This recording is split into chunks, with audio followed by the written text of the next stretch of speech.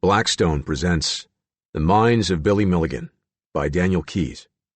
This book is read by Roger Wayne. To the victims of child abuse, especially those in hiding. Preface.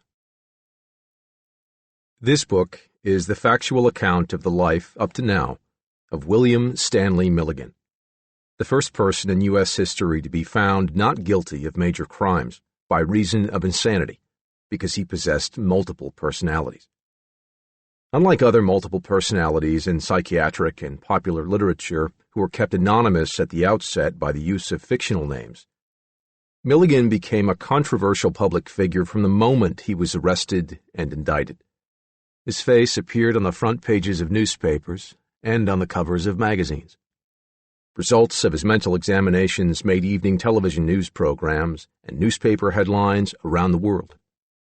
He is also the first multiple personality patient to have been carefully examined around the clock as an inpatient in a hospital setting, with findings of multiplicity attested to in sworn testimony by 4 psychiatrists and a psychologist. I first met the 23-year-old man at the Athens Mental Health Center in Athens, Ohio, shortly after he had been sent there by the courts. When he asked me to write his story, I told him it would depend on whether or not there was more to it than had been reported extensively in the media. He assured me that the deeper secrets of his inner people had never been revealed to anyone, including his attorneys and the psychiatrists who had examined him. Now he wanted the world to understand his mental illness. I was skeptical, but interested. Several days after I met him, my curiosity was further aroused by the last paragraph of a Newsweek article entitled The 10 Faces of Billy. There remain, however, unanswered questions. How did Milligan learn the Houdini-like escape skill demonstrated by Tommy, one of his personalities? What about his conversations with his rape victims, in which he claimed to be a gorilla and a hitman? Doctors think that Milligan may have personalities yet unfathomed, and that some of them may have committed undiscovered crimes. When I talked with him alone during visiting hours in his room at the mental hospital, I discovered that Billy, as he came to be called, was very different from the poised young man I'd first met. He now spoke hesitantly, his knees jiggling nervously. His memory was poor, with long periods blanked out by amnesia. He could generalize about those portions of his past that he vaguely recalled, his voice often quavering at painful memories, but he could not provide many details. After trying, vainly, to draw out his experiences, I was ready to give it up. Then one day something startling happened. Billy Milligan fused completely for the first time, revealing a new individual, an amalgam of all his personalities. The fused Milligan had a clear, almost total recall of all the personalities from their creation, all their thoughts, actions, relationships, tragic experiences, and comic adventures. I mention this at the outset so that the reader will understand how I was able to record Milligan's past events, private feelings, and solitary conversations. All the material in this book was given to me by the fused Milligan. His other personalities, and 62 people whose paths crossed his at different stages in his life. Scenes and dialogue are recreated from Milligan's recollections. Therapy sessions are taken directly from videotapes. I've invented nothing. One serious problem we faced as I began to write was developing a chronology.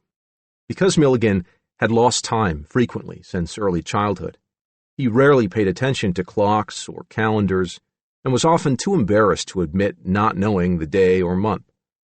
I was able, finally, to arrange events in time by using bills, receipts, insurance reports, school records, employment records, and the many other documents turned over to me by his mother, sister, employers, attorneys, and physicians.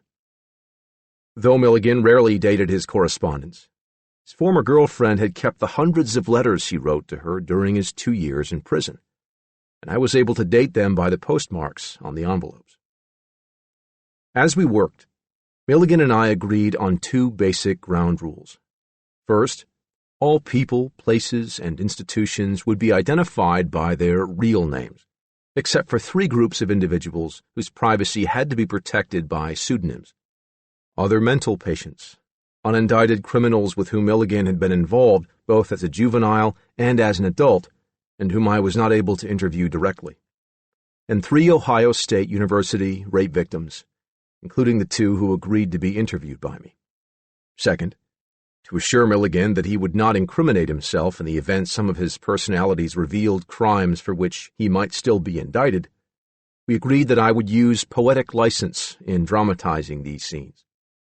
On the other hand, those crimes for which Milligan has already stood trial are reported in hitherto unrevealed detail. Of those who have met, worked with, or been victimized by Billy Milligan, most have come to accept the diagnosis of his having multiple personalities. Many of these people remembered the thing Milligan said or did that made them finally admit, he just can't be faking this. Others still feel he is a fraud, a brilliant con man using the plea of not guilty by reason of insanity to avoid prison. I sought out as many people in both groups as would talk to me. They gave me their reactions and their reasons. I, too, maintained an attitude of skepticism. Hardly a day went by when I wasn't pulled one way and then the other. But during the 2 years I worked with Milligan on this book, the doubt I felt when his recalled acts and experiences seemed incredible turned to belief when my investigation showed them to be accurate. That the controversy still absorbs Ohio newspapers can be seen from an article in the Dayton Daily News of January 2, 1981, 3 years and 2 months after the last crimes were committed. Fake or victim? Either way, Milligan case illuminating, by Joe Fenley. William Stanley Milligan is a troubled man living a troubled existence. He is either a con man who has duped society and beaten the rap for violent crimes, or he is an authentic victim of a multiple personality disorder. Either way, it's a bad scene. Only time will tell whether Milligan has played the world for a fool, or is one of its saddest victims. Perhaps the time is now. D.K., Athens, Ohio, January 3, 1981. The people inside. The 10. The only ones known to psychiatrists, attorneys, police, and the media at the time of the trial. 1. William Stanley Milligan, Billy, 26. The original or core personality, later referred to as the unfused Billy or Billy U. High school dropout, 6 feet tall, 190 pounds, blue eyes, brown hair. 2. Arthur, 22. The Englishman, rational, emotionless. He speaks with a British accent, self-taught in physics and chemistry. He studies medical books, reads and writes fluent Arabic. Though he is staunchly conservative and considers himself a capitalist, he is an avowed atheist. The first to discover the existence of all the others, he dominates in safe places, deciding who in the family will come out and hold the consciousness. Wears glasses. 3. Regan Vadaskevinich, 23. The Keeper of Hate. His name is derived from Rage Again. Yugoslavian. He speaks English with a noticeable Slavic accent and reads, writes, and speaks Serbo-Croatian.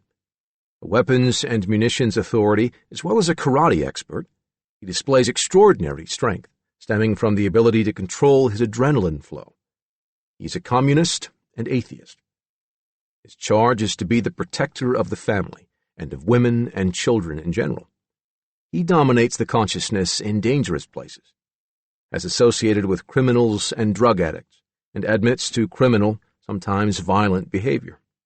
Weighs 210 pounds, has enormous arms, black hair, and a long, drooping mustache.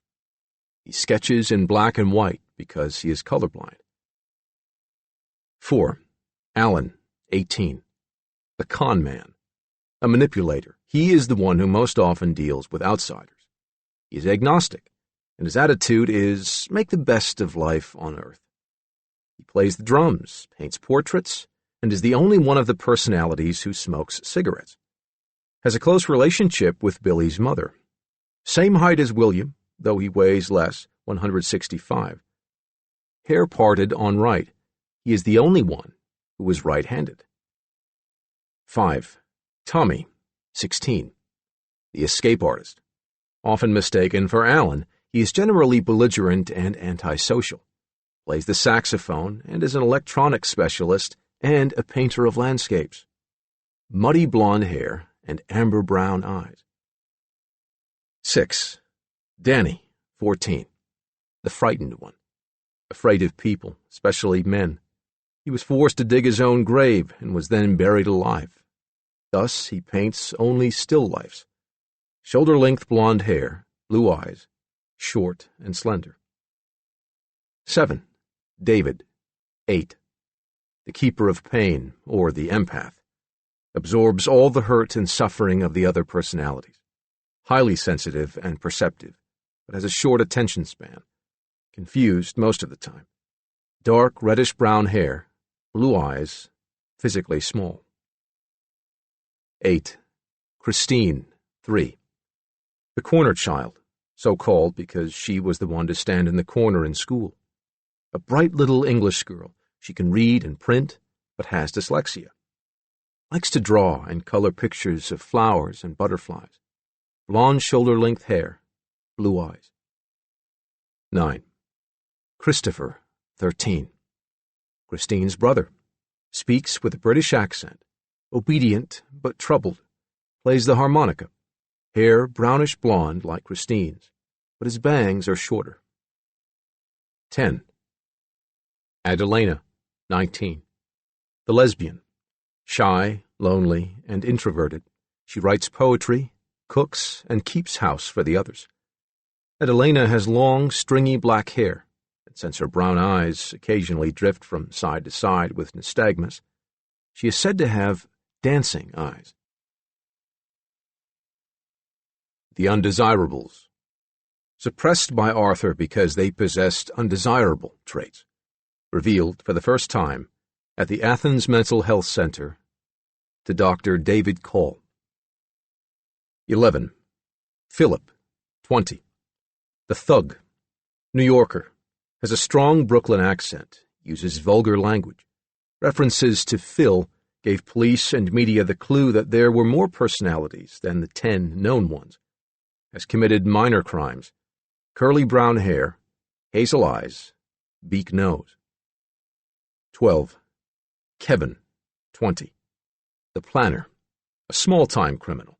He planned the gray drugstore robbery. Likes to write. Blonde hair, green eyes. 13. Walter, 22. The Australian. Fancies himself a big game hunter. Has an excellent sense of direction and is often used as a spotter. Suppressed emotions. Eccentric. Has a mustache. 14. April, 19. The bitch. Boston accent. She is filled with thoughts and plans of diabolical revenge against Billy's stepfather. The others say she is insane. Does the sewing and helps with the housekeeping. Black hair, brown eyes. 15. Samuel, 18. The wandering Jew. Orthodox in his religion, he is the only one who believes in God. Sculptor and woodcarver. Black curly hair and beard. Brown eyes. 16. Mark, 16. The workhorse. No initiative. Does nothing unless he's told by the others. Takes care of monotonous labor. If there is nothing to do, he will stare at the wall, sometimes referred to as the zombie. 17. Steve, 21. The perpetual imposter. Laughs at people as he imitates them. An egomaniac, he is the only one of the inner selves who has never accepted the diagnosis of multiple personality. His mocking imitations often cause trouble for the others. 18. Lee, 20. The comedian. Prankster, clown, wit. His practical jokes get the others into fights and causes them to be thrown into solitary confinement in prison.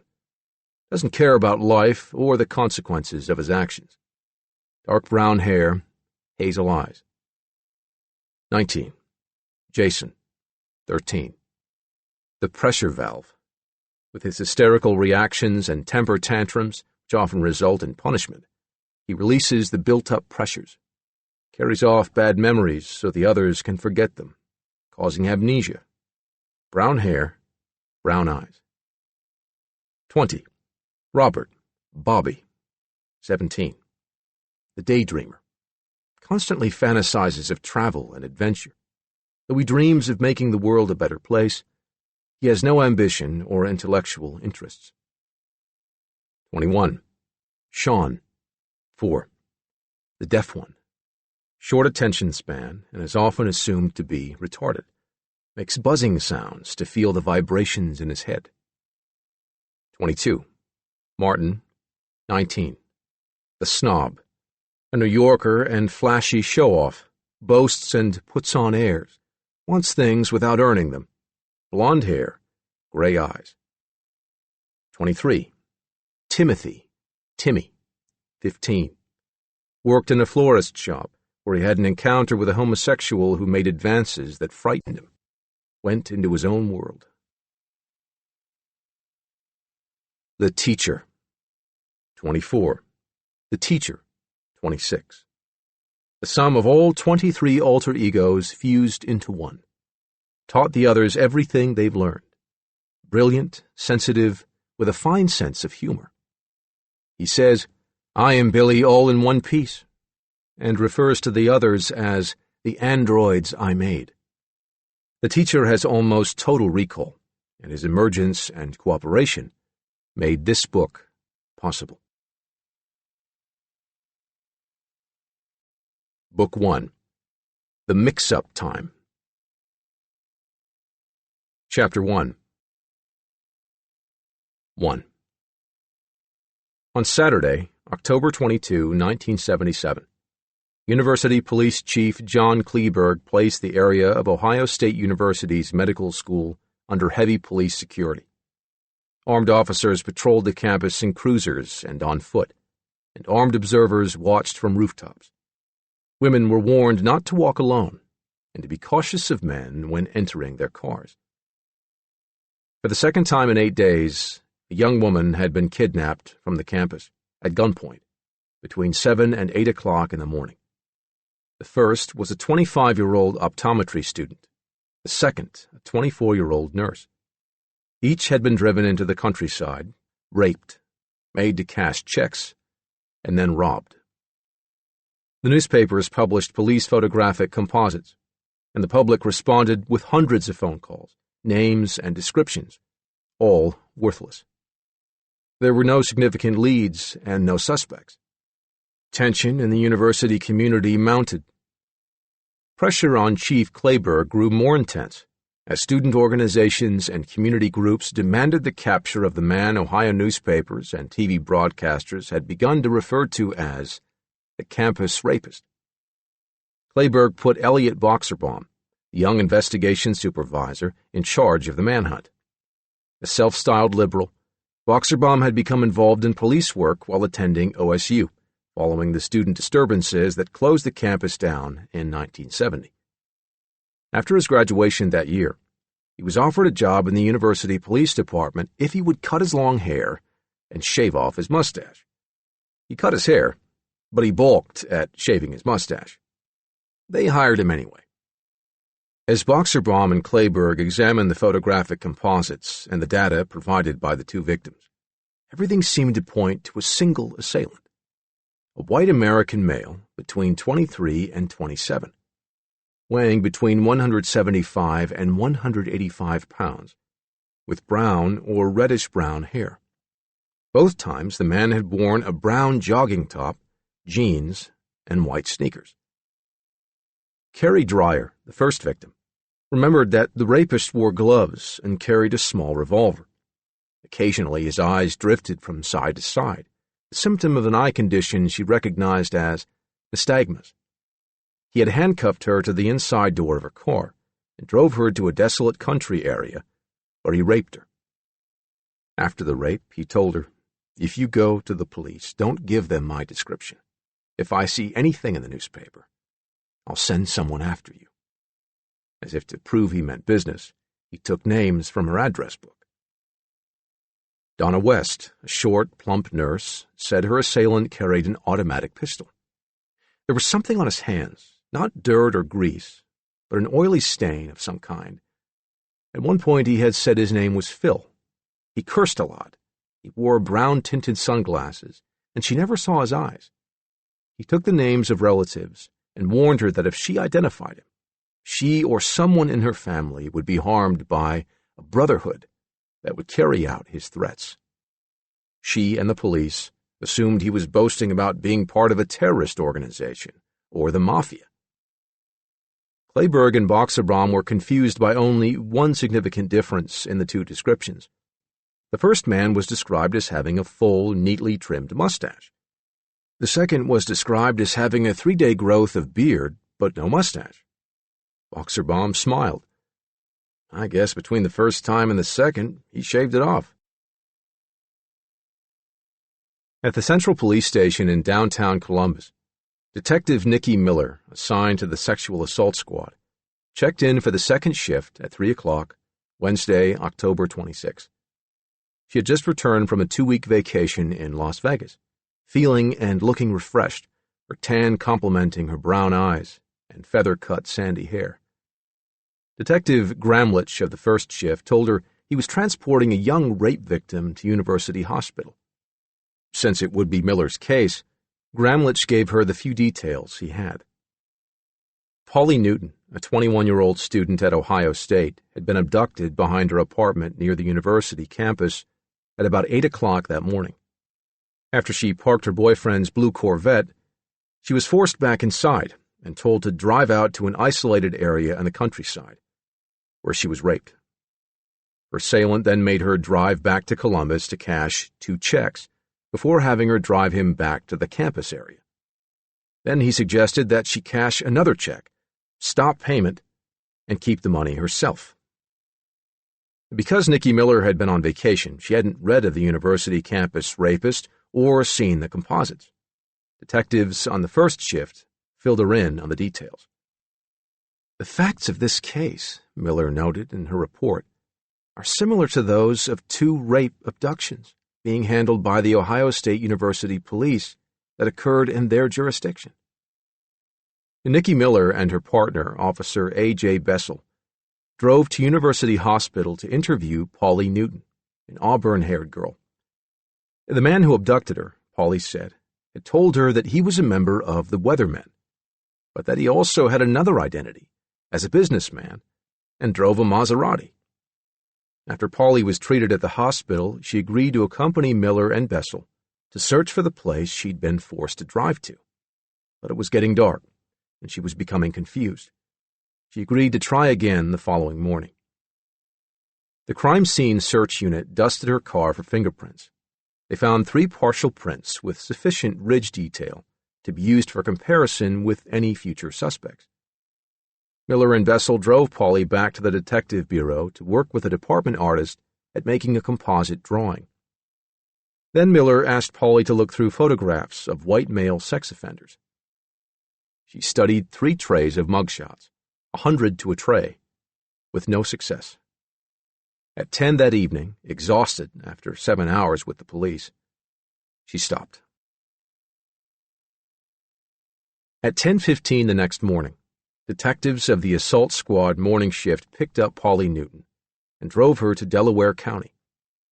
In the daylight, she was able to lead them to the scene of the rape, where they found 9mm bullet casings near the edge of the pond. That, she told one of the detectives, was where the man had fired his gun at some beer bottles he had tossed into the water. When they returned to headquarters, Nikki Miller had just arrived on duty. She sat Polly in a small room directly opposite the receptionist's desk and brought in another tray of mugshots. She left Polly alone and shut the door. A few minutes later, Elliot Boxerbaum arrived at the detective bureau with Donna West, the nurse who had been the second victim. He wanted her to go through the mugshots, too. He and Chief Clayburgh had decided to keep the optometry student in reserve for a lineup identification in case the mugshot evidence didn't hold up in court. Nicky Miller sat Donna West at a table in the corridor alongside the filing cabinets and brought her 3 trays of mugshots. "My God," she said, "are there that many sex offenders walking the streets?" Boxerbaum and Miller waited nearby as Donna studied face after face. Looking angry and frustrated, she flipped through the photographs. She saw a face she recognized, not the man who'd raped her, but a former classmate, someone she'd seen on the street just the other day. She peeked at the back and saw he'd been arrested for indecent exposure. "Christ," she mumbled. "You never know." Halfway through the tray, Donna hesitated at a picture of a handsome youth with mutton-chop whiskers and dull, staring eyes. She jumped up, nearly knocking the chair over. "That's him! That's him! I'm positive!" Miller had her sign her name on the back of the photograph, then got the ID number, checked it against the record, and wrote down William S. Milligan. It was an old mugshot.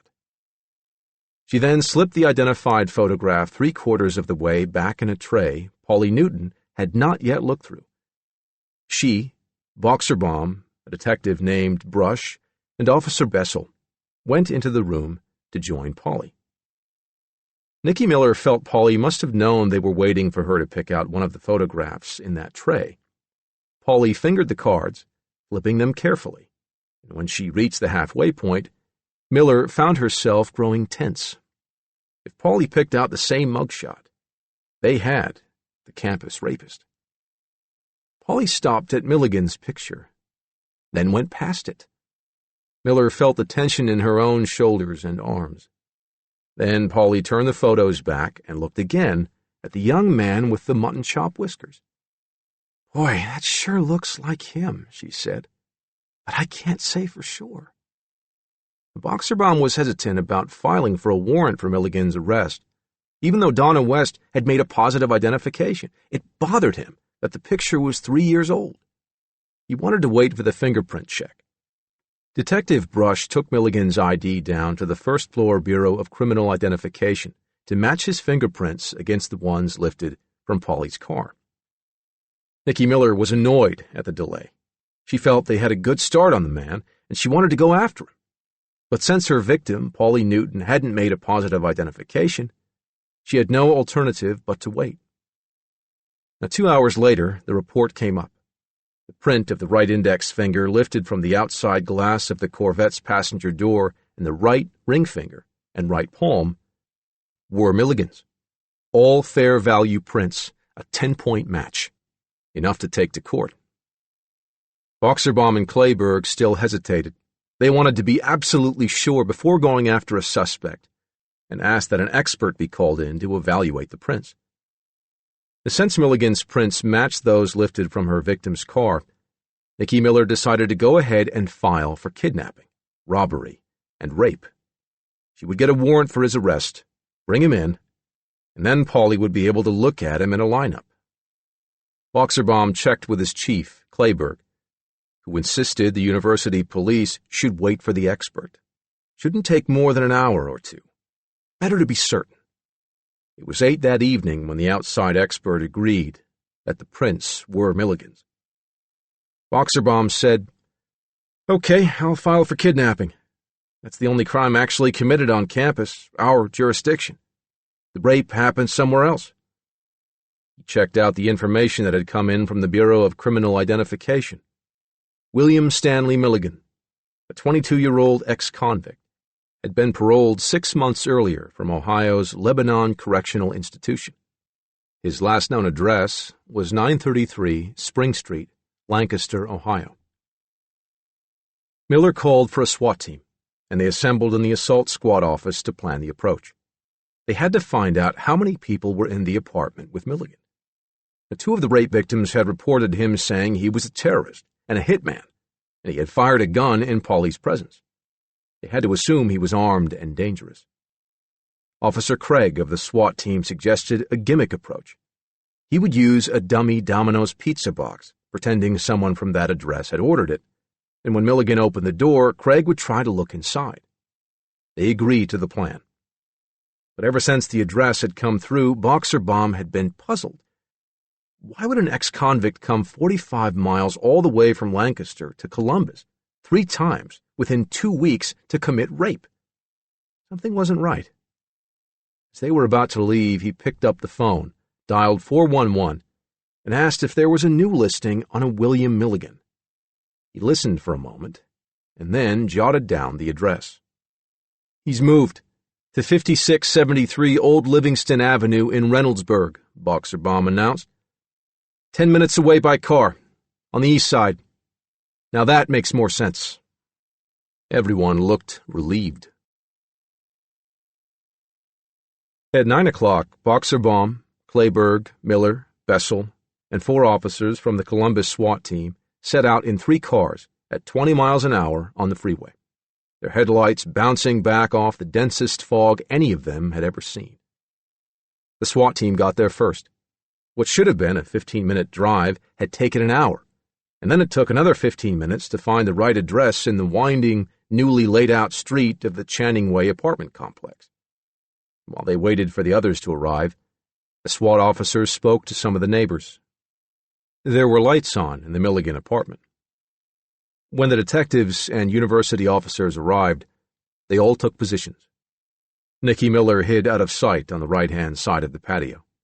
Bessel went around the corner of the building.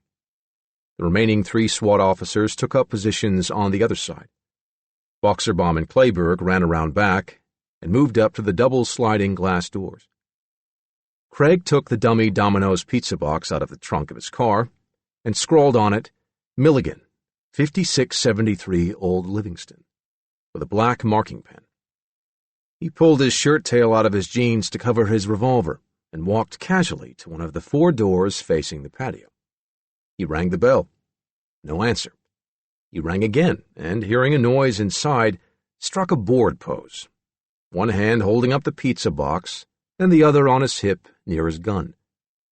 From his position behind the house, Boxer Bomb saw a young man sitting in a brown easy chair in front of a large color TV set. To the left of the front door, he saw a red chair. An L-shaped living room, dining room. No one else in view. The TV watcher got up from the chair and went to answer the front doorbell. When Craig rang the doorbell again, he saw someone peer at him through the glass panel beside the door. The door opened, and a handsome young man stared at him. "I got your pizza." "I didn't order no pizza." Craig tried to look past him into the apartment and could see Boxer Bomb through the open drapes at the rear glass doors. "It's the address I got, for William Milligan. That your name?" "No." "Somebody from here phoned the order," Craig said. "Who are you?" "This is my friend's apartment." "Where's your friend?" "He ain't here right now." He spoke in a dull, halting voice. "Well, where is he? Somebody ordered this pizza." "Bill Milligan. This address." "I don't know. The people next door know him. Maybe they can tell you, or maybe they ordered it." "Would you show me?" The young man nodded, walked to the door a few steps across from his own, knocked, and waited a few seconds, and knocked again. There was no answer. Craig dropped the pizza box, pulled his gun, and pressed it into the back of the suspect's head. "Freeze! I know you're Milligan!" He snapped handcuffs on him. The young man looked dazed. "What's this for? I didn't do nothing." Craig jabbed the gun between his shoulder blades, pulling Milligan's long hair as if yanking on reins. "Let's get back inside." As Craig pushed him into the apartment, the other SWAT officers stormed in around him, guns leveled. Boxer Bomb and Clayburgh came around the front to join them. Nicky Miller had the ID picture out, showing a mole on Milligan's neck. "He's got the mole. Same face. It's him." They put Milligan in the red chair, and she noticed he stared straight ahead with a dazed, trance-like expression. Sergeant Dempsey bent and looked under the chair. "Here's the gun," he said, sliding it out with a pencil. 9mm Magnum, Smith & Wesson. A SWAT officer turned over the seat of the brown chair in front of the TV set and started to pick up a bullet clip and a plastic bag with ammunition, but Dempsey stopped him. "Hold it. We've got an arrest warrant, not a search warrant." He turned to Milligan. "You want to let us go ahead and search?" Milligan just stared blankly. Clayburgh, knowing he didn't need a search warrant to check whether anyone else was in the other rooms, wandered into the bedroom and saw the brown jogging suit on the unmade bed. The place was a mess, laundry strewn all over the floor. He glanced inside the open walk-in closet, and there on the shelf, neatly stacked, were credit cards belonging to Donna West and Carrie Dreyer, even scraps of paper taken from the women. The brown-tinted sunglasses and a wallet lay on the dresser. He went to tell Boxerbaum what he'd seen, and found him in a dinette that had been converted into an artist's studio. "Look at this." Boxerbaum pointed to a large painting of what seemed to be a queen, or an 18th-century aristocratic lady dressed in a blue gown with lace trim, sitting beside a piano and holding sheet music. The detail was amazing. It was signed Milligan.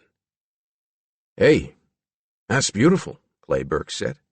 He glanced at the other canvases lined up against the wall, the brushes, the tubes of paint. Boxerbaum slapped his forehead. The stains Donna West said he had on his hand. That's what they were. He'd been painting. Nicky Miller, who had also seen the painting, came up to the suspect, still sitting in the chair. "You're Milligan, aren't you?" He looked up at her, dazed. "No," he mumbled. "That's a beautiful painting over there. Did you paint it?" He nodded. "Well," she said, smiling, "it's signed Milligan." Boxerbaum walked up to Milligan. "Bill, I'm Elliot Boxerbaum of the OSU Police. Will you talk to me?" No response. There was no sign of the eye drifting Carrie Dreyer had noticed. "Has anyone read him his rights?" No one answered. So Boxerbaum pulled out his rights card and read it aloud. He wanted to be sure. "You're accused of kidnapping those girls from the campus, Bill. Do you want to talk about it?" Milligan looked up, shocked. "What's going on? Did I hurt anybody?" "You told them other people would come after them. Who are they?" "I hope I didn't hurt anybody." As an officer headed into the bedroom, Milligan glanced up. "Don't kick that box in there. You'll blow it up." "A bomb?" Clayburgh asked quickly. "It's in there." "Will you show me?" Boxerbaum asked. Milligan got up slowly and walked to the bedroom. He stopped at the door and nodded in the direction of a small carton on the floor beside the dresser. Clayburgh stayed with Milligan while Boxerbaum went inside to look. The other officers crowded behind Milligan in the doorway. Boxerbaum kneeled beside the box. Through the open top flap, he could see wires and what looked like a clock. He backed out of the room and said to Sergeant Dempsey, "You'd better call the fire department bomb squad. Clayburgh and I are going to go back to the station. We'll take Milligan in." Clayburgh drove the university police car. Rockwell, from the SWAT team, sat beside him. Boxerbaum sat in back with Milligan, who didn't respond to questions about the rapes. He just leaned forward, awkward because of the handcuffs at his back, and mumbled disconnected remarks. "My brother Stuart is dead. Did I hurt anyone?" "Did you know any of the girls?" Boxerbaum asked. "Did you know the nurse?" "My mother's nurse," Milligan mumbled. "Tell me why you went to the OSU campus area for your victims." "The Germans are going to come after me." "Let's talk about what happened, Bill. Was it the nurse's long black hair that attracted you?" Milligan looked at him. "You're strange." Then, staring again, he said, "My sister's going to hate me when she finds out." Boxerbaum gave up. They arrived at the Central Police Station and took their prisoner in through the back entrance up to the third-floor processing room. Boxerbaum and Clayburgh went into another office to help Nicky Miller prepare the affidavits for the search warrants.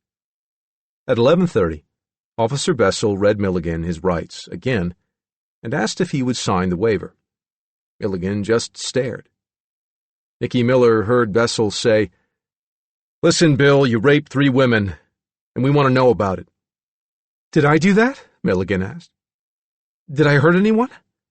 If I hurt someone, I'm sorry." After that, Milligan sat mute. Bessel took him to the fourth-floor slating room to get him fingerprinted and photographed. A uniformed policewoman looked up as they entered. Bessel grabbed Milligan's hand to begin the fingerprinting, but the prisoner jerked back suddenly, as if terrified to be touched by him, and moved behind the policewoman for protection. "He's scared about something," she said. Turning to the white-faced, trembling youth, she spoke softly, as if to a child. "We've got to take your prints. Do you understand what I'm saying?" I don't want him to touch me." "All right," she said. "I'll do it. Is that okay?" Milligan nodded and let her fingerprint him. After the fingerprinting and photographing, an officer led him away to a holding cell.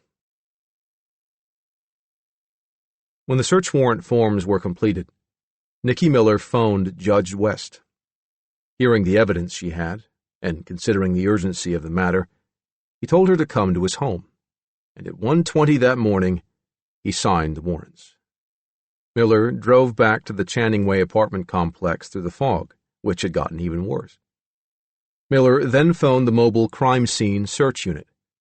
At 2:15, when they arrived at the apartment, she presented the warrants and they made the search. They listed the items removed from the suspect's apartment. Dresser, cash, $343, sunglasses, handcuffs and key, wallet, ID for William Sims and William Milligan, charge slip to Donna West. Closet, master charge cards to Donna West and Carrie Dreyer. Clinic card for Donna West. Photograph of Polly Newton. .25 caliber Tanfoglio Giuseppe Army automatic pistol with 5 live rounds. Vanity. 3.5 by 11 piece of paper with name and address of Polly Newton. Page from her address book. Headboard. Switchblade knife, 2 packets of powder. Chest of drawers. Phone bill for Milligan. S&W holster. Under red chair. Smith & Wesson 9mm with clip and 6 live rounds. Under seat of brown chair. Clip with 15 live rounds and a plastic bag containing 15 live rounds. Back at the Central Police Station, Nikki Miller took the evidence to the clerk of courts, had it notarized, and turned it over to the property room. "There's enough here to go to trial with," she said. Milligan cringed in the corner of the tiny cell, shaking violently. Suddenly, after a slight choking sound, he fainted. A minute later, he opened his eyes and stared around in astonishment at the walls, the toilet, the bunk. "Oh, God, no!" he shouted. "Not again!" He sat on the floor, staring dully into space. Then he saw cockroaches in the corner, and his expression blanked and changed. Crossing his legs, he hunched up close, his chin cupped in his hands, and smiled childishly as he studied them running in circles. 2. Milligan was awake a few hours later when they came to transfer him. He was handcuffed to a huge black man in a line of prisoners, which was led out of the lobby, down the stairs, and out the back door to the parking area. They marched to the van bound for the Franklin County Jail. The van drove to the center of the Columbus shopping area, to a futuristic fortress in the heart of the city. Its concrete walls jutted up 2 stories at an inward slope, massive and windowless. Above the second story, it loomed upward as a modern office building. The patio of the Franklin County Jail was presided over by a statue of Benjamin Franklin. The van turned into an alleyway behind the jail and paused in front of the corrugated steel garage door. From this angle, the jail stood in the shadow of the taller building it was attached to, the Franklin County Hall of Justice. The steel door cranked upward. The van drove in, and the door came down behind it. The handcuffed prisoners were led out of the van into the sally port, the area between the 2 steel drop doors beside the prison. That is, all except one. Milligan had slipped out of the handcuffs and was still in the van. "Get down out of there, Milligan," the officer shouted. "You goddamn son of a bitchin' rapist! What do you think is going on here?" The black man, to whom Milligan had been manacled, said, "I didn't have nothing to do with it. I swears to God he just flipped him off." The jail door hissed open, and the 6 prisoners were herded into the passageway between the outer door and the barred area. Through the bars they could see the control center, TV monitors, computer terminals, and dozens of officers, men and women in gray trousers or skirts and black shirts. When the outer door closed behind them, the inner barred gate opened and they were led inside. The lobby was filled with black shirts moving around and the sound of computer terminal typewriters. At the entranceway, a woman officer held up a manila envelope. "Valuables," she said. "Rings, watches, jewelry, wallet." When Milligan emptied his pockets, she took his jacket, searching the lining before turning it over to the property room officer. He was frisked again, more carefully, by the young officer, and then put into a holding cell with the other prisoners, waiting to be slated and booked. Eyes peered through the small square window. The black man nudged Milligan and said, "I guess you was the famous one. You got out of them cuffs. Now let's see y'all get us out of here." Milligan looked at him blankly. "You just keep messing with these police," he said. "They's gonna beat you to death. You can just take my word, 'cause I've been in the joint many times. You ever been locked up?" Milligan nodded. "That's why I don't like it. That's why I like to leave." 3. When the phone rang in the public defender's office, a block away from the jail, Gary Schweikert, the tall, bearded 33-year-old supervising attorney, was trying to light his pipe. The call was from Ron Redmond, one of the staff attorneys. "I picked something up while I was in municipal court," Redmond said. "The police booked the campus rapist last night, and they've just moved him to the Franklin County Jail. They're holding him on $500,000 bond. You ought to get someone down there to do some first aid counseling." "There's no one else here right now, Ron. I'm holding the fort myself." "Well, the word's out, and there'll be reporters from the Citizen Journal and the Dispatch crawling all over the place. I've got a feeling the police are going to pressure the guy." In major felony cases, in which it was likely the police might continue their investigation post-arrest, Gary Schweikert routinely chose an attorney at random to send down to the county jail. But this was no routine arrest. The wide media attention given the campus rapist made the breaking of this case a major coup for the Columbus Police Department, and Schweikert assumed they'd be hounding the prisoner for a statement or a confession. It was going to take a major effort to protect his rights. Schweikert decided to slip over to the Franklin County Jail. Just a few words with the man to introduce himself as a public defender and to warn him not to talk to anyone but his attorney.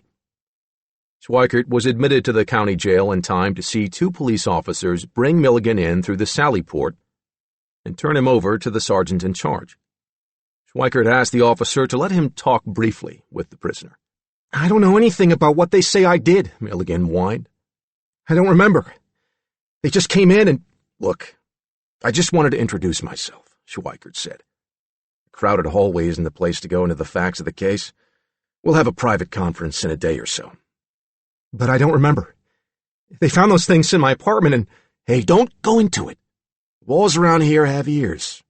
And when they've got you upstairs, be careful. The police have lots of tricks. Don't talk to anyone, even other prisoners. Some of them could be plants. There are always guys around waiting to pick up information to sell to somebody. If you want a fair trial, keep your mouth shut." Milligan kept shaking his head and rubbing his cheek, trying to talk about the facts of the case. Then he mumbled, "Plead me not guilty. I think I may be crazy." "We'll see," Schweikert said. "But we can't talk about it here." "Is there a lady lawyer who could handle my case?" "We've got a lady lawyer. I'll see what I can do." Schweikert watched as the officer took Milligan to change from his street clothes to the blue jumpsuit worn by all felons in the county jail. It was going to be difficult to work with a panicky bundle of nerves like this guy. He wasn't really denying the crimes. All he was saying, over and over, was that he didn't remember. That was unusual.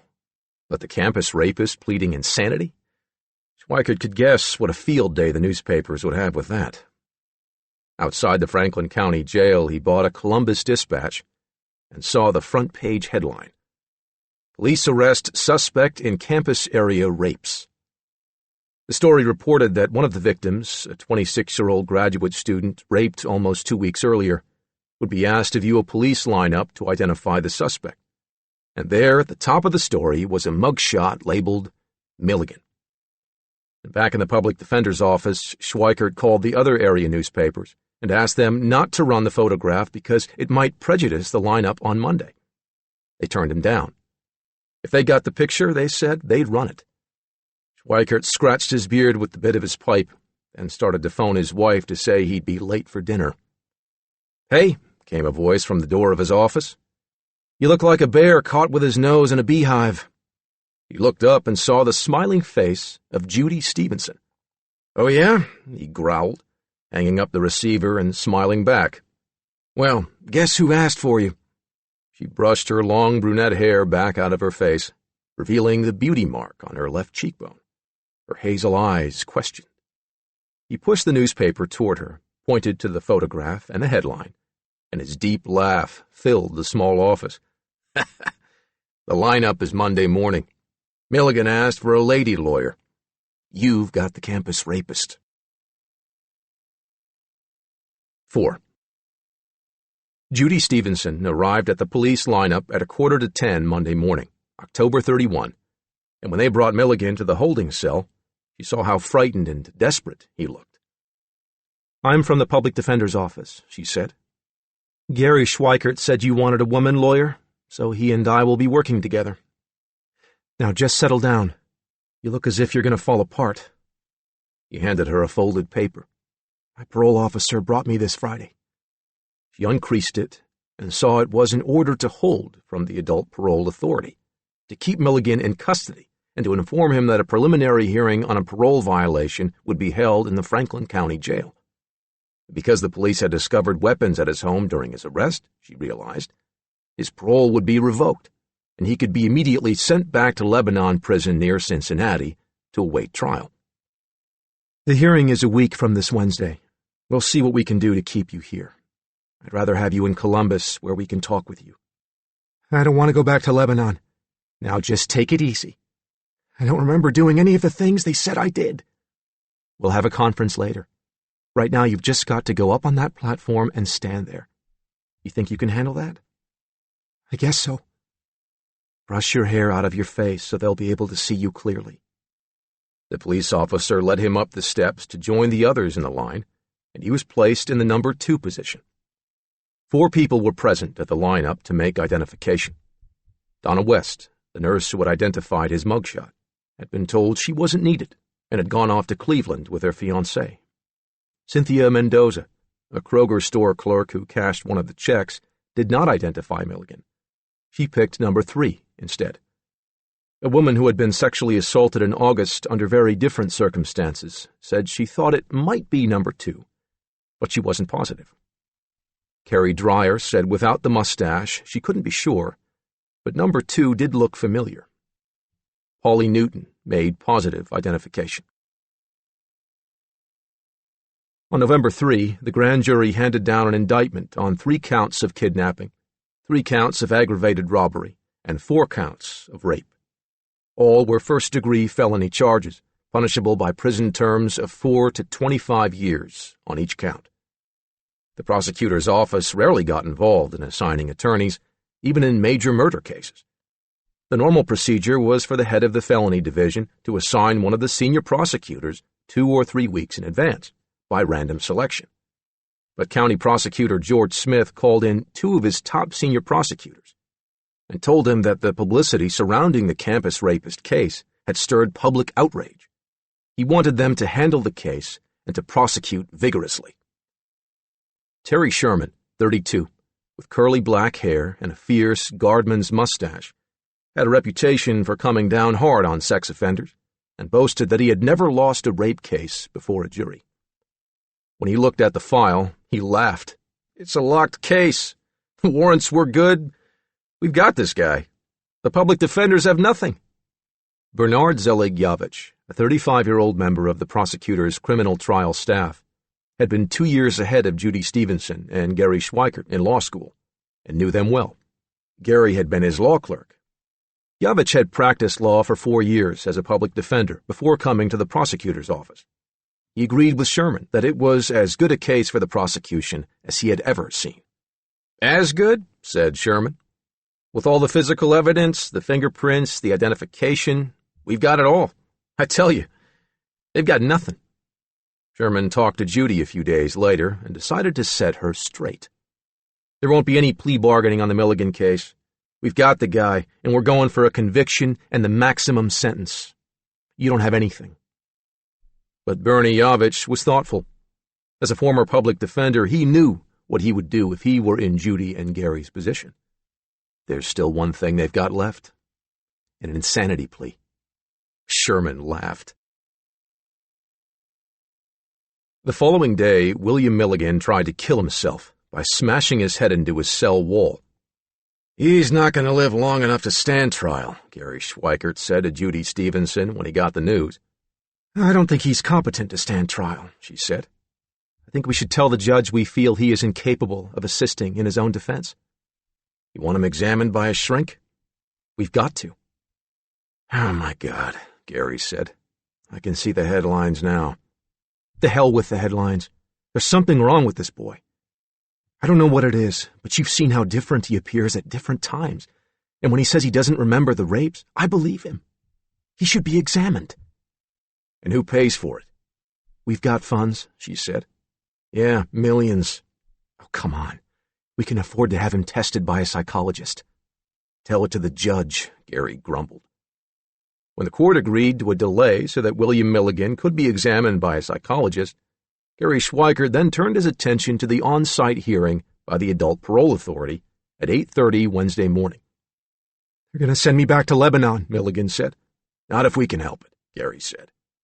"They found guns in my apartment, and that was one of the conditions of my parole. Never purchase, own, possess, use, or have under your control a deadly weapon or firearm." "Well, maybe," Gary said. "But if we're going to defend you, we want you here in Columbus, where we can work with you, not off in Lebanon prison." "What are you going to do?" "Just leave it to me." Gary saw Milligan smile, the excitement in his eyes he had not seen before. He was relaxed, easygoing, trading jokes in an almost light-hearted way. A very different person from that bundle of nerves he'd met the first day. It might be a lot easier to defend him than he'd thought. "That's it," Gary told him. "Keep cool." He led Milligan into the conference room, where members of the Adult Parole Authority were already passing around copies of a report by Milligan's parole officer and testimony of Sergeant Dempsey that during Milligan's arrest, he had found a 9mm Smith & Wesson and a .25 caliber semi-automatic with a clip of 5 bullets. "Tell me, gentlemen," Schweikert asked, rubbing his beard with his knuckles, "have these weapons been test-fired?" "No," said the chairman. "But they're genuine guns with clips. If they have not been shown capable of propelling ballistics, what makes them guns?" "Well, the test firing won't be done until next week." Gary slammed his open hand on the table. "But I insist you make your decision about his parole revocation today, or else wait until after the court hearing. Now, is this a gun or is it a toy? You haven't proven to me that this thing is a gun." He looked around from one to the other. The chairman nodded. "Gentlemen, I believe we have no alternative but to postpone the parole revocation until we determine whether or not this is a gun." At 10:50 the following morning, Milligan's parole officer delivered a notice that a parole revocation hearing would be held on December 12, 1977, at the Lebanon Correctional Institution. Milligan's presence was not required. Judy went to see Milligan about the evidence the crime scene search unit had found in his apartment. She saw the despair in his eyes when he said, "You think I did it, don't you? It's not what I think that counts, Billy. It's all this evidence we've got to deal with. We've got to review your explanation for having all this stuff in your possession." She saw the glazed stare. He seemed to be retreating from her, drawing back into himself. "It doesn't matter," he said. "Nothing matters anymore." The next day she got a letter written on lined yellow legal paper. "Dear Miss Judy, I am writing this letter because sometimes I can't say what I feel. and I want you more than anything to understand. First of all, I want to thank you for everything you have done for me. You are a kind, sweet person, and you did your best.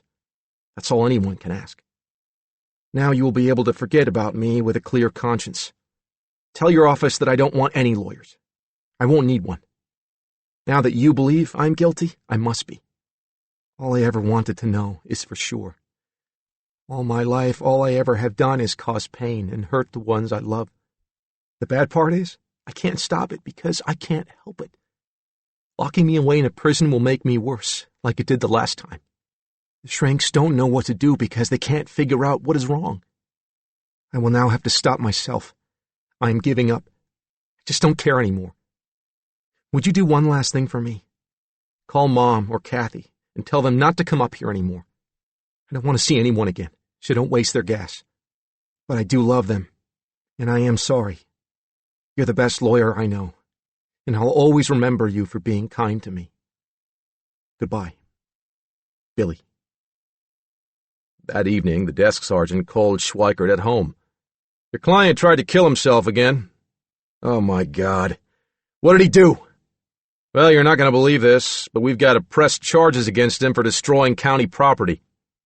He shattered the toilet bowl in a cell and slashed his wrists with a sharp piece of porcelain. Holy shit. I'll tell you something else, counselor. There's definitely something strange about your client. He smashed the bowl with his fist. 5. Schweikert and Stevenson ignored Milligan's letter firing them and visited him in prison daily. The public defender's office released funds to pay for a psychological evaluation, and on January 8 and 13, 1978, Dr. Willis C. Driscoll, a clinical psychologist, administered a battery of tests. The intelligence tests showed Milligan's IQ to be 68, but Driscoll stated that Milligan's depression had lowered his score. His report diagnosed acute schizophrenia. He is suffering from a major loss of identity such that his ego boundaries are very poorly defined. He's experiencing schizophrenic loss of distance and has a very restricted capacity to differentiate between self and his environment. He hears voices that tell him to do things and yell and scream at him when he does not comply. Milligan expresses his belief that these voices are from people who have come from hell to torment him. He also speaks of good people who periodically invade his body in order to combat the bad people. In my opinion, Mr. Milligan is not capable at present of counseling in his own behalf. He is not capable of establishing adequate contact with reality to understand events that are transpiring. I strongly urge this man to be hospitalized for further examination and possible treatment. The first legal skirmish came on January 19, when Stevenson and Schweikert presented the report to Judge J.C. Flowers as evidence that their client could not assist in his own defense. Flowers said he would issue an order for Southwest Community Mental Health Center in Columbus to assign its forensic psychiatry unit to examine the defendant. Gary and Judy were worried, since Southwest was usually on the side of the prosecution. Gary insisted that whatever came out during the examination by Southwest be privileged information, not to be used against their client under any circumstances. Sherman and Yavich disagreed. The public defenders threatened to tell Milligan not to speak with the psychologists and psychiatrists from Southwest. Judge Flowers came close to declaring them in contempt. They came to a compromise when the prosecutors agreed that only if Milligan took the stand in his own defense would they question him about anything incriminating he might have said to the court-appointed psychologists. A partial victory was better than nothing. The public defenders finally decided to gamble and allow Southwest's forensic psychiatric unit to interview William Milligan on those terms. "It's a good try," Sherman said, laughing, as they walked out of Judge Flowers' chambers. "Shows how desperate you guys are getting. But it's not going to do you any good. I still say this case is locked." To prevent future suicide attempts, the sheriff's office moved Milligan to a single cell in the infirmary range and put him in a straitjacket. Later that afternoon, Russ Hill, the medic, checking on the prisoner, couldn't believe what he saw. He called Sergeant Willis, the officer in charge of the 3 to 11 shift, and pointed at Milligan through the bars. Willis's mouth gaped.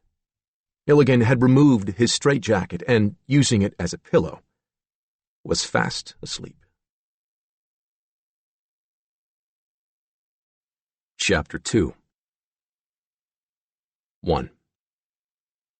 The first interview by Southwest was scheduled on January 31, 1978. Dorothy Turner, a slight, motherly psychologist with a shy, almost frightened expression, looked up when Sergeant Willis brought Milligan into the interview room. She saw a handsome, 6-foot-tall young man in a blue jumpsuit. He had a full mustache and long sideburns, but his eyes held a childlike fear. He seemed surprised to see her, but by the time he sat in the chair opposite, he was smiling, hands folded in his lap. "Mr. Milligan," she said, "I'm Dorothy Turner, from the Southwest Community Mental Health Center, and I'm here to ask you some questions. Where are you currently living?" He glanced around. "Here." "What is your social security number?" He frowned and thought about it for a long time, gazing at the floor, the yellow cinder block walls, the tin butt can on the table. He nibbled on his fingernail and studied the cuticle. "Mr. Milligan," she said, "if I'm to help you, you'll have to cooperate. You have to answer my questions so I'll be able to understand what's going on. Now, what is your social security number?" He shrugged. "I don't know." She looked down at her notes and read off a number. He shook his head. "That's not my number. That must be Billy's." She glanced up sharply. "Well, aren't you Billy?" "No," he said. "Not me." She frowned. "Wait a minute. If you're not Billy, who are you?" "I'm David." "Well, where's Billy?" "Billy's asleep." "Asleep where?" He pointed to his chest. "In here. He's asleep." Dorothy Turner sighed and braced herself, nodding patiently. "I have to talk to Billy." "Well, Arthur won't let you. Billy's asleep. Arthur won't wake him up, because if he does, Billy'll kill himself." She studied the young man for a long time, not sure how to proceed. His voice, his expression as he spoke, were childlike. "Now, wait a minute. I want you to explain this to me." "I can't. I made a mistake. I wasn't even supposed to tell." "Why not?" "I'll get into trouble with the others." There was panic in the young voice. "And your name is David?" He nodded. "Who are the others?" "I can't tell you." She tapped the table gently. "Well, David, you've got to tell me about these things so I can help you." "I can't," he said. "They'll get real mad at me, and they won't let me on the spot anymore." "Well, you've got to tell somebody, because you're very scared, aren't you?" "Yes," he said, tears forming in his eyes. "It's important for you to trust me, David. You've got to let me know what's going on so I can help." He thought about it long and hard, and finally he shrugged. "Well, I'll tell you on one condition. Gotta promise you won't ever tell the secret to nobody in the whole world. Nobody. Never, never, never." "Yes," she said. "I promise." "In your whole life?" She nodded. "Say you promise." "I promise." "Okay," he said. "I'll tell you. I don't know everything. Only Arthur does. Like you said, I'm scared, because a lot of times I don't know what's going on." "How old are you, David?" 8, going on 9. "And why are you the one who came to talk to me?" "I didn't even know I was coming on the spot. Somebody got hurt in the jail, and I came to take the pain." "Would you explain that?" "Arthur says I'm the keeper of the pain. When there's hurt, I'm the one who takes the spot and feels it." "That must be awful." Tears brimmed in his eyes as he nodded. "It's not fair." "What's the spot, David?" "That's what Arthur calls it. He explained to us how it works when one of the people has to come out. It's a big white spotlight.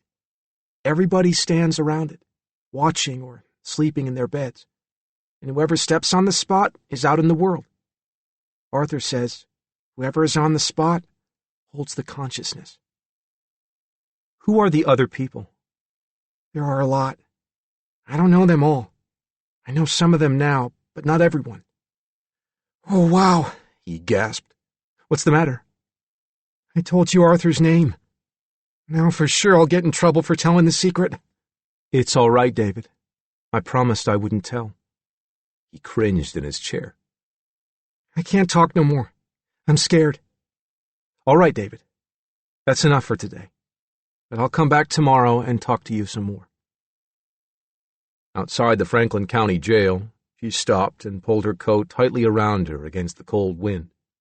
She'd come prepared to face down a young felon who might be feigning insanity to avoid prosecution. But she had never expected anything like this. 2. The next day, Dorothy Turner noticed something different in Milligan's expression as he entered the interview room. He avoided her eyes and sat in the chair with his knees drawn up, playing with his shoes. She asked how he was feeling. He didn't respond at first, looking around, glancing at her from time to time with no sign of recognition. Then he shook his head, and when he spoke, it was a boy with a Cockney accent. Everything is loud, he said.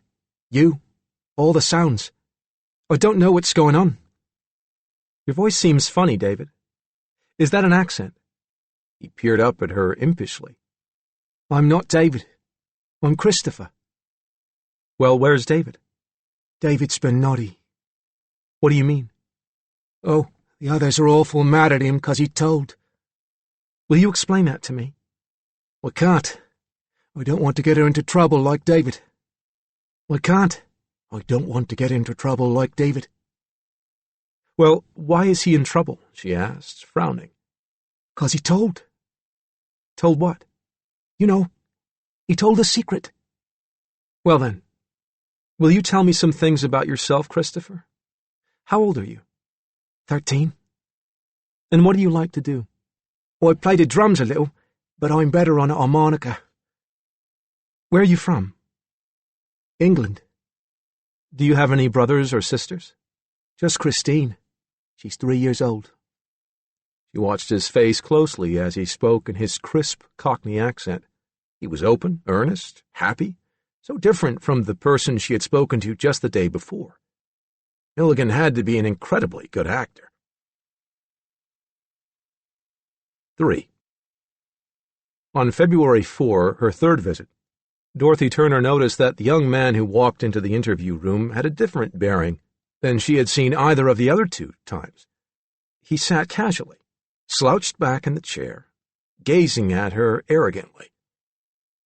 How are you today? She asked, almost afraid of what he might answer. He shrugged. All right. Could you tell me how David and Christopher are doing? He frowned and glared at her. Hey, lady, I don't even know you. Well, I've come here to help you. We have to talk about what's going on. Shit. I don't even know what's going on. Don't you remember talking to me the day before yesterday? Hell no. I ain't never seen you in my life. Could you tell me your name? Tommy. Tommy who? Just Tommy. And your age? 16. And could you tell me a little bit about yourself? Lady, I don't talk to strangers. She'll leave me alone. For the next 15 minutes, she tried to draw him out, but Tommy remained sullen.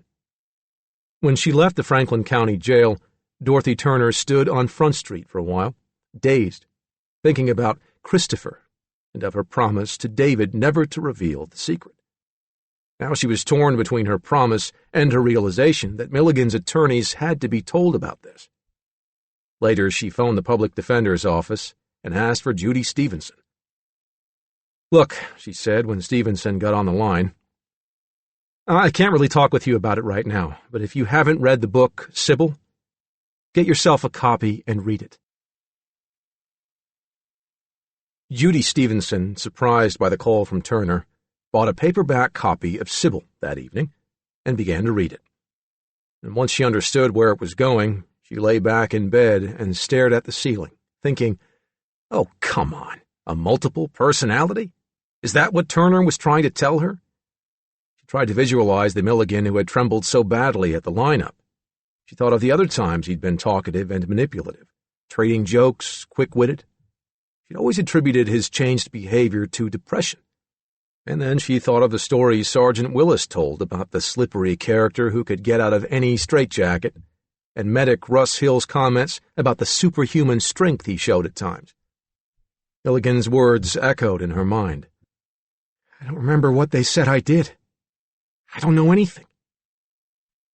She thought of waking her husband and talking to him about it, but she knew what Al would say. She knew what anyone would say if she tried to tell them what she was thinking now. In more than 3 years in the public defender's office, she'd never come up against anyone like Milligan. She decided to say nothing to Gary yet either. She had to check it out for herself. The next morning she called Dorothy Turner. "Look," she said, "the Milligan I've met and talked to for the past few weeks has acted strange at times. There have been changes of mood. He's temperamental.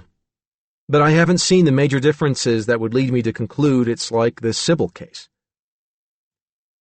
"This is something I've been struggling with for days," Turner said. "I promised not to tell anyone, and I've stuck to that. All I told you was to read that book.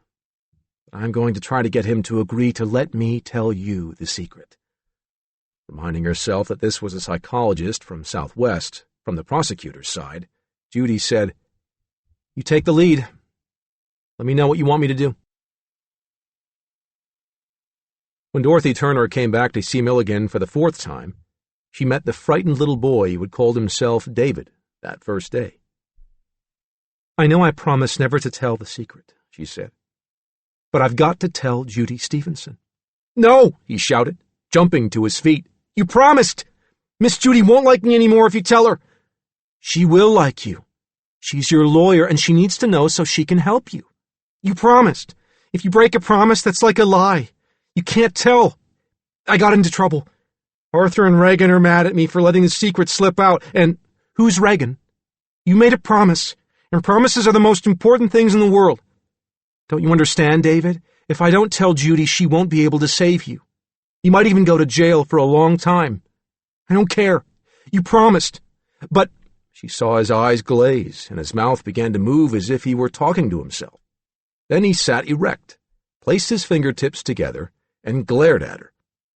"Madam, you have no right," he said in a crisp, upper-class British accent, his jaw barely moving, "to break your promise to the lad." "I don't believe we've met," she said, gripping the arms of the chair, trying desperately to hide her surprise. "He told you about me." "You're Arthur?" he acknowledged with a curt nod. She took a deep breath. "Now, Arthur, it's essential that I tell the attorneys what's going on." "No," he said. "They will not believe you." "Why don't we see? I'll just bring Judy Stevenson over to meet you and—" "No! It might save you from prison. I've got to let—" He leaned forward and glared at her disdainfully. "I tell you this, Miss Turner. If you bring anyone along, the others will just remain silent, and you'll look like a fool." After 15 minutes of arguing with Arthur, she noticed the glazed look in his eyes. He leaned back in the chair. When he leaned forward, the voice was different, the expression casual and friendly. "You can't tell," he said. "You made a promise, and that's a sacred thing."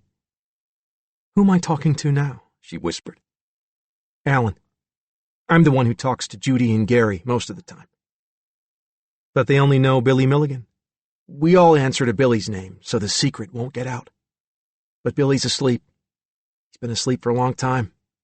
Now, Mrs. Turner, you mind if I call you Dorothy? Billy's mother's name is Dorothy." "You say you talk to Judy and Gary most of the time. Who else have they met?" "Well, they don't know it, because Tommy sounds a lot like me. You met Tommy. He's the one that can't keep the straitjacket or the handcuffs on. We're a lot alike, except I do most of the talking. He gets kind of nasty and sarcastic. Doesn't get along with people like I do." "Who else have they met?" He shrugged.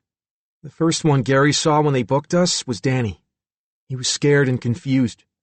He doesn't know much about what's going on. He's only 14. "How old are you?" 18. She sighed and shook her head. All right, Alan. You seem like an intelligent young man. You understand that I've got to be released from my promise. Judy and Gary have to be told what's going on so they can defend you properly. Arthur and Reagan are against it, he said. They say people will think we're crazy. But won't it be worthwhile if you can be kept from going back to prison? He shook his head. It's not up to me.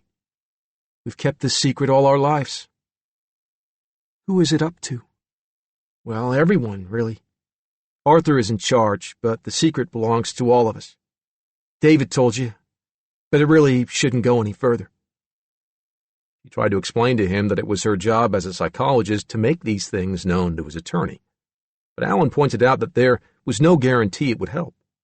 And then with all the publicity and newspaper headlines, it would make life impossible in prison. David, whom she had come to recognize by his little boy demeanor, came out and begged her to keep her promise.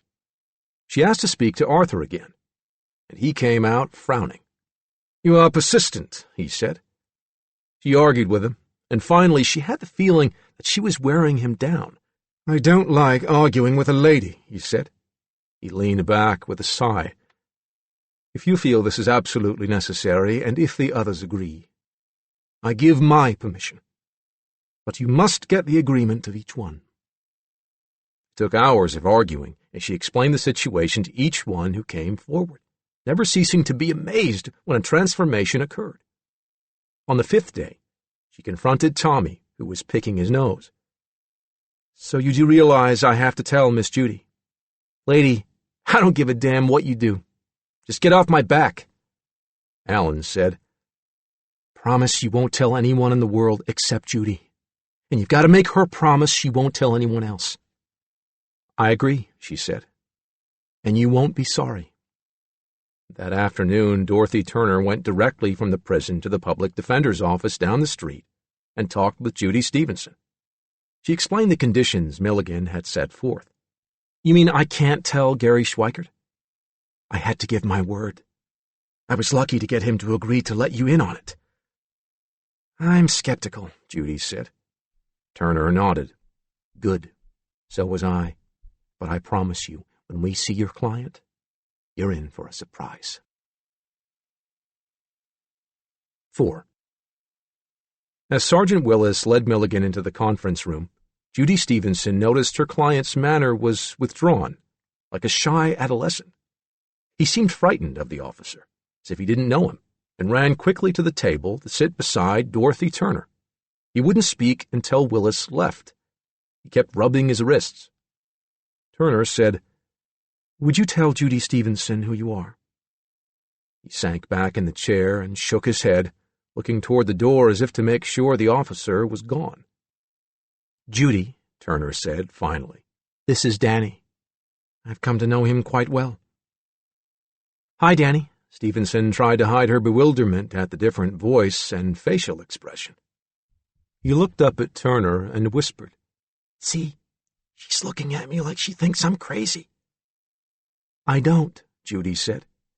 "It's just that I'm confused. This is a very unusual situation. How old are you, Danny?" He rubbed his wrists as if he'd just been untied and was trying to restore the circulation. But he didn't answer. "Danny is 14, Turner said. "He's a fine artist." "What kind of paintings do you do?" Stevenson asked. "Still lifes, mostly," Danny said. "Did you also paint some of those landscapes the police found in your apartment?" "I don't paint landscapes. I don't like the ground." "Why is that?" "I can't tell, or he'll kill me." "Who will kill you?" She was surprised to find herself cross-examining him, knowing she didn't believe any of it, determined she was not going to be taken in by a hoax, but amazed by what seemed to be a brilliant performance. He closed his eyes, and the tears ran down his cheeks. Feeling herself more and more baffled by what was happening, Judy watched closely as he seemed to shrink back into himself. His lips moved silently, his eyes glazed, and then drifted sideways. He looked around, startled, until he recognized both women and realized where he was. He settled back, crossed his legs, and withdrew a cigarette from his right sock without removing the pack. "Anybody got a light?" Judy lit his cigarette. He took a deep drag, puffed the smoke upward. "So what's new?" he said. "Would you tell Judy Stevenson who you are?" He nodded, blowing a smoke ring. "I'm Alan." "Have we met before?" Judy asked, hoping the trembling in her voice wasn't obvious. "I've been here a few times when you or Gary came to talk about the case. But we've always talked to you as Billy Milligan." He shrugged. "We all answer to Billy's name. Saves a lot of explaining. But I never said I was Billy. You just assumed it. I didn't think it would do any good to tell you otherwise." "Can I talk to Billy?" Judy asked. "Oh no, they keep him asleep.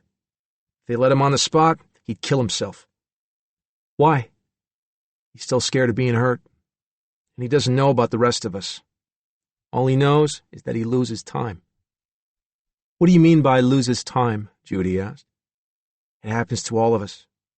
You're someplace doing something, and suddenly you're someplace else, and you can tell that time has passed, but you don't know what happened." Judy shook her head. "That must be awful." "You never get used to it," Alan said. When Sergeant Willis came to take him back to his cell, Alan looked up and smiled at him. "That's Sergeant Willis," he said to the two women. "I like him." Judy Stevenson left the Franklin County Jail with Turner.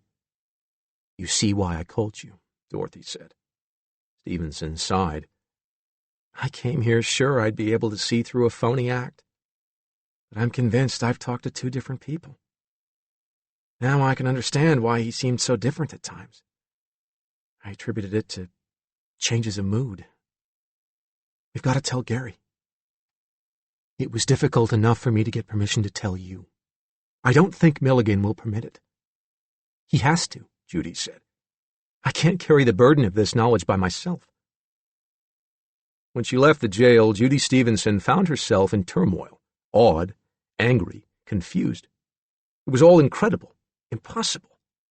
But somewhere in the back of her mind, she knew. She was beginning to believe it. And later that day, Gary phoned her at home to tell her the sheriff's office had called to inform him that Milligan had attempted suicide again by smashing his head against the wall of his cell. "Funny thing," Gary said. "Looking through his records, I just realized today's February 14, his 23rd birthday. You know something else? It's Valentine's Day." 5. The next day, Dorothy and Judy told Alan it was important to let Gary Schweikert in on the secret. "Absolutely not." "But you've got to allow it," Judy said. "To save you from prison, other people have to be told." "You promised. That was the agreement." "I know," Judy said, "but it is essential. Arthur says no." "Let me talk to Arthur," Dorothy said. Arthur came out and glared at both of them. "This is getting very tiresome. I have a lot of thinking and studying to do, and I'm weary of all this badgering." "You've got to give us permission to tell Gary," Judy said. "Absolutely not. Two people too many already know." "It's necessary, if we're to help you," Turner said. "I don't need help, madam. Danny and David may need help, but it's really none of my concern."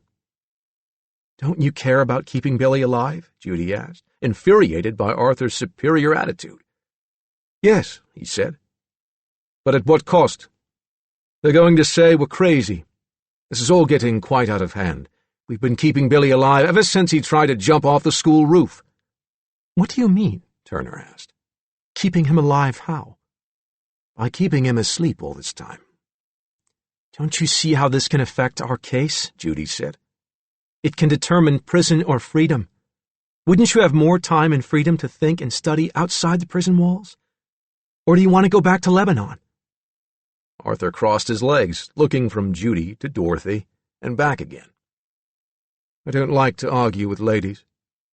I'll agree only on the same condition as before, that you get all the others to agree as well."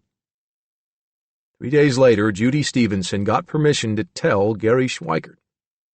She walked from the Franklin County Jail on the cold February morning back to the public defender's office.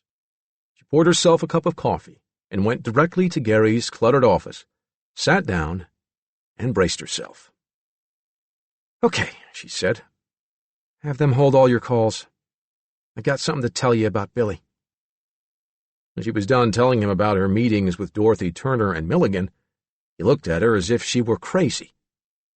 "I've seen it with my own eyes," she insisted. "I've talked to them."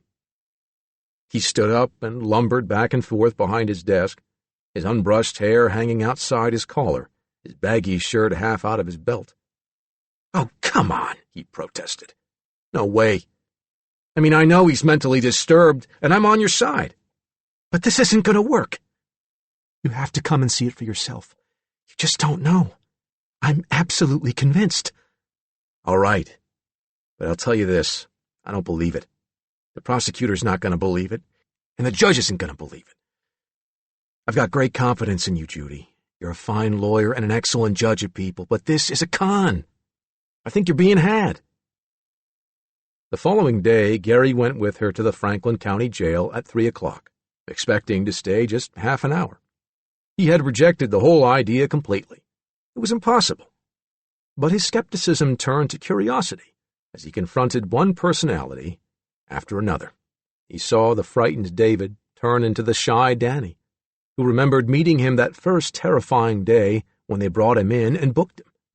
"I didn't have any idea what was going on when they busted into the apartment and arrested me," Danny said. "What made you say that there was a bomb?" "I didn't say there was a bomb." "You told the officer you'll blow it up." "Well, Tommy is always saying, keep away from my stuff or it might blow up." "Why does he say that?" "Ask him. He's the electronics expert, always fooling around with wires and stuff. It was his thing." Schweiker pulled on his beard several times. "An escape artist and an electronics expert. All right. Can we talk to Tommy?" "I don't know. Tommy only talks to people he wants to talk to." "Can't you bring Tommy out?" Judy asked. "I can't just do it. It has to happen. I guess I could ask him to talk to you." "Try," Schweikert said, restraining a smile. "Do your best." Milligan's body seemed to withdraw into itself. His face paled, eyes glazed as if turning inward. His lips moved as he talked to himself, and the intense concentration pervaded the small room.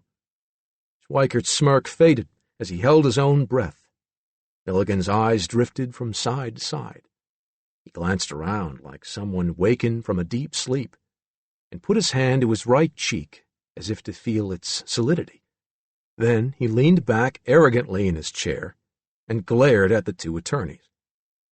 Gary let out his breath. He was impressed. "Are you Tommy?" he asked. "Who wants to know?" "I'm your lawyer." "Not my lawyer. I'm the one who's going to help Judy Stevenson keep that body you're wearing out of jail, whoever you are." "Shit, I don't need nobody to keep me out of anything. No jail in the world can hold me. I can bust out any time I want to." Gary stared him down. "So you're the one who keeps slipping out of the straitjacket." "You must be Tommy." He looked bored. Yeah. Danny was telling us about that box of electronic stuff the police found in the apartment. He said it was yours." "You always did have a big mouth." "Why did you make a fake bomb?" "Shit, it wasn't a fake bomb. Can I help it if the damned cops are too dumb to know a black box when they see one?" "What do you mean?" "Just what I said. It was a black box to override the telephone company's system. I was just experimenting around with a new telephone for the car. I taped up those cylinders with red tape, and the dumb cops thought it was a bomb." "You told Danny it might explode." "Oh, for Christ's sakes. I always tell the young ones that so they'll keep their hands off my stuff." "Where did you learn about electronics, Tommy?" Judy asked. He shrugged. "On my own. From books. Ever since I can remember, I wanted to know how things worked." "And the escape artist stuff?" asked Judy. "Arthur encouraged me on that. Someone was needed to get out of the ropes when one of us was tied up in the barn. I learned how to control my hand muscles and bones. Then I got interested in all kinds of locks and bolts." Schweikert thought for a moment. "Are the guns yours, too?" Tommy shook his head. Regan is the only one allowed to handle guns. Allowed? Who does the allowing? Judy asked. Well, that depends where we are. Look, I'm tired of being pumped for information. That's Arthur's job, or Alan's. Ask one of them, okay? I'm leaving. Wait. But Judy was too late. His eyes blanked and he shifted position. He placed his fingertips together, making his hands a pyramid. As his chin lifted, his face changed to the expression she had come to recognize as Arthur. She introduced him to Gary. You have to forgive Tommy, Arthur said coldly. He's a rather antisocial youth. If he weren't so clever with electronic equipment and locks, I think I would have banished him long ago. But his are useful talents. What are your talents? Gary asked. Arthur waved his hand deprecatingly. I'm just an amateur. I dabble in biology and medicine. Gary was asking Tommy about the guns, Judy said. It's a parole violation, you know. Arthur nodded. The only one permitted to handle guns is Regan, the Keeper of Rage. That is his specialty. But he may use them only for protection and survival, just as he may use his great strength only for the common good, never to harm others. He has the ability to control and concentrate his adrenaline, you know. He used the guns when he kidnapped and raped those 4 women, Gary said. Arthur's voice dropped to an icy calmness. Regan never raped anyone. I've spoken to him about this case. He started to commit robberies because he was worried about the unpaid bills. He admits robbing the 3 women in October, but he denies absolutely any involvement with that woman in August or with any sex crimes. Gary leaned forward, watching Arthur's face closely, aware that his own skepticism was melting away. But the evidence. Evidence be damned! If Regan says he didn't do it, there's no use in questioning it. He won't lie. Regan is a thief, but he is no rapist. You say you've spoken to Regan, Judy said. How does that work? Do you talk to each other out loud or in your head? Is it speech or thought? Arthur clasped his hands. It happens both ways. Sometimes it's internal, and in all probability no one else knows it's happening. At other times, usually when we're alone, it's definitely aloud. I imagine if someone was watching us, he or she would think we were quite mad.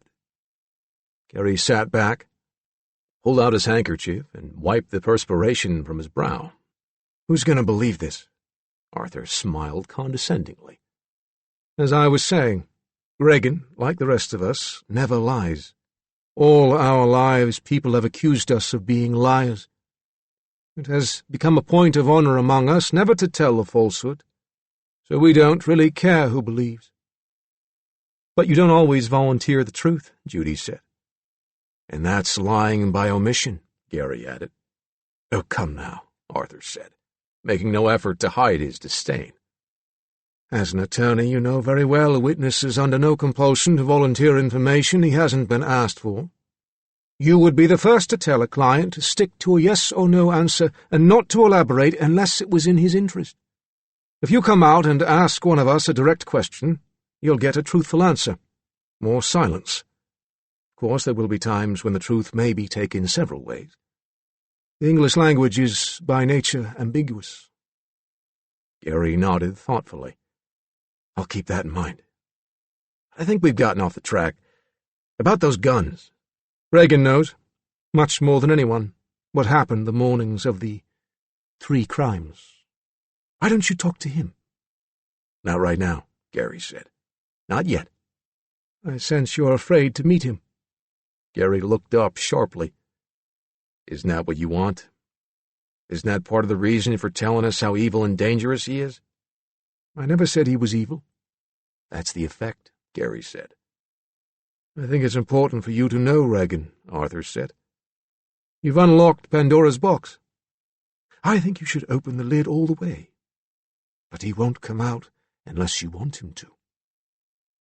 Does he want to talk to us? Judy asked. The question is, do you want to speak to him? Gary found that the thought of Regan coming out did frighten him. I think we should, Judy said, looking at Gary. He won't hurt you, Arthur told them with a tight-lipped smile. He knows you're both here to help Billy. We've talked about it. And now that the secret's out, we realize we have to be open with you. It's the last hope, as Mrs. Stevenson so forcefully put it, to keep us out of prison. Gary sighed and put his head back. All right, Arthur. I'd like to meet Regan. Arthur moved his chair to the far end of the small interview room to put as much distance between them as possible. He sat down again, and his eyes grew distant, as if looking inward. His lips moved, his hand jerked up to touch his cheek. His jaw tightened. Then he shifted, the body dropping from a stiff-backed posture to the aggressive crouch-like position of a wary fighter. "It's not right.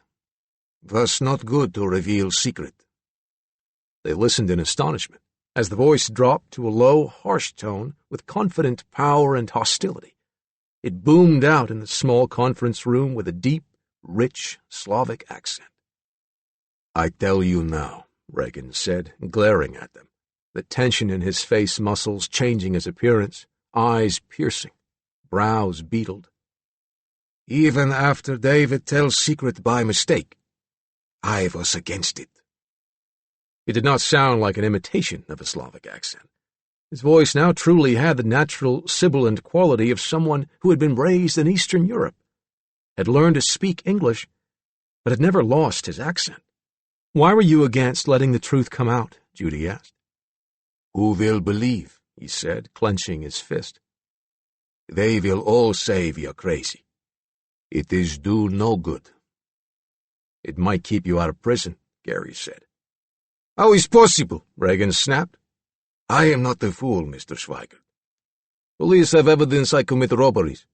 I admit 3 robberies near university, only 3. But other things they say I do is lie. I am not a rapist. I will go into court and confess robberies, but if we go to jail, I kill children. It's euthanasia. Jail is no place for little ones." But if you kill the little ones, won't that also mean your own death? Asked Judy. "Not necessary," Regan said. "We are all different people." Gary ran his fingers impatiently through his hair. "Look, when Billy, or whoever, smashed his head into the wall of his cell last week, didn't it damage the skull you're wearing?" Regan touched his forehead. "It's true, but was not for me pain." "Who felt the pain?" Judy asked. "David is keeper of pain. He's one who accepts all suffering. David is empath." Gary started out of his chair to pace, but when he saw Regan tense, he thought better of it and sat back. "Is David the one who tried to bash his brains out?" Regan shook his head. "Was Billy." "Ah," said Gary. "I thought Billy has been asleep all this time." "It's true, but it was his birthday. Little Christine makes for him birthday card, and she wants to give it to him. Arthur allows Billy to wake up for birthday and to take spot. I was against it. I am protector. It's my responsibility. Maybe it's true Arthur is more intelligent than I am, but he is human. Arthur makes mistakes." "What happened when Billy woke up?" Gary asked. "He looks around. He sees he is in prison cell. He thinks he has do something bad. So he smashes head into wall." Judy winced. "You see, Billy knows nothing about this," Regan said. "He has, what you call it, amnesia. Let me put it this way. When he is in school, losing so much time, he goes up to roof. He starts to jump.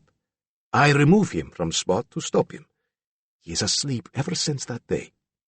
Arthur and I keep him asleep to protect him." "When was that?" Judy asked. "Right after 16th birthday. I remember he was depressed because his father makes him work on his birthday." "My God," Gary whispered. "Asleep for 7 years?" "He's still asleep. He was only for a few minutes awake.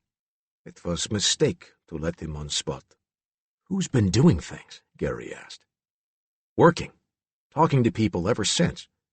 No one we've spoken to has reported a British or Russian accent." "Not Russian, Mr. Schweigert.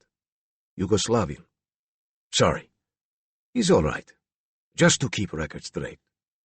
To answer the question, Alan and Tommy are mostly on spot when dealing with other people. They just come and go as they please? Judy asked. Let me put it this way. In different circumstances, Spot is ruled by me or by Arthur, depending on situation. In prison, I control Spot, decide who goes on, who stays off, because it's a dangerous place. As protector, I have full power and command. In situations where there is no danger and where intelligence and logic are more important, then Arthur dominates Spot. Who controls the Spot now? Gary asked, aware that he had lost all professional detachment and had become totally curious, totally involved in this incredible phenomenon. Regan shrugged and looked around. His prison. The door to the interview room opened unexpectedly, and Regan jumped up, cat-like, quickly alert and defensive, his hands in karate position. When he saw it was only an attorney checking to see if the room was occupied, Regan settled back. Though Gary had expected to spend the usual 15 minutes or half hour with his client, positive he would debunk a total fraud, by the time he left 5 hours later, he was completely convinced that Billy Milligan was a multiple personality. As he walked out with Judy into the cold night, Gary found his mind racing with absurd notions of taking a trip to England or Yugoslavia to see if he could find records of Arthur's or Reagan's existence. It wasn't that he believed there was anything like reincarnation or possession by the devil, but walking along in a daze, he had to admit that he had met different people today in that little conference room. He glanced at Judy, who was also walking in stunned silence. Okay, he said. I have to admit I'm in an intellectual and emotional state of shock. I believe. I think I can convince Joanne when she asks why I missed dinner again. But how the hell are we ever going to convince the prosecutor and the judge? 6. On February 21, Dr. Stella Carlin, a psychiatrist from the Southwest Community Mental Health Center and a colleague of Dr. Turner's, informed the public defenders that Dr. Cornelia Wilbur, world famous for having treated Sybil, the woman with 16 personalities, had agreed to come from Kentucky to see Milligan on March 10. Preparing for Dr. Wilbur's visit, Dorothy Turner and Judy Stevenson assumed the task of convincing Arthur, Reagan, and the others to allow yet another person to be told the secret. Again, they were forced to spend hours convincing each of the personalities one at a time. They had by now heard 9 names: Arthur, Alan, Tommy, Reagan, David, Danny, Christopher, but they had not yet met Christine, Christopher's 3-year-old sister, nor had they met the original or core person, Billy, whom the others were keeping asleep. When they finally received permission to let others in on the secret, they made arrangements for a group, including the prosecutor, to observe the meeting between Dr. Wilbur and Milligan at the Franklin County Jail. Judy and Gary interviewed Milligan's mother, Dorothy, his younger sister, Kathy, and older brother, Jim, and though none of them could provide first-hand knowledge of the abuses alleged by Billy, the mother described her own experiences of being beaten by Chalmer Milligan. Teachers, friends, and relatives described Billy Milligan's strange behavior, his attempts at suicide, and his trance-like states. Judy and Gary were certain they were building a convincing case of a defendant who, by all legal tests in Ohio, was incapable of standing trial, but they realized they faced another hurdle. If Judge Flowers accepted the report by Southwest, Billy Milligan would now have to be sent to a mental institution for evaluation and treatment. They didn't want him sent to the Lima State Hospital for the criminally insane. They knew its reputation from many of their former clients, and they felt certain he would never survive there. Though Dr. Wilbur was to have seen Milligan on Friday, her plans were changed for personal reasons, and Judy called Gary from home to tell him. "You coming into the office this afternoon?" he asked. "I wasn't planning on it," she said. "We've got to go through this thing," he said. "Southwest keeps saying there's no alternative to Lima. Something in the back of my head says there's gotta be. Look, with the thermostat turned down, the office is damned cold, she said. Al's out, and I've got a fire going here. Come on over. I'll make you some Irish coffee, and we can review it. He laughed. You twisted my arm. A half hour later, they were both sitting in front of the fire. Gary warmed his hands on the steaming mug. I'll tell you, I was really thrown for a loop when Reagan came out, he said. What amazes me is how likable he is. Just what I was thinking, Judy said. I mean, Arthur calls him the keeper of hate. I expected something with horns, but he's really a charming and interesting guy. I believe him completely when he denies the August rape of the woman assaulted at the Nationwide Plaza. And now I find myself wondering when he says he didn't rape the other three. I agree about the first. It's obviously a copycat accusation. Completely different pattern. But the last three were certainly abducted, robbed, and raped, Judy said. All we get are bits and pieces of what he remembers of the crimes. It's damned odd, you know. Reagan saying he recognized his second victim, certain that one of them had met her before. Now we learn about Tommy remembering coming out and being on the spot at the Wendy's drive-in, having a hamburger with the third victim, figuring one of the others was out on a date with her. Paulie Newton's story confirms the stop at the burger place, and she's the one who said he got the strange look and quit the sex after a couple of minutes, and said he couldn't do it, and said to himself, Bill, what's wrong with you? Get yourself together. And then told her he needed a cold shower to cool off. But all that crazy talk about being from the Weathermen and driving a Maserati. One of them was boasting. Okay, let's just admit we don't know what happened, and neither do any of the personalities we've dealt with. Reagan admits the robberies, Judy said. Yeah, but denies the rapes. I mean, the whole thing is strange. Can you imagine?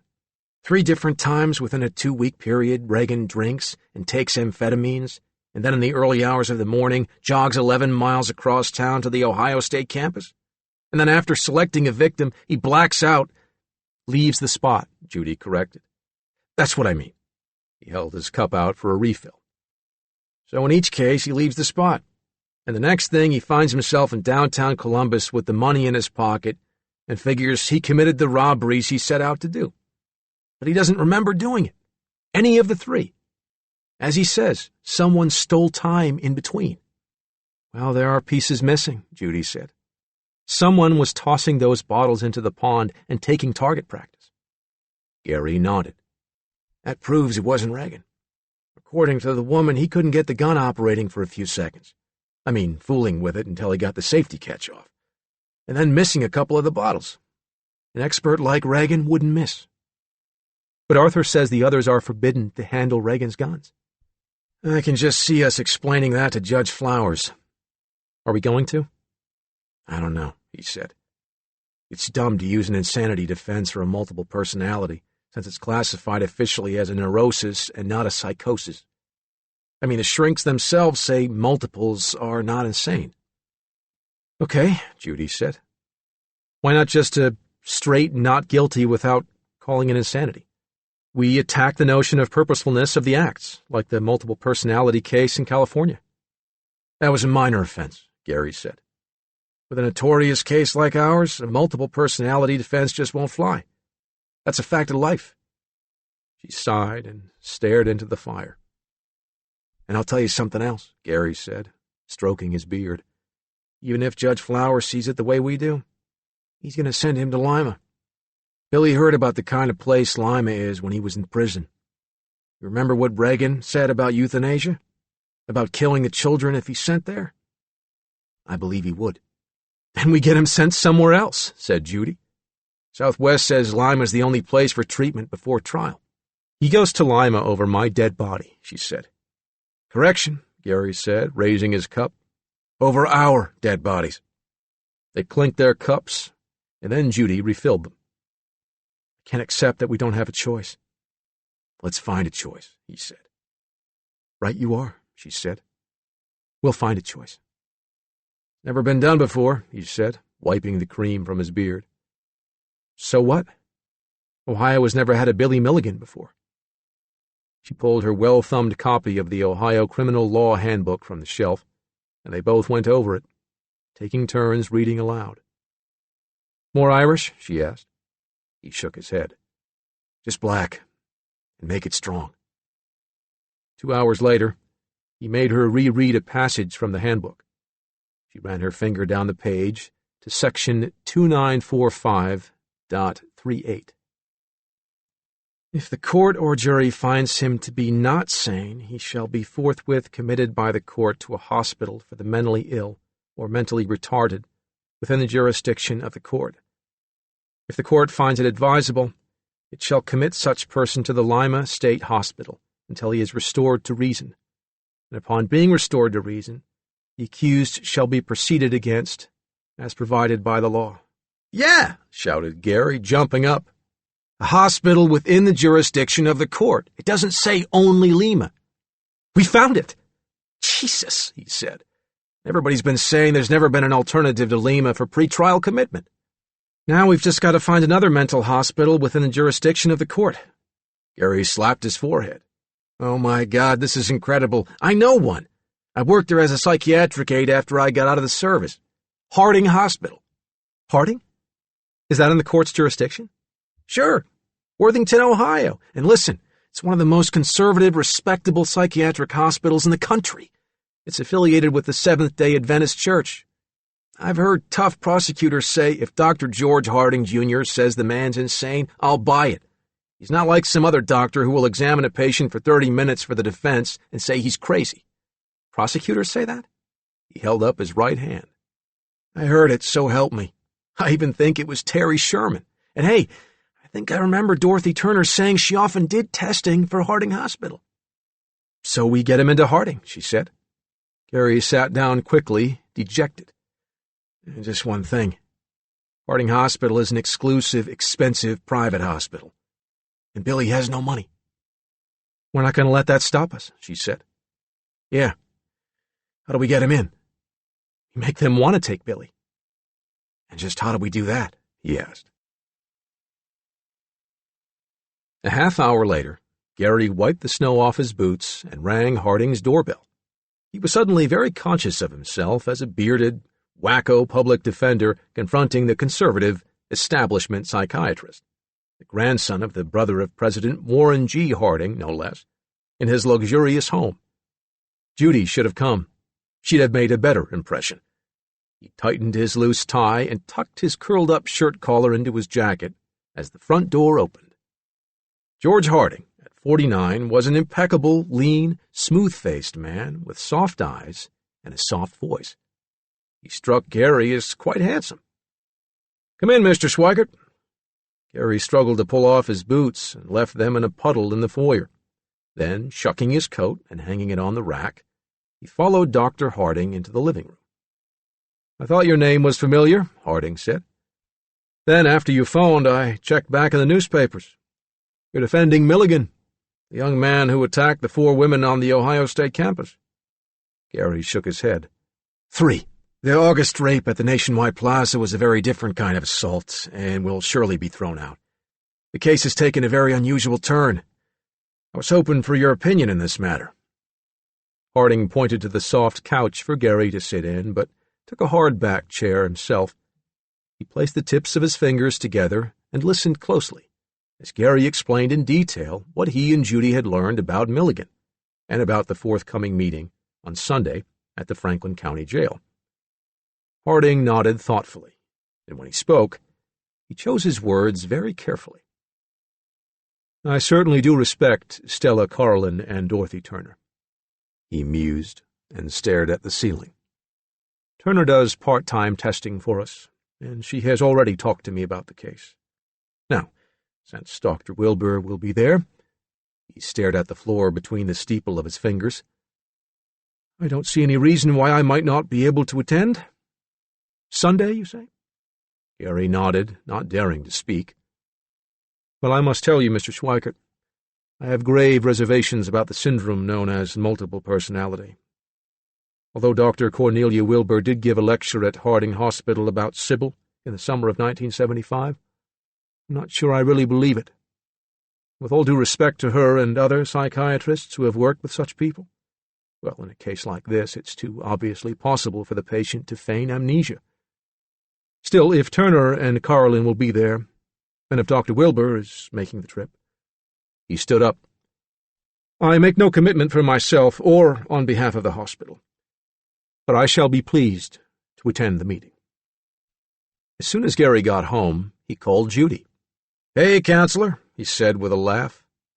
Harding's involved. On Saturday, March 11, Judy went to the Franklin County Jail to tell Milligan that the plans had been changed and that Dr. Cornelia Wilbur wouldn't be there until the next day. I should have told you yesterday, she said. I'm sorry. He began to tremble violently. By his expression, she realized she was talking to Danny. Dorothy Turner isn't coming back, is she? Of course she is, Danny. What makes you think such a thing? People make promises and then they forget. Don't leave me alone. I won't. But you've got to get hold of yourself.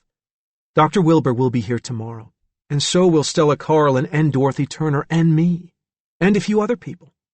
His eyes opened wide. Other people? There's another doctor, George Harding, from Harding Hospital, and the prosecutor, Bernie Yavich. Men? Gasped Danny, shaking so hard his teeth began to chatter. It's essential for your defense, she said. But Gary and I will be there too. Look, I think we should get you some medication to calm you down. Danny nodded. She called the guard and asked to have her client placed in a holding room while she went up for a medic. When they returned a few minutes later, Milligan was cowering in the far corner of the room, his face covered with blood, his nose bleeding. He had smashed his head against the wall. He looked at her blankly, and she realized it was no longer Danny. It was the keeper of the pain. David? She asked. He nodded. It hurts, Miss Judy. It hurts bad. I don't want to live anymore. She pulled him toward her and cradled him in her arms. You mustn't say that, David. You have a lot to live for. A lot of people believe in you, and you're going to get help. I'm afraid of going to prison. They're not going to send you to prison. We're going to fight it, David. I didn't do nothing bad. I know, David. I believe you. When is Dorothy Turner coming back to see me? I told...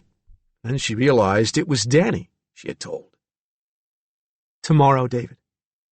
With another psychiatrist by the name of Dr. Wilbur. You're not going to tell her the secret, are you? She shook her head. No, David. In Dr. Wilbur's case, I'm sure we won't have to. 7. March 12th was a bright, cold Sunday morning. Bernie Yavich stepped out of his car and went into the Franklin County Jail, feeling very strange about it all. It would be the first time, as a prosecutor, that he had ever been present while the defendant was being examined by psychiatrists. He had gone through the report from Southwest and over the police reports again and again, but he had no idea what to expect. He just couldn't believe that all these eminent doctors were taking the multiple personality thing seriously. Cornelia Wilbur coming down to examine Milligan didn't impress him. She believed in it, and she'd be looking for it. It was Dr. George Harding's face he had to watch. As far as Yavich was concerned, there was no more highly respected psychiatrist in the state of Ohio. He knew no one would pull anything on Dr. Harding. Many of the leading prosecutors who had little or no respect for psychiatrists testifying in insanity cases said the one exception would be George Harding, Jr. After a while, the others arrived, and they arranged to have the interview in the lower-level sheriff's squad room, a large room with folding chairs, blackboards, and a desk where the officers gathered at shift change.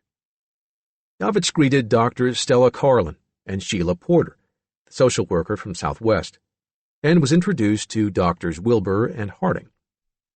Then the door opened, and he saw Billy Milligan for the first time. Judy Stevenson walked beside him, holding his hand.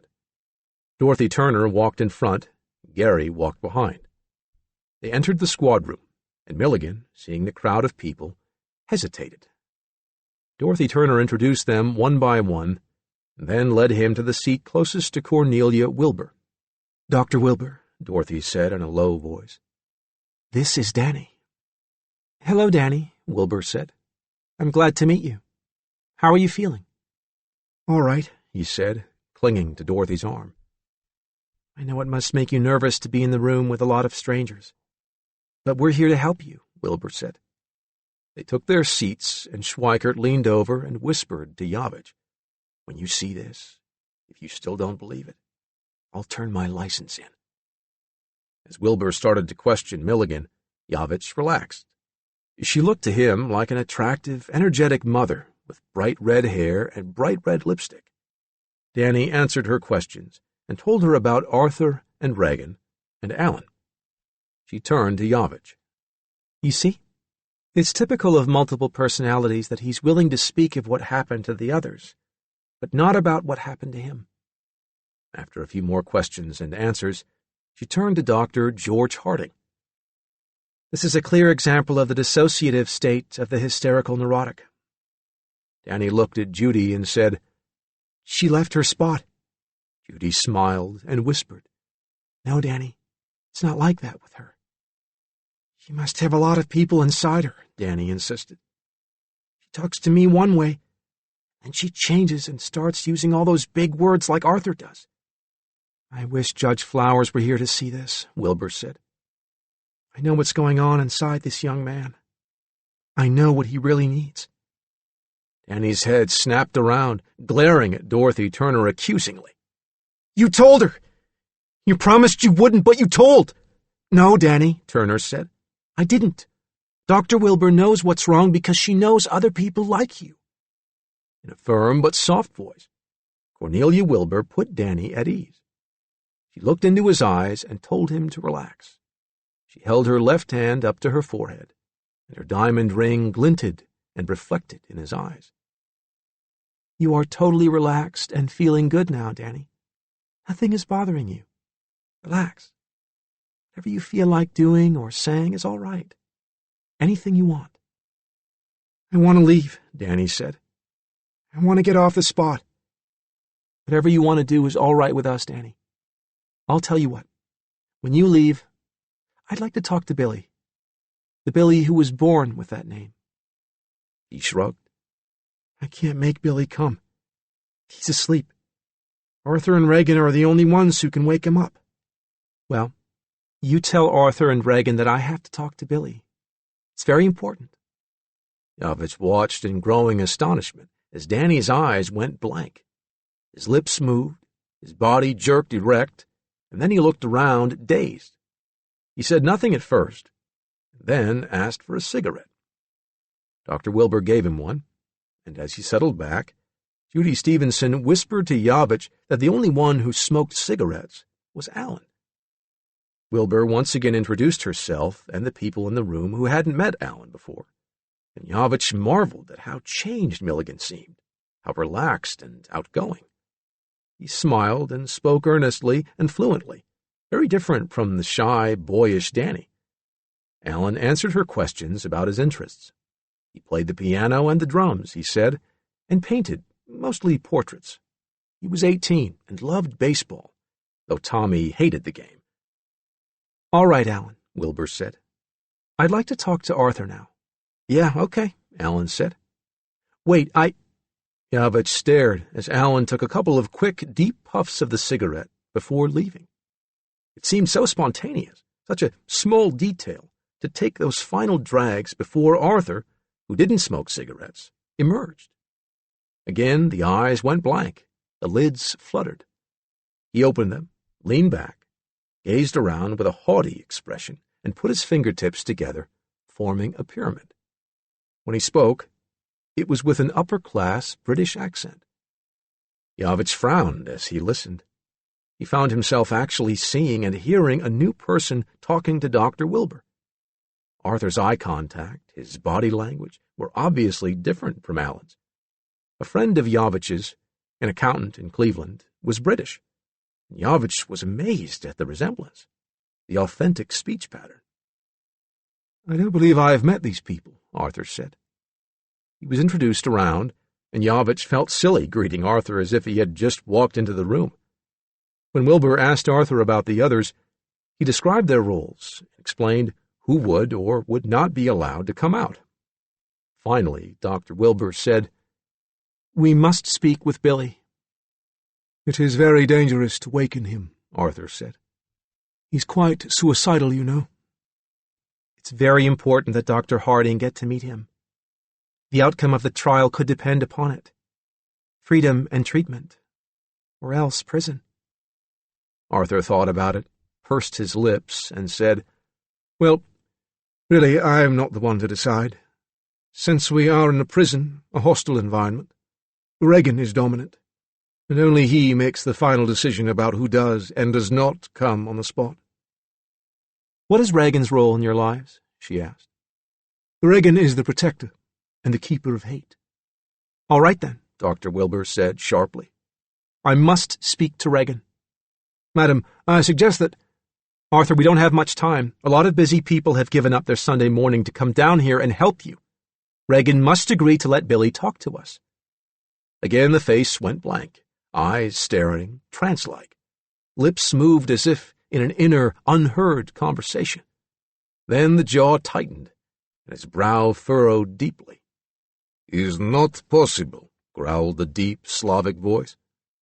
"What do you mean?" Wilbur asked. "Is not possible to speak with Billy." "Who are you?" "I am Regan Vadaskevich. Who are these people?" Dr. Wilbur introduced everyone, and Yavich wondered again at the change, at the striking Slavic accent. He wished he knew some phrases in Yugoslavian or Serbo-Croatian, to see if it was just the accent or if Regan could understand the language. He wished Dr. Wilbur would probe into that. He wanted to mention it, but they had all been asked not to speak beyond the introduction. Dr. Wilbur asked Regan, "How did you know I wanted to speak to Billy?"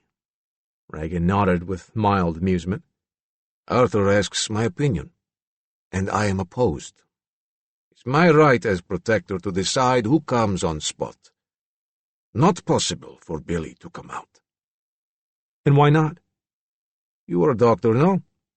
Let me put it this way. It's impossible because if Billy wakes, he will kill himself." "How can you be sure of that?" He shrugged. "Each time Billy comes on spot, he thinks he has done something bad and he tries to kill himself. It's my responsibility. I say no." "What are your responsibilities?" "To protect all, especially the young ones." "I see. And you have never failed in your duties? The young ones have never been hurt or felt pain because you've protected them from it?" "Not exactly true. David feels pain." "And you let David take the pain?" "Is his purpose." "A big, strong man like you, letting a child bear all that pain and suffering?" "Dr. Wilbur, I am not one to—" "You ought to be ashamed of yourself, Regan. Now, I don't think you should set yourself up as an authority.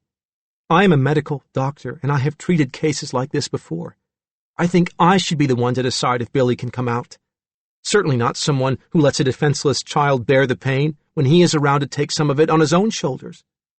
Regan shifted in his seat, looking embarrassed and guilty. He mumbled that she didn't understand the situation at all, but her voice went on, softly, but sharply persuasive. "All right," he said. "You are responsible.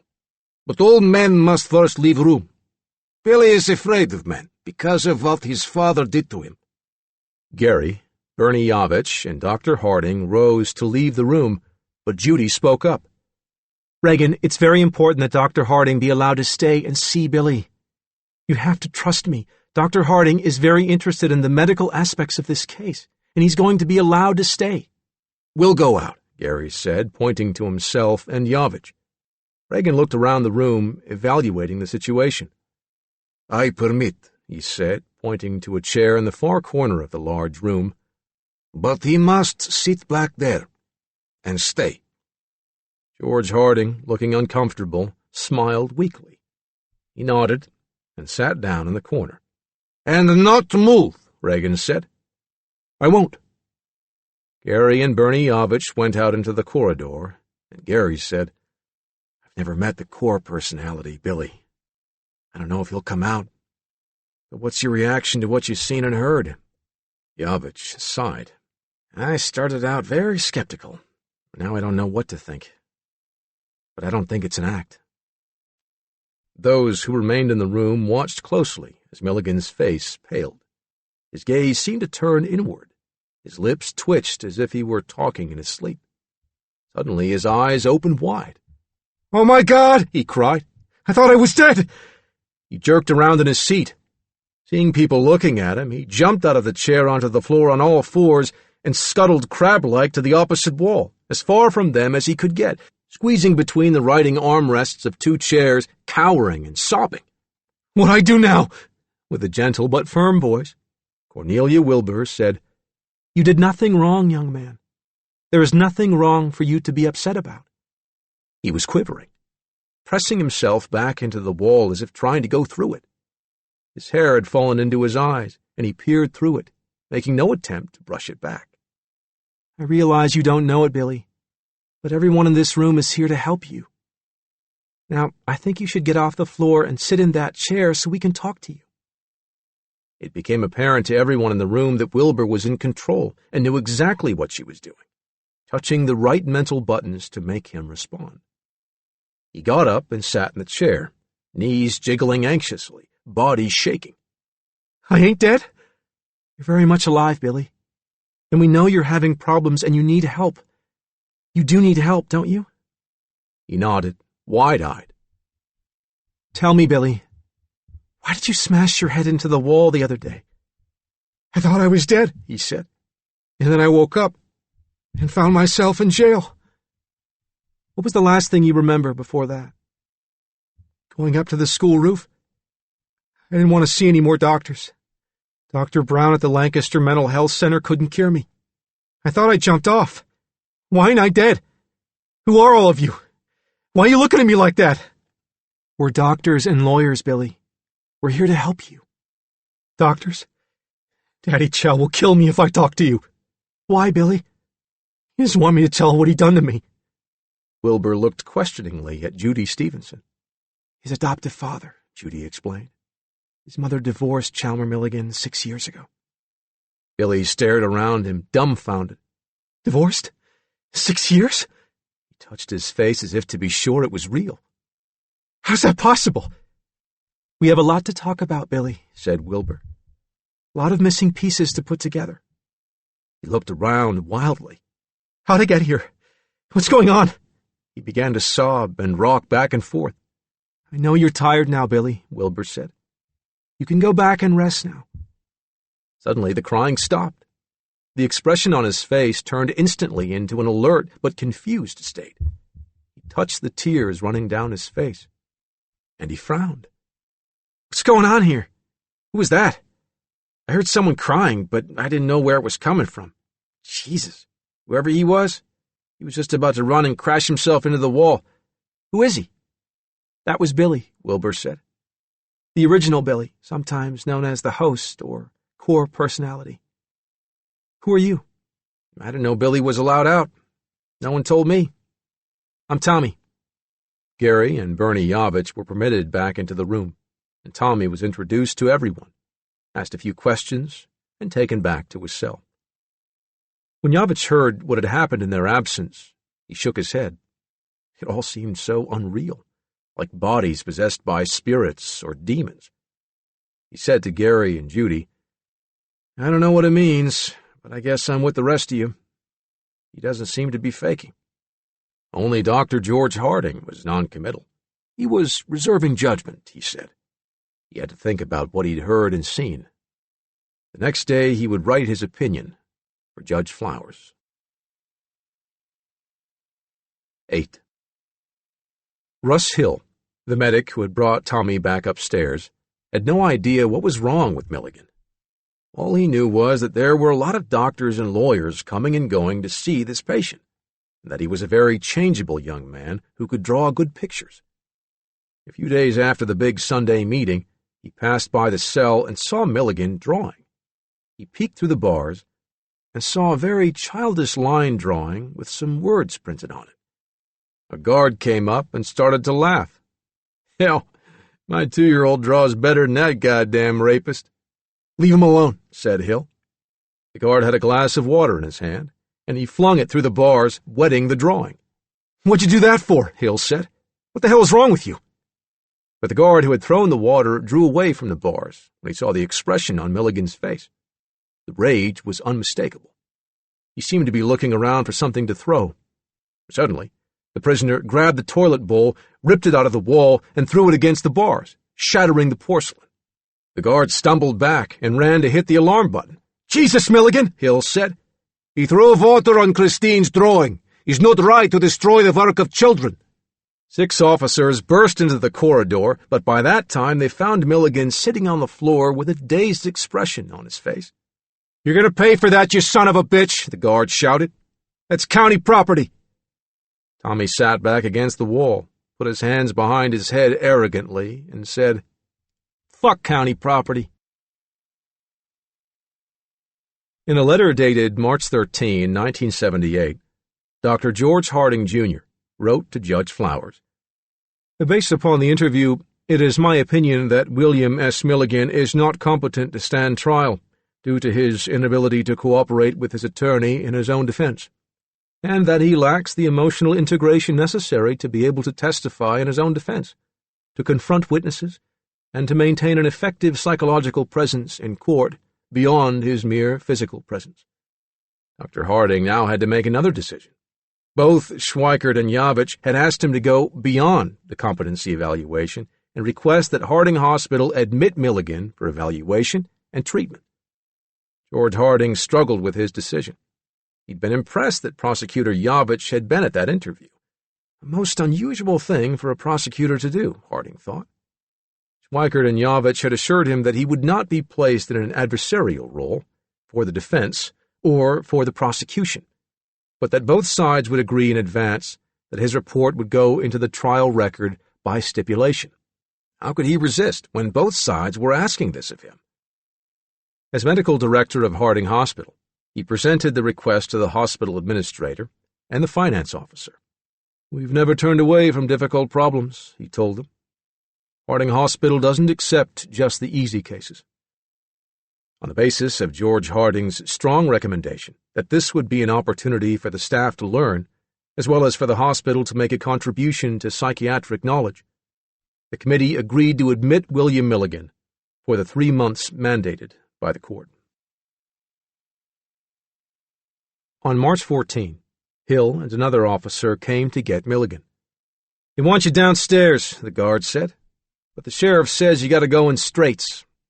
Milligan put up no resistance while they fastened the jacket on him and led him from the cell to the elevator.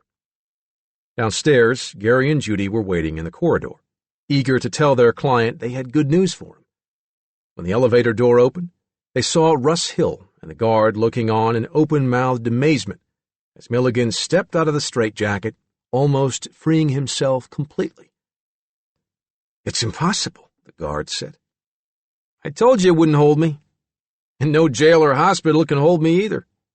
"Tommy?" Judy asked. "Damned right," he snorted. "Come on in here," said Gary, pulling him into the conference room. "We've got to talk." Tommy shook his arm loose from Gary's grip. "What's the matter?" "Good news," Judy said. Gary said, "Dr. George Harding has offered to accept you at Harding Hospital for pretrial observation and treatment." "What does that mean?" "One of two things can happen," Judy explained. "Either at some future time you'll be declared competent and a trial date will be set, or after a certain period you'll be ruled incompetent to stand trial, and the charges will be dismissed. The prosecution agreed to it, and Judge Flowers has ordered you removed from here and sent to Harding Hospital next week. On one condition." Tommy said, "There's always a condition." Gary leaned forward and jabbed at the table with his forefinger.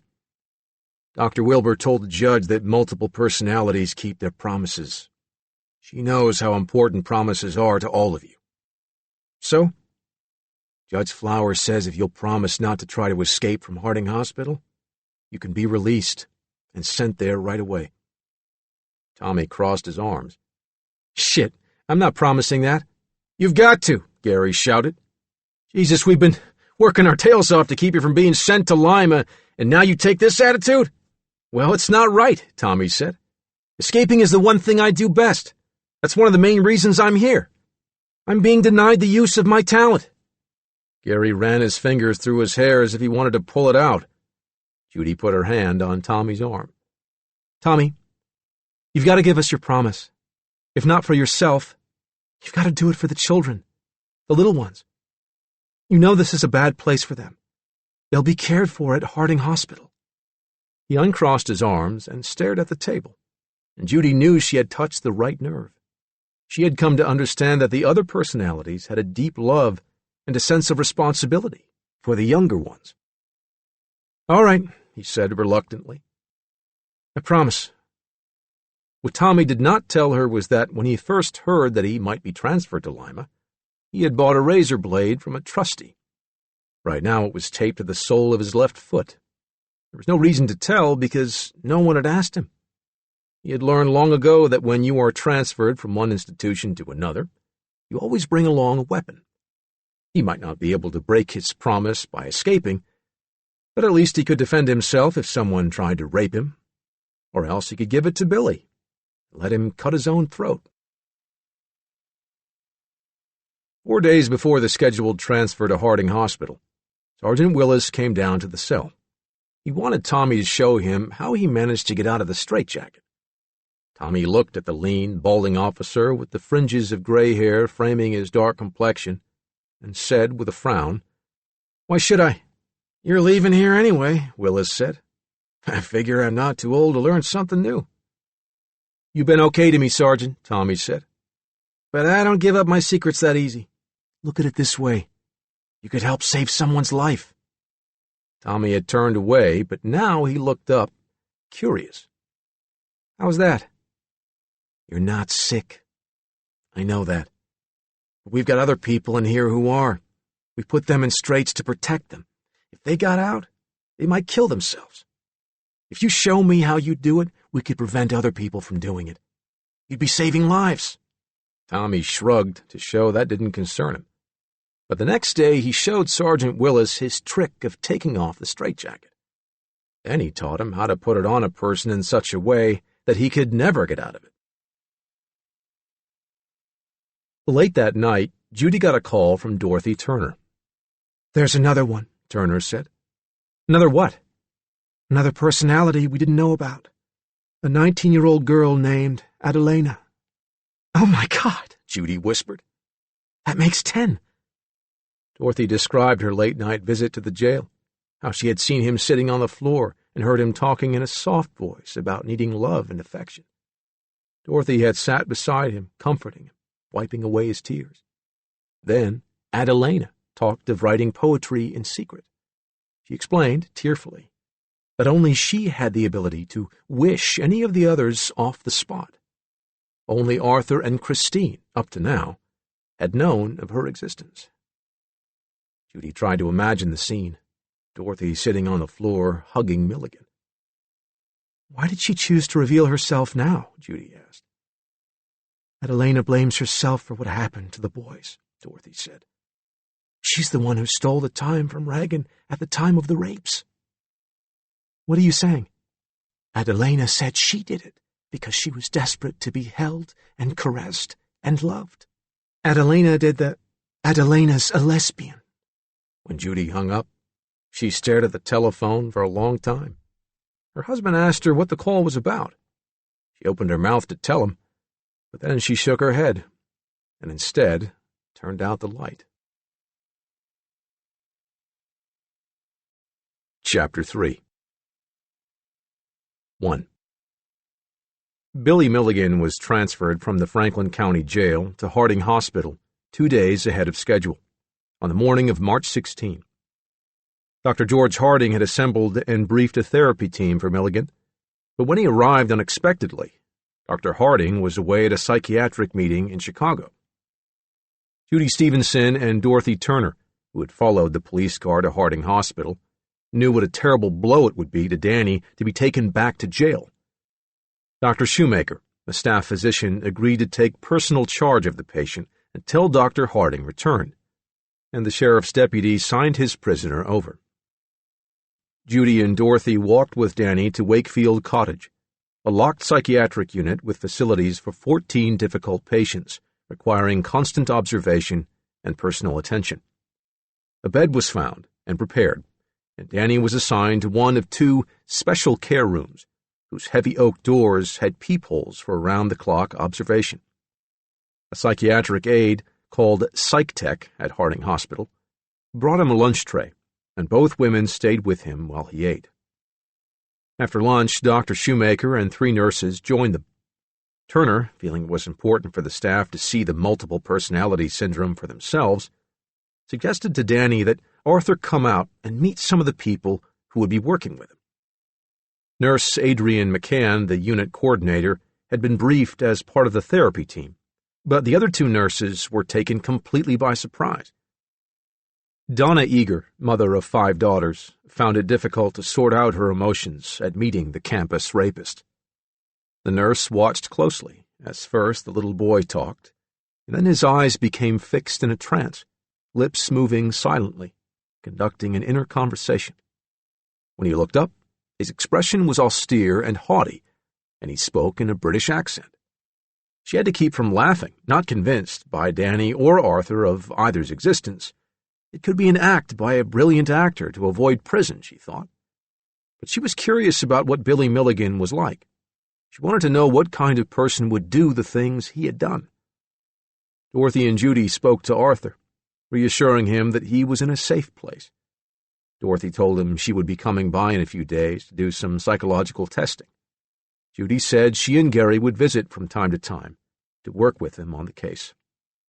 Psych Tech Tim Shepard observed the new patient every 15 minutes through the peephole and made entries on the special procedures record for that first day. 5 o'clock, sitting cross-legged on bed, quiet. 5:15, sitting cross-legged on bed, staring. 5:32, standing, looking out window. 5:45, dinner served. 6:02, sitting on edge of bed, staring. 6:07, tray removed. Ate well. At 7:15, Milligan began pacing. At 8 o'clock, Nurse Helen Yeager went into his room and stayed with him for 40 minutes. Her first entry in the nurse's notes was brief. 3/16/78. Mr. Milligan remains in special care, observed closely for special precautions. Spoke of his multiple personalities. Arthur did most of the talking. He has an English accent. Stated that one of the persons, namely Billy, is suicidal, and he has been asleep since 16 years of age in order to protect the others from harm. Eating well, voiding well, taking foods well, pleasant and cooperative. After Nurse Yeager left, Arthur silently informed the others that Harding Hospital was a safe and supportive environment. Since it would take insight and logic to assist the physicians in therapy, he, Arthur, would henceforth assume complete domination of the spot. At 2:25 that morning, Psych Tech Chris Cann heard a loud noise from the room. When he went to check, he saw the patient sitting on the floor. Tommy was upset at having fallen out of bed. Seconds later, he heard the footsteps and saw the eye at the peephole. As soon as the footsteps faded away, Tommy pulled the taped razor blade from the side of his foot and carefully hid it, retaping it to the underside of one of the bed slats. He would know where to find it when the time came. 2. On his return from Chicago on March 19, Dr. George Harding, Jr. was annoyed that his careful arrangements had been upset by the early transfer. He had planned to greet Milligan in person. He had gone to a great deal of trouble to assemble a therapy team: psychologist, art therapist, adjunctive therapist, psychiatric social worker, doctors, nurses, psych techs, and the Wakefield unit coordinator. He had discussed with them the complexities of multiple personality. When some of the staff admitted openly that they didn't believe in the diagnosis, he listened to them patiently, spoke of his own skepticism, and asked them to assist him in fulfilling the charge of the court. They would all have to keep open minds and work together to get an insight into William Stanley Milligan. Dr. Perry Ayres gave Milligan a physical examination the day after Dr. Harding returned.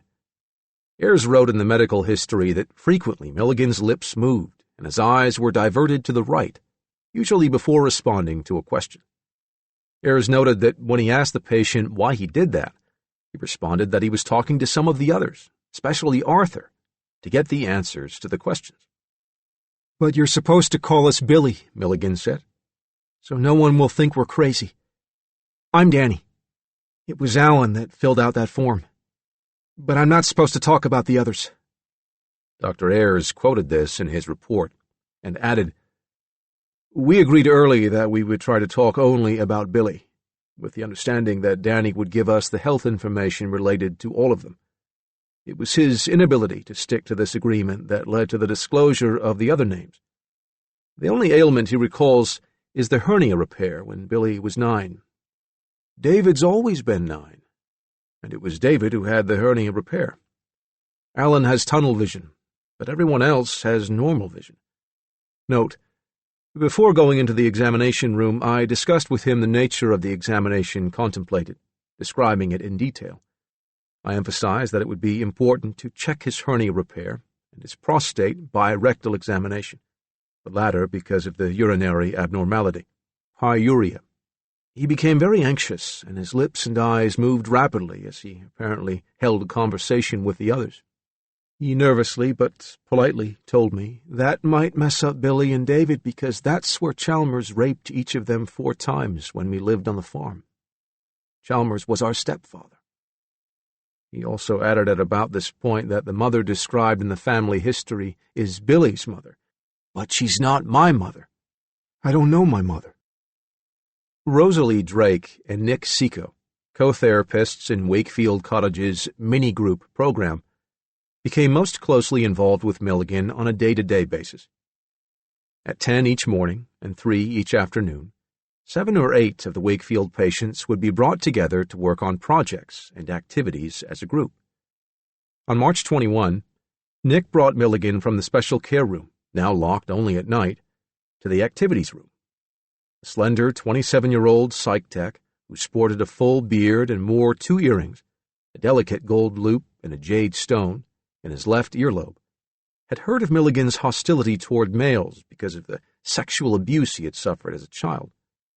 He was curious about multiple personality, though he was skeptical about the whole idea. Rosalie, a blonde, blue-eyed occupational therapist in her late 20s, had never dealt with the multiple personality before. But after the briefing by Dr. Harding, she became aware that the staff had quickly divided into 2 camps, those who believed Milligan was a multiple and those who believed he was a con man, faking this exotic illness to gain attention and to avoid going to prison for rape. Rosalie was struggling hard to keep an open mind. When Milligan seated himself at the end of the table, apart from the others, Rosalie Drake told him that the mini-group patients had decided the day before to make collages that would say something about themselves to someone they loved. "I don't have anyone I love to make one for," he said. "Then do it for us," Rosalie said. "Everyone is doing it." She held up a sheet of construction paper she was working on. "Nick and I are doing them too." Rosalie watched from a distance as Milligan took a sheet of 8 by 11 construction paper and started cutting photographs from magazines. She had heard of Milligan's artistic ability, and now, looking at the shy, quiet patient, she was curious to see what he would do. He worked silently, calmly. When he was done, she walked over and looked at it. His collage startled her. It showed a frightened, tearful child looking out of the center of the page, and beneath him the name Morrison. Looming over him was an angry man, and, in red, the word danger. In the lower right corner was a skull. She was touched by its simplicity of statement, the depth of emotion. She hadn't asked for anything like this, and it wasn't what she'd expected. It revealed, she felt, a painful history. She shivered when she looked at it, and right then and there she knew she was hooked. No matter what doubts the others in the hospital might have about him, this, she knew, was not the product of an unfeeling sociopath. Nick Seco agreed. Dr. George, so called by staff and patients to distinguish him from his father, Dr. George Harding Sr., began to read the relevant psychiatric journals and discovered that the disease known as multiple personality seemed to be on the increase. The doctor made calls to various psychiatrists, and all of them said much the same thing. "We'll share with you the little we know, but this is an area we don't understand. You'll have to blaze your own trail." It was going to take much more time and effort than Dr. George had first imagined, and he wondered if he had done the right thing accepting this patient in the middle of a fundraising campaign, an expansion program for the hospital. He reassured himself that it was important to Billy Milligan and important to the profession to help psychiatry probe the limits of knowledge about the human mind. Before he could provide the court with an evaluation, he would have to learn Billy Milligan's history. Considering the massive amnesia, that posed a serious problem. On Thursday, March 23, Gary Schweikert and Judy Stevenson visited their client for an hour, going over his vague memory of events, comparing his story with those of the three victims, planning alternative legal strategies, depending on Dr. Harding's report to the court. Both attorneys found Milligan more at ease, though he complained about being locked up in special care and having to wear special precaution clothes. "Dr. George says I can be treated just like the other patients here, but nobody here trusts me. The other patients are allowed to go off the grounds in the van on excursions, but not me. I have to stay here. I just get furious when they insist on calling me Billy." They tried to calm him, to explain that Dr. George had gone out on a limb for him, and that he had to be careful not to try the doctor's patience. Judy sensed he was Alan, but she didn't ask, always afraid he might be insulted that she didn't know him. Gary said, "I think you should try to cooperate with the staff here. It's your only chance to stay out of jail." As they left, both agreed that they were relieved he was safe, and that the day-to-day responsibility and worry were off their backs for a while. Later that day, the first therapy session was a strained 50-minute hour for Dr. Harding. Milligan sat on the chair facing the window in the interview room at Wakefield, but he would not at first make eye contact. He seemed to remember very little of his past, although he talked freely of the abuse by his adoptive father. Dr. Harding knew he was being overcautious in his approach. Dr. Wilbur had told him to find out as soon as possible how many personalities there were, to establish their identities. The alternates needed to be encouraged to tell why they existed, and to be permitted to relive the specific situations that had caused their creation. Then all of the alternates had to be encouraged to know one another, to communicate, and to help one another with their different problems, sharing things instead of being separated. The strategy, Wilbur had said, was to bring the others together and eventually introduce Billy, the core personality, to the memories of those incidents. Then, finally, fusion might be attempted. Though the temptation was great to try her approach, the way she had skillfully brought the personalities out in the jail, George Harding had long ago learned his lesson. What worked for someone else didn't always work for him. He considered himself a very conservative man, and he would have to learn in his own way, and in his own good time, who and what he had here. As the days went by, Nurse Donna Egger discovered that she was pretty much on a one-to-one basis with Milligan. He slept very little, far less than most of the other patients, and waked early, so she got to talk to him a great deal. He spoke about the other people who lived with him inside his body. One day he handed her a sheet of paper with writing all over it, and signed Arthur. He seemed quite frightened, saying, "I don't know anybody named Arthur. I don't understand what's written on the paper." Soon the staff was complaining to Dr. George that they found it increasingly difficult to deal with someone who constantly said, "I didn't do that, someone else did," when they had seen it happen with their own eyes. Milligan, they said, was undermining the treatment of other patients, manipulating the staff by going from one to the other to get what he wanted. He constantly hinted that Reagan might come out and handle matters, and the staff saw this as a veiled threat. Dr. George suggested that he be the one to deal with Milligan's alter personalities. and then only in therapy sessions. The staff should not mention or discuss the other names on the unit, especially not in front of the other patients. Helen Yeager, the nurse who had spoken to Arthur on the first day, now entered this treatment plan on the nursing goals sheet dated March 28. Within 1 month, Mr. Milligan will accept responsibility for acts which he denies as evidenced by no statements of denial of these behaviors. Plan 1. When denies ability to play piano, staff replies they saw or heard him play. Maintain a matter-of-fact attitude. 2. When observed writing notes that he denies knowledge of, staff should tell him he was seen writing notes. 3. When patient refers to himself as another personality, staff should remind him his name is Billy. Dr. George explained his approach to Alan during the therapy session by pointing out that the other patients on the unit became confused when they heard the various names of the personalities. Some people call themselves Napoleon or Jesus Christ, Alan said. But it's different if I and the staff do it. Call you Danny one day and Arthur or Regan or Tommy or Alan another time. I suggest that to the staff and to the patients, all your personalities answer to the name of Billy. They're not personalities, Dr. George. They're people. Why do you make the distinction? When you call them personalities, it's as if you don't think they're real. 3. On April 8, several days after Dorothy Turner had begun a program of psychological testing, Donna Egger saw Milligan walking back and forth in his room angrily. When she asked him what was wrong, he answered in his British accent, "No one understands." Then she saw his face change again, and then his whole posture, walk, and speech, and she knew it was Danny. At that point, seeing how consistent he was, how real these different personalities were, she had to admit that she, alone of the nursing staff, had come around to being a believer. A few days later, he came to her, very upset.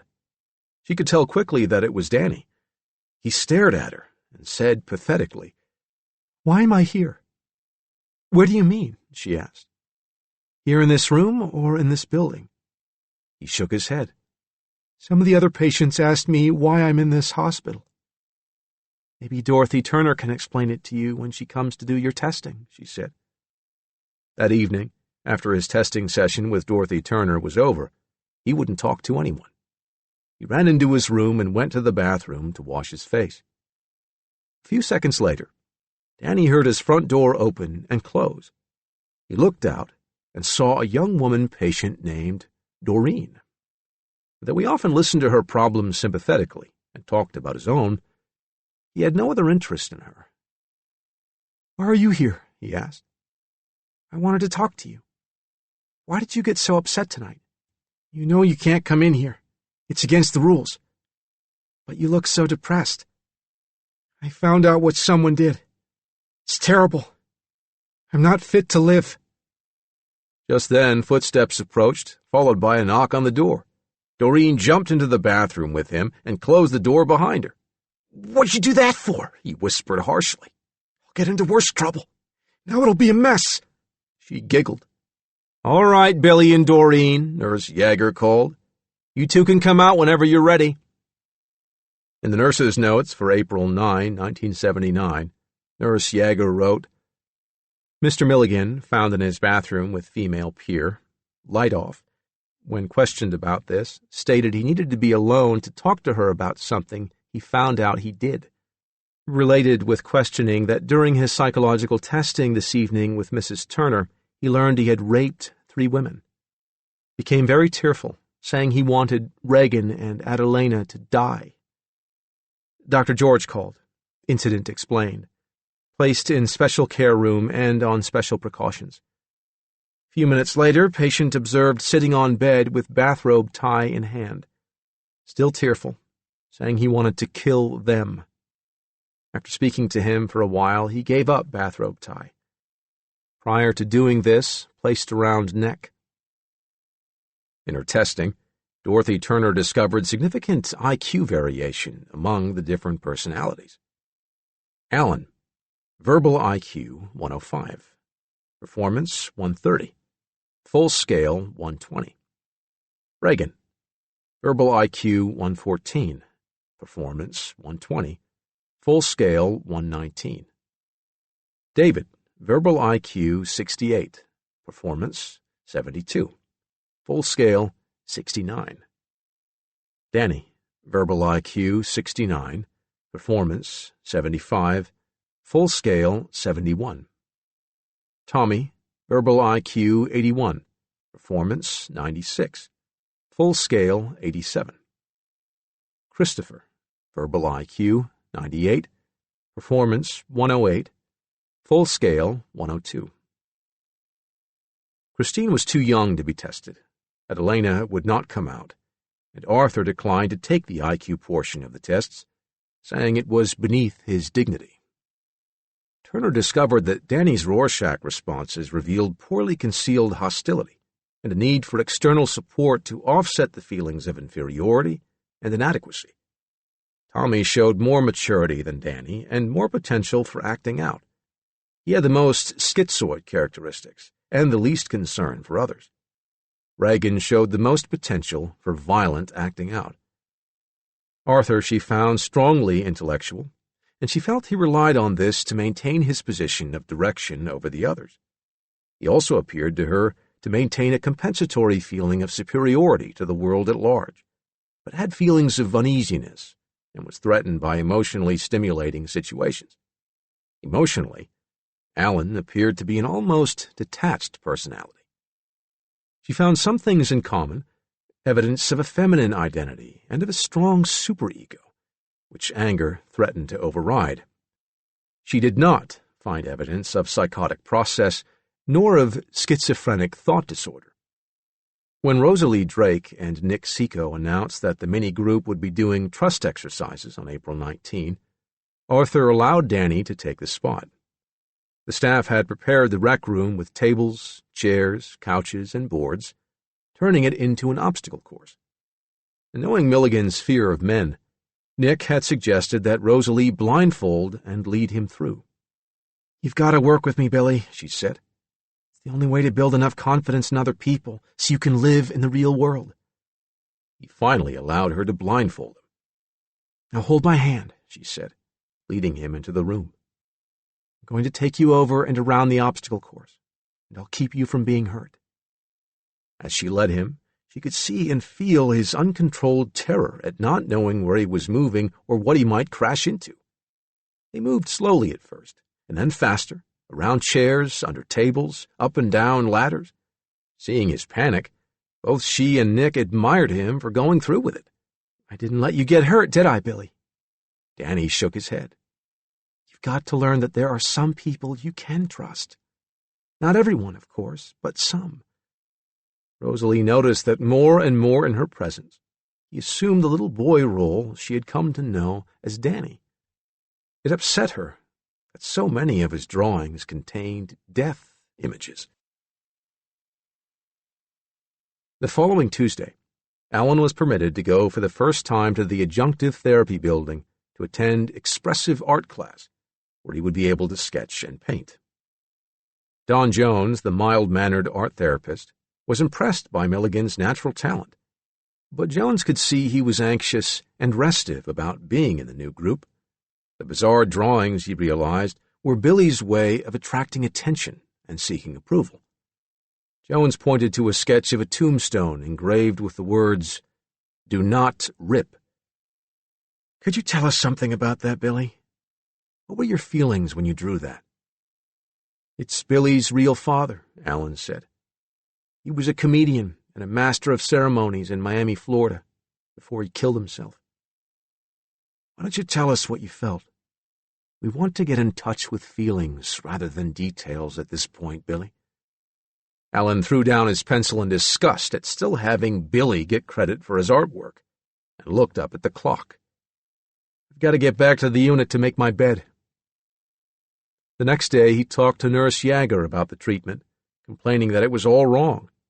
When she told him he was interfering with the staff and the patients, he became upset. "I'm not responsible for things that are done by my other people," he said. We can't relate to your other people, Yeager said. Only to Billy. He shouted, Dr. Harding isn't treating me the way Dr. Wilbur told him to. This treatment is no good. He demanded to read his chart, and when Yeager refused, he said he knew he could make the hospital allow him access to his records. He was certain, he said, that the staff was not recording his changes of behavior and that he wouldn't be able to account for his lost time.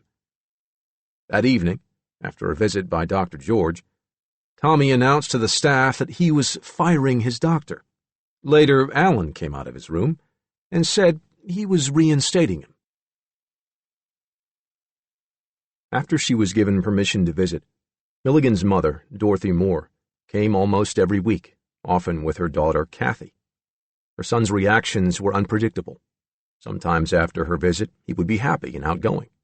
Other times, he would be depressed. Joan Winslow, the psychiatric social worker, reported in the team meeting that she had interviewed Dorothy after each of her visits. Winslow found her a warm and giving person, but speculated that her shy and dependent nature had prevented her from interfering with the reported abuses. Dorothy had told her she always felt there were two Billies. One, a kind and loving boy. The other, someone who didn't care if he hurt people's feelings. It was Nick Seco who noted on the chart that after a visit from Mrs. Moore on April 18, Milligan seemed very upset and isolated himself in his room with a pillow over his head. By the end of April, with 6 of the 12 weeks gone, Dr. George felt things were going too slowly. He needed some way to establish lines of communication between the personalities and the original personality, the core Billy. But first he had to break through and reach Billy, whom he had not seen since that Sunday when Dr. Wilbur had convinced Reagan to let him come out. It occurred to Dr. George that it might be effective to confront the core personality and the alter egos with videotaped records of their speech and behavior. Dr. George told Alan about his idea and how important it was for the personalities to communicate with one another and with Billy. Alan agreed to it. Later, Alan told Rosalie he was very pleased about the videotape they were going to make of him. He was nervous about it, but Dr. George had convinced him that he would learn a lot about himself. Dr. George held the first videotaped session on May 1st. Dorothy Turner was present because he knew Billy felt at ease with her, and because he intended to try to bring out Adelena. And though he had first resisted bringing out new people, he realized it was necessary to understand the significance of this female aspect of Milligan's personality. He repeated several times how helpful it would be if Adelena would come out and talk to them. Finally, after several switches to the others, Milligan's face changed to a soft, tearful expression. The voice was choked and nasal. The face became almost feminine. The eyes drifted. "It hurts to talk," Adelena said. Dr. George tried to hide his excitement at the switch. He had wanted her to come out. He had expected it. But when it happened, it came as a surprise. "Why does it hurt?" he asked. "Because of the boys. I got them into trouble." "What did you do?" he asked. Dorothy Turner, who had met Adelena in the jail the night before the transfer, sat by silently and watched. "They don't understand what love is," Adelena said. "What it means to be held and cared for. I stole that time. I felt Reagan's alcohol and pills. Oh, it hurts to talk about it." "Yes, but we need to talk about it," Dr. George said, "to help us understand." "I did it. It's a little too late to say I'm sorry now, isn't it? I ruined the boys' lives. But they just didn't understand." "Understand what?" Turner asked. "What love is, and what the need for love is. To be held by someone. Just to feel warm and cared for. I don't know what made me do it." "During that time," Turner asked, "did you feel warm and cared for?" Adelena paused and whispered, "Just for a few moments. I stole that time. Arthur didn't put me on the spot. I wished Reagan off the spot." She glanced around tearfully. "I don't like to go through this. I can't go into the courtroom. I don't want to say anything to Reagan. I want out of the boys' lives. I don't want to mess them up anymore. I feel so damned guilty. Just why did I do it? When did you first begin to be on the spot? Dr. George asked. Last summer I started stealing time, and when the boys were in solitary confinement in Lebanon, I stole some time to write poems. I loved to write poems. She wept. What are they going to do to the boys? We don't know, Dr. George said, softly. We're trying to understand as much as we can. Just don't hurt them too bad, Adelina said.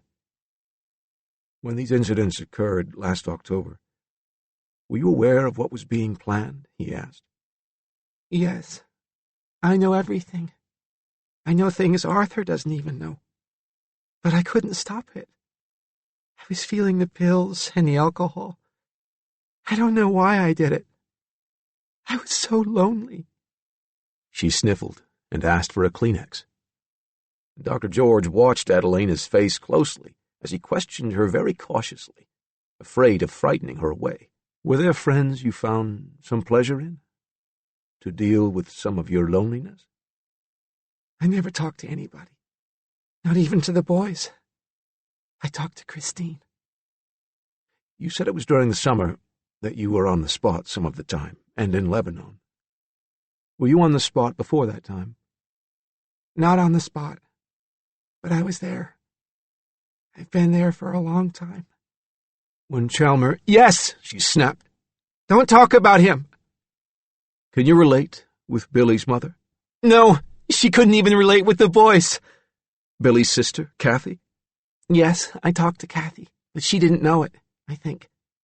We went shopping together. Billy's brother, James?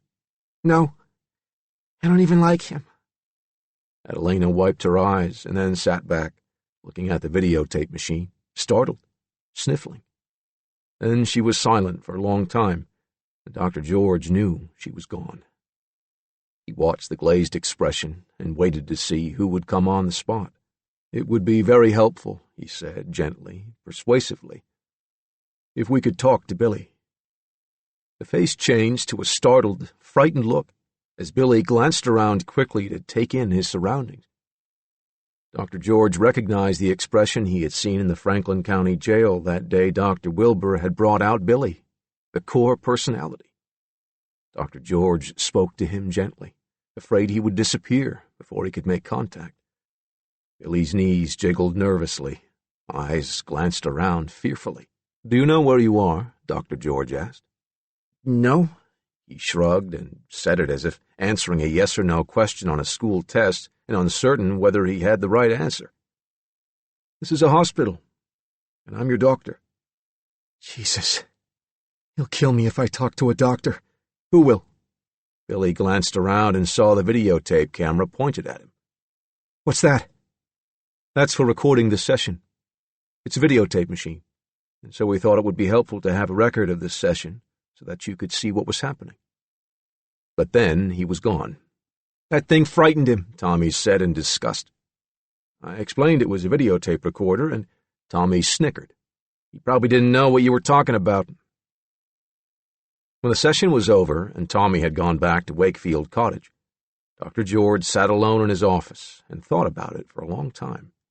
He knew he would have to tell the court that although William S. Milligan was not insane in the usual sense of being psychotic, since dissociation was considered a neurosis, it was his best medical judgment that because Milligan was so far removed from reality that he couldn't conform his conduct to the requirements of the law, he was not responsible for those crimes.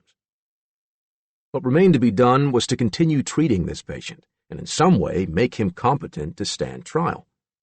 But with less than 6 weeks left of the 3 months provided by the court, how did you cure an illness that had taken psychoanalysts like Cornelia Wilbur in her work with Sybil more than 10 years to accomplish? The next morning, Arthur decided it was important to share with Regan what he'd learned about Adelina during Dr. George's videotaping session. He paced back and forth in the special care room and spoke aloud to Regan. The mystery of the rapes has been solved. I know now who did it. His voice changed quickly to Regan's. How you know? I have learned some new facts, and put the information together. Who it was? I guess, since you have been blamed for those crimes you didn't commit, you have a right to know. The conversation went on with rapid-fire switching, sometimes aloud, sometimes in the mind, as speech without sound.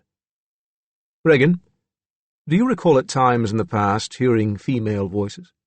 Yes, I have heard Christine. And, yes, other voices of women.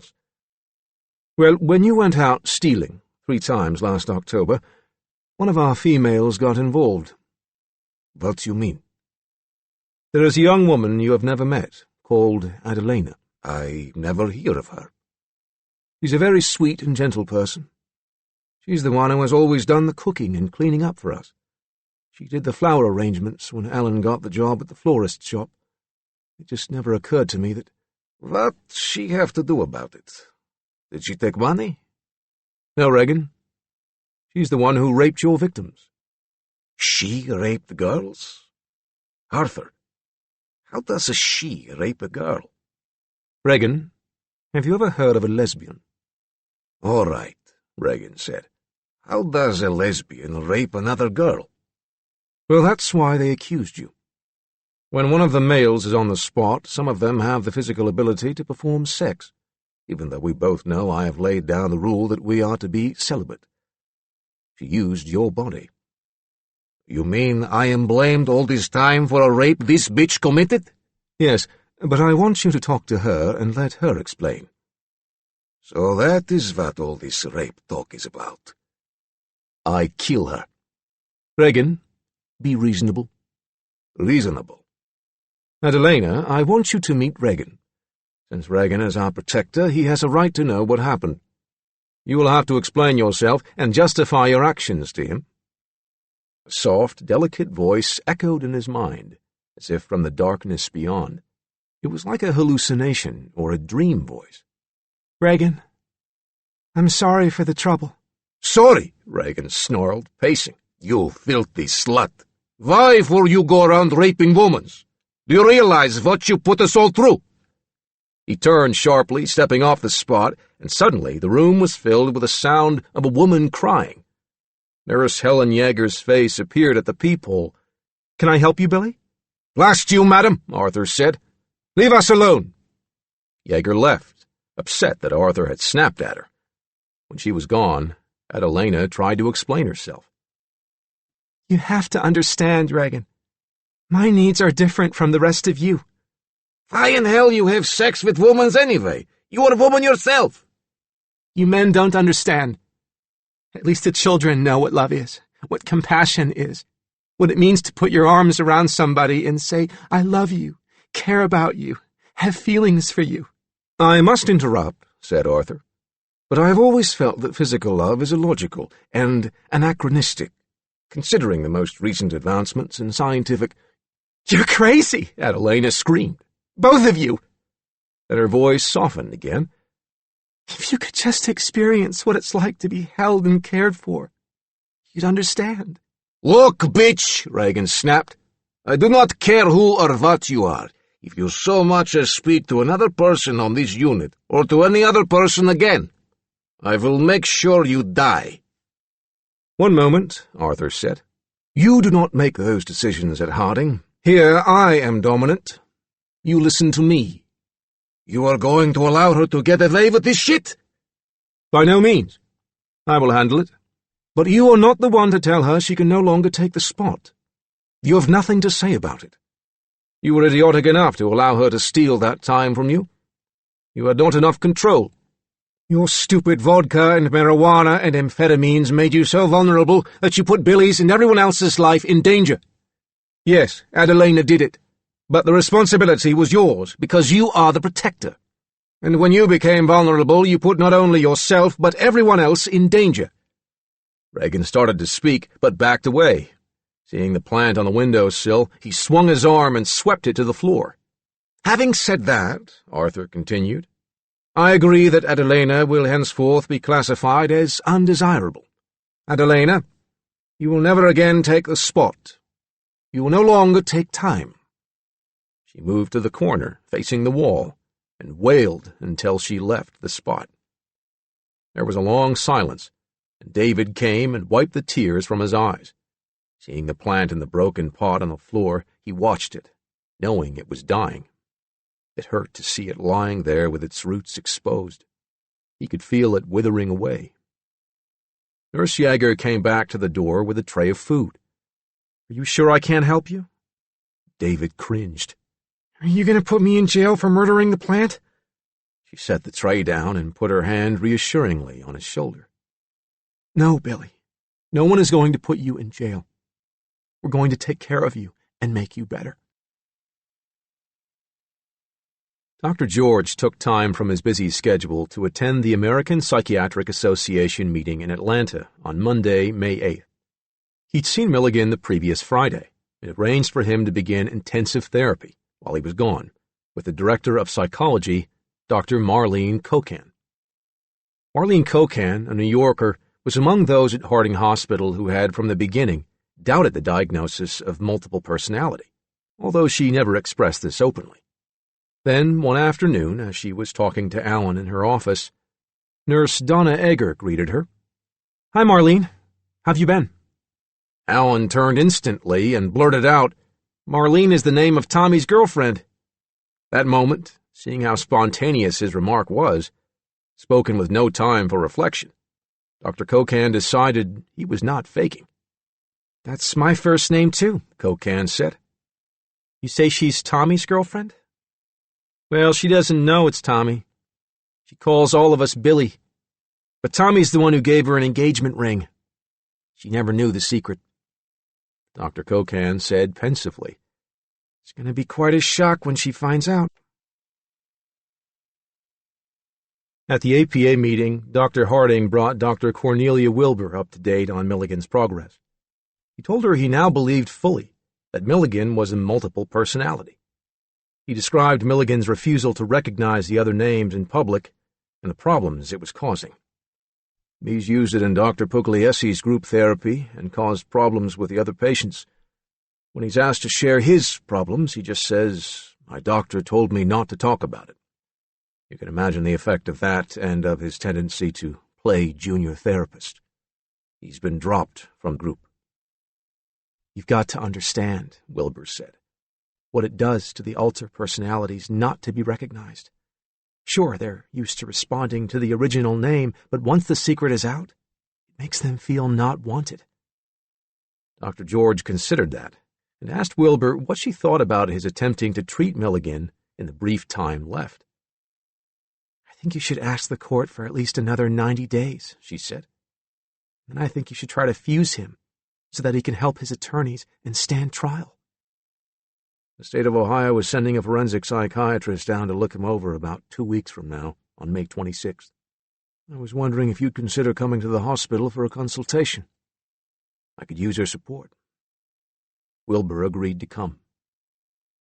Although the APA meeting was scheduled to run until Friday, Dr. George left Atlanta on Wednesday. He called a team meeting at Wakefield the following day and told the staff that after discussing the case with Dr. Wilbur, he had decided that not recognizing the alternate personalities was counter-therapeutic. "We thought if we ignored the multiple personalities, perhaps that would integrate them, but actually it's just caused them to go underground. We've got to continue to stress the need for responsibility and accountability, but we've got to avoid repressing the various personalities."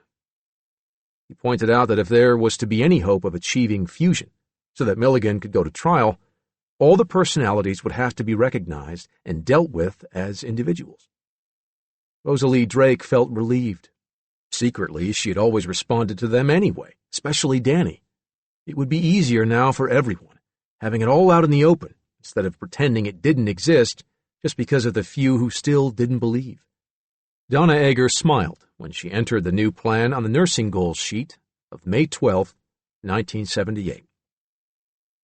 "Mr. Milligan will feel free to refer to other personalities in order to allow him to discuss feelings which he otherwise finds hard to express. Evidence will be his frank discussion with staff.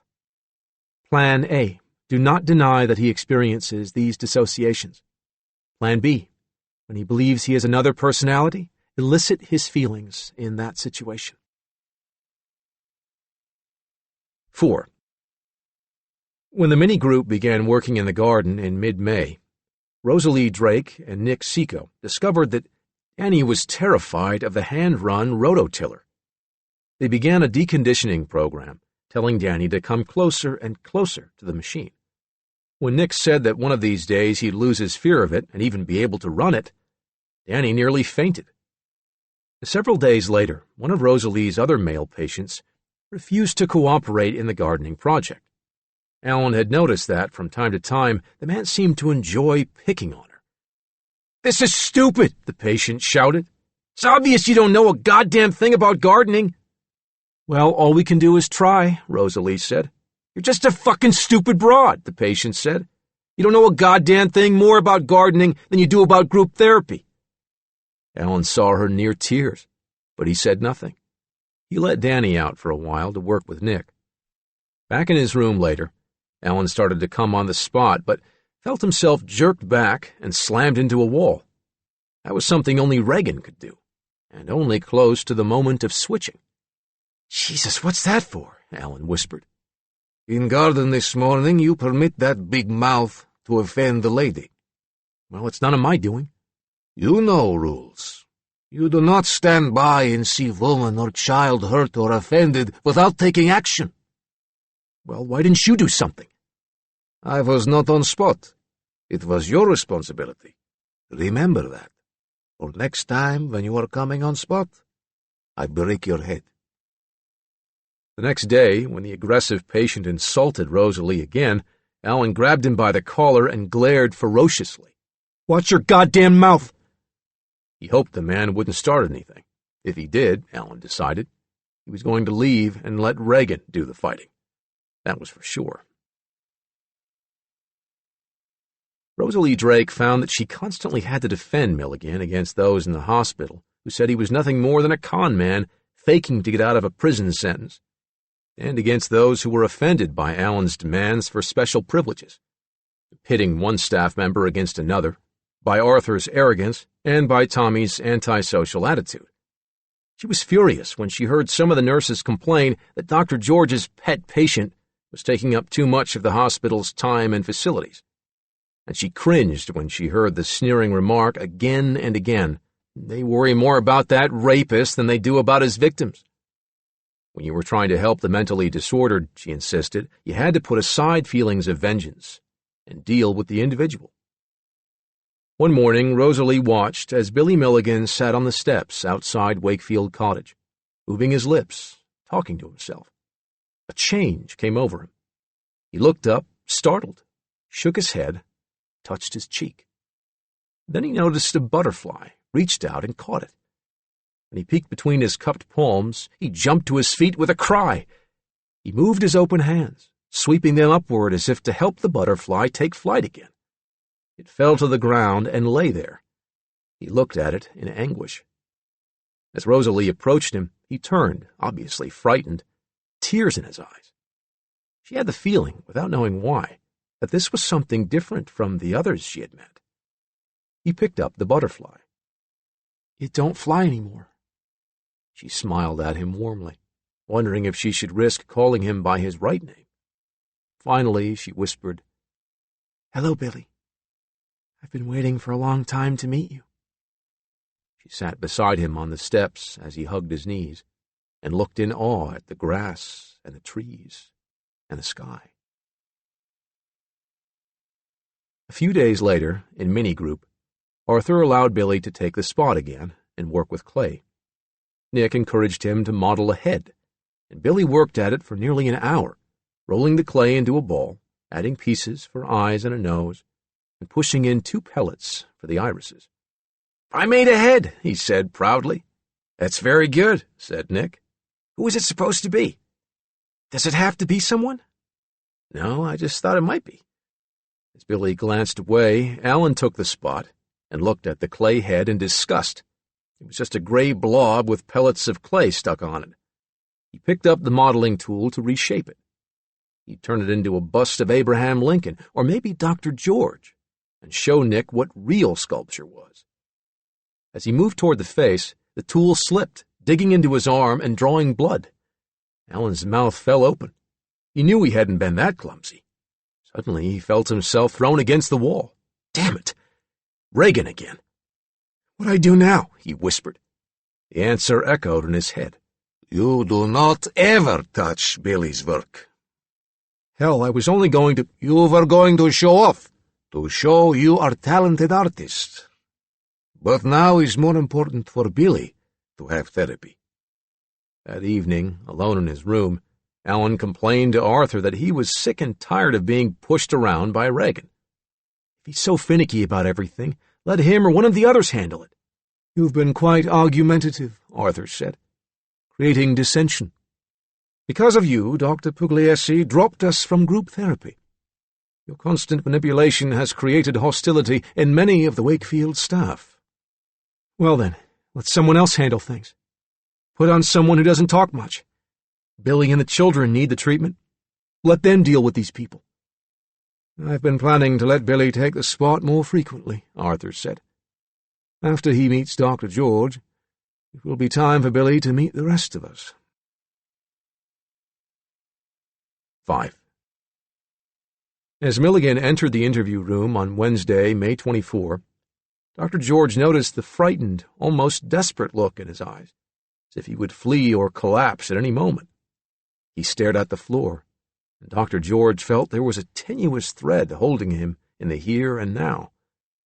They sat silently for a while, Billy's knees jiggling nervously. And then Dr. George said softly, "Maybe you can tell me just a little bit how you feel about coming up and talking with me here this morning." I don't know anything about it, Billy said, his voice nasal and whining. You didn't know you were going to come up and meet with me here? When did you come on the spot? Billy looked confused. The spot? When did you become aware that you and I were going to be talking? When that guy came and told me to come with him. What did you think was going to happen? He told me I was going to go see a doctor. I didn't know why. His knees were jiggling up and down uncontrollably. Conversation moved slowly, with agonizing silences, as Dr. George worked to establish a rapport with what he felt certain was the core Billy. Like a fisherman handling his pole with delicacy to work the line but keep it from breaking, he whispered, "How are you feeling?" "Fine, I guess." "What kinds of problems have you been having?" "Well, I do things and I don't remember them. I go to sleep, and people tell me I do things." "What kind of things do they say you do?" "Bad things. Criminal stuff." "Things that you thought of doing?" Most of us think of doing a whole lot of different things at different times. Just every time I wake up, somebody says I did something bad." "What do you think of it when they tell you you've done something bad?" "I just want to die, 'cause I don't want to hurt nobody." He was trembling so badly that Dr. George quickly changed the subject. "You were telling me about sleeping. Just how much do you sleep?" "Oh, it don't seem like a long time, but it is. I keep hearing things, too. Somebody trying to talk to me." "What are they trying to say?" "I can't really understand them." "Because it's in whispers, or garbled, or indistinct, so you can't make out the words?" "It's real quiet, and it sounds like it's from somewhere else." "Like from another room, or another country?" "Yeah," Billy said. "Like from another country." "Any particular country?" After a long pause, as he searched his memory, he said, "It sounds like people on James Bond, and the other sounds like Russian. Is that the people the lady told me was inside me?" "Could be," Dr. George whispered, almost inaudibly, worried as he saw the look of alarm cross Billy's face. Billy's voice rose to a cry. "What are they doing in there?" "What are they saying to you? That might help us to understand. Are they giving you directions or guidance or counsel?" "Sounds like they keep saying, 'Listen to what he says. Listen to what he says.'" "Referring to whom? To me?" "I guess so." "When I'm not with you, when you're alone, do you hear them talking to you too?" Billy sighed. "Kind of like they're talking about me, with other people." Do they act as if they need to protect you? Talk about you to other people, but as if they need to shield you? I think they make me go to sleep. When do they make you go to sleep? When I get too upset. Do you feel it's when you can't handle the upset? Because that's one of the reasons people go to sleep, to get away from whatever's upsetting them. Do you feel as if you're getting strong enough now so that they wouldn't have to be so protective of you? Who's they? He cried out, his voice rising in alarm again. Who are these people? Why don't they let me stay awake? Dr. George realized he had to take another direction. What are the things that are hardest for you to deal with? Somebody going to hurt me. Does that frighten you? It would make me go to sleep. But you still could get hurt, Dr. George insisted, even though you didn't know it. Billy put his hands on his jiggling knees. But if I go to sleep, I don't get hurt. What happens then? I don't know. Every time I wake up, I'm not hurt. After a long silence, he looked up again. Nobody said why these people are here. The ones who have been talking to you? Yeah. Maybe it's because of what you've just been saying, that somehow when you didn't know how to protect yourself from some danger, another side of you has been able to figure out a way to protect yourself from being hurt. Another side of me? Dr. George smiled and nodded, waiting for a response. Billy's voice quivered. How come I don't know the other side? Because there must be some great fear inside of you, Dr. George said, that prevents you from taking the actions that are necessary to protect you. Somehow it's too frightening for you to do this, and so you have to go to sleep in order for that side of you to take those corrective actions.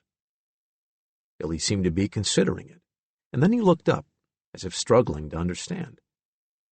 Why am I that way? There must have been things that frightened you terribly when you were very small. After a long silence, Billy sobbed. I don't want to think about those things. They hurt. But you were asking me why you had to go to sleep, when they were situations you were afraid of being hurt in. Billy looked around and in a choked voice said, How'd I get here in this hospital? Mrs. Turner, Dr. Carlin, and Dr. Wilbur felt that perhaps if you came to the hospital, you wouldn't have to go to sleep. Then you'd be able to learn how to deal with problems and frightening experiences, and that you'd be able to deal with them. You mean you guys can do that? Sobbed Billy. We certainly would like to try to help you do that. Would you like us to try? Billy's voice rose to a cry again. You mean you'll get these people out of me? Dr. George settled back. You had to be careful not to promise too much. We'd like to help you so that you don't have to go to sleep, so that these sides of you can help make you a strong and healthy person. I won't hear them anymore? And they won't be able to put me to sleep? Dr. George chose his words carefully. If you become strong enough, there won't be any need to put you to sleep. I didn't think nobody'd ever be able to help. I didn't know. Any time I turned around, I'd wake up. I was locked in a room, back in the box. He choked up, eyes flicking back and forth in terror. That would be very frightening, Dr. George said, trying to reassure him. Terribly frightening. I always got put in a box, Billy said, his voice rising. Does he know I'm here? Who? My dad. I've had no contact with him. I don't know if he knows you're here. I'm not supposed to tell things. If he knew you was talking to me, he'd kill me and bury me in the barn. The painful expression on Billy's face was terrible to see as he cringed and then looked down. The line had snapped. Dr. George knew he'd lost him. Alan's voice came out softly. Billy's asleep. Arthur didn't even put him to sleep. He just went to sleep because he started remembering again. Talking about those things was just too difficult. Is that right? What was you talking about? About Chalmer. Oh, well, that would... He glanced up at the video recorder. What's this film machine on for? I told Billy that I would like to video record. I explained to him about it. He said it was okay. What made you come here now? Arthur told me to get on the spot. I guess you were scaring Billy with that remembering. He kind of felt trapped in here. Dr. George started to explain what he and Billy had talked about, and then he got an idea. Tell me, would it be possible for me to talk with you and Arthur both here? All three of us talking together about what just happened? Well, I can ask Arthur. I want to ask you and also get Arthur's opinion about whether perhaps Billy is stronger now, not suicidal, and could maybe deal with more things. He's not suicidal. The voice came out in a soft, clear, upper-class British accent, and Dr. George knew Arthur had decided to come out and speak for himself. He had not seen Arthur since the examination with Dr. Wilbur and others that Sunday morning at the jail. Trying to remain composed and show no surprise, he continued the conversation. But does he still have to be handled with kid gloves? Is he still vulnerable? Yes, Arthur said, placing the tips of his fingers together. Easily frightened. Very paranoid. Dr. George pointed out that he hadn't really meant to talk about Chalmer at that point, but that Billy had seemed to need to talk about it. You touched a memory of the past, Arthur said, choosing his words carefully. And that's the first thing that popped into his mind. Common fear triumphed as well, and that was more than enough to put him to sleep. There was nothing I could do to control it. I let him wake up before he came. Are you aware of all that he says when he's awake? Partially, and not always. I can't always tell exactly what he's thinking. But when he is thinking, I can sense fear. For some reason, he can't actually hear what I'm saying to him all very clearly. But it sounds as if he knows that there are times when we put him to sleep, and that he can go to sleep on his own. Dr. George and Arthur reviewed the backgrounds of some of the alter personalities. But just as Arthur began to recall memories, he suddenly stopped, cocked his head, and ended the discussion. Someone is at the door, he said, and then he was gone. It was Psych Tech Jeff Janata, who had said he'd be back at 11:45. Arthur let Tommy go back with Jeff to Wakefield Cottage. The following day, 2 days before Dr. Wilbur's visit, Dr. George knew by the jiggling knees that it was the core Billy who had come to therapy again. Billy had heard the names Arthur and Regan, and now he wanted to know who they were. How could he tell him, Harding wondered. He had a horrible vision of Billy killing himself when he learned the truth. The patient of a colleague in Baltimore had hung himself in prison after he learned he was a multiple personality. Dr. George took a deep breath and then said it. That voice that sounds like a James Bond movie is Arthur. Arthur is one of your names. The knees stopped moving. Billy's eyes widened. A part of you is Arthur. Would you like to meet him? Billy began to tremble, knees moving so violently that he noticed it and put his hands out to still them. No, it makes me want to sleep. Billy, I think if you tried real hard, you could stay awake when Arthur comes out and talks. You could hear what he says. And then you'd understand what your problem is. That's scary. Will you trust me? Billy nodded. All right, then. While you're sitting there, Arthur is going to come on the spot and talk to me. You won't go to sleep. You'll hear everything he says, and you'll remember. Just the way some of the others do. You'll be off the spot, but you'll remain conscious. What's the spot? You said that last time, but you didn't tell me what it is. That's Arthur's explanation of what happens when one of your inner people comes out into the reality and takes over. It's like a big spotlight, and whoever steps on it holds the consciousness. Just close your eyes, and you'll see it. Harding held his breath as Billy closed his eyes. I can see it. It's like I'm on a dark stage, and the spotlight's shining on me. All right now, Billy.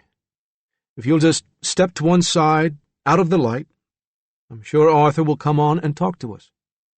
I'm out of the light, Billy said, and his knees stopped jiggling. Arthur? Billy needs to talk to you, Harding said. I'm sorry to disturb you and call you out, but it's essential to Billy's therapy that he know about you and the others. Harding felt his palms moisten. As his patient's eyes opened, the expression changed from Billy's frown to Arthur's heavy-lidded, haughty gaze, and out came the voice he had heard the day before, clipped upper-class British speech out of a tightly clenched jaw, lips barely moving. "William, this is Arthur. I want you to know that this is a safe place, and that the people here are trying to help you."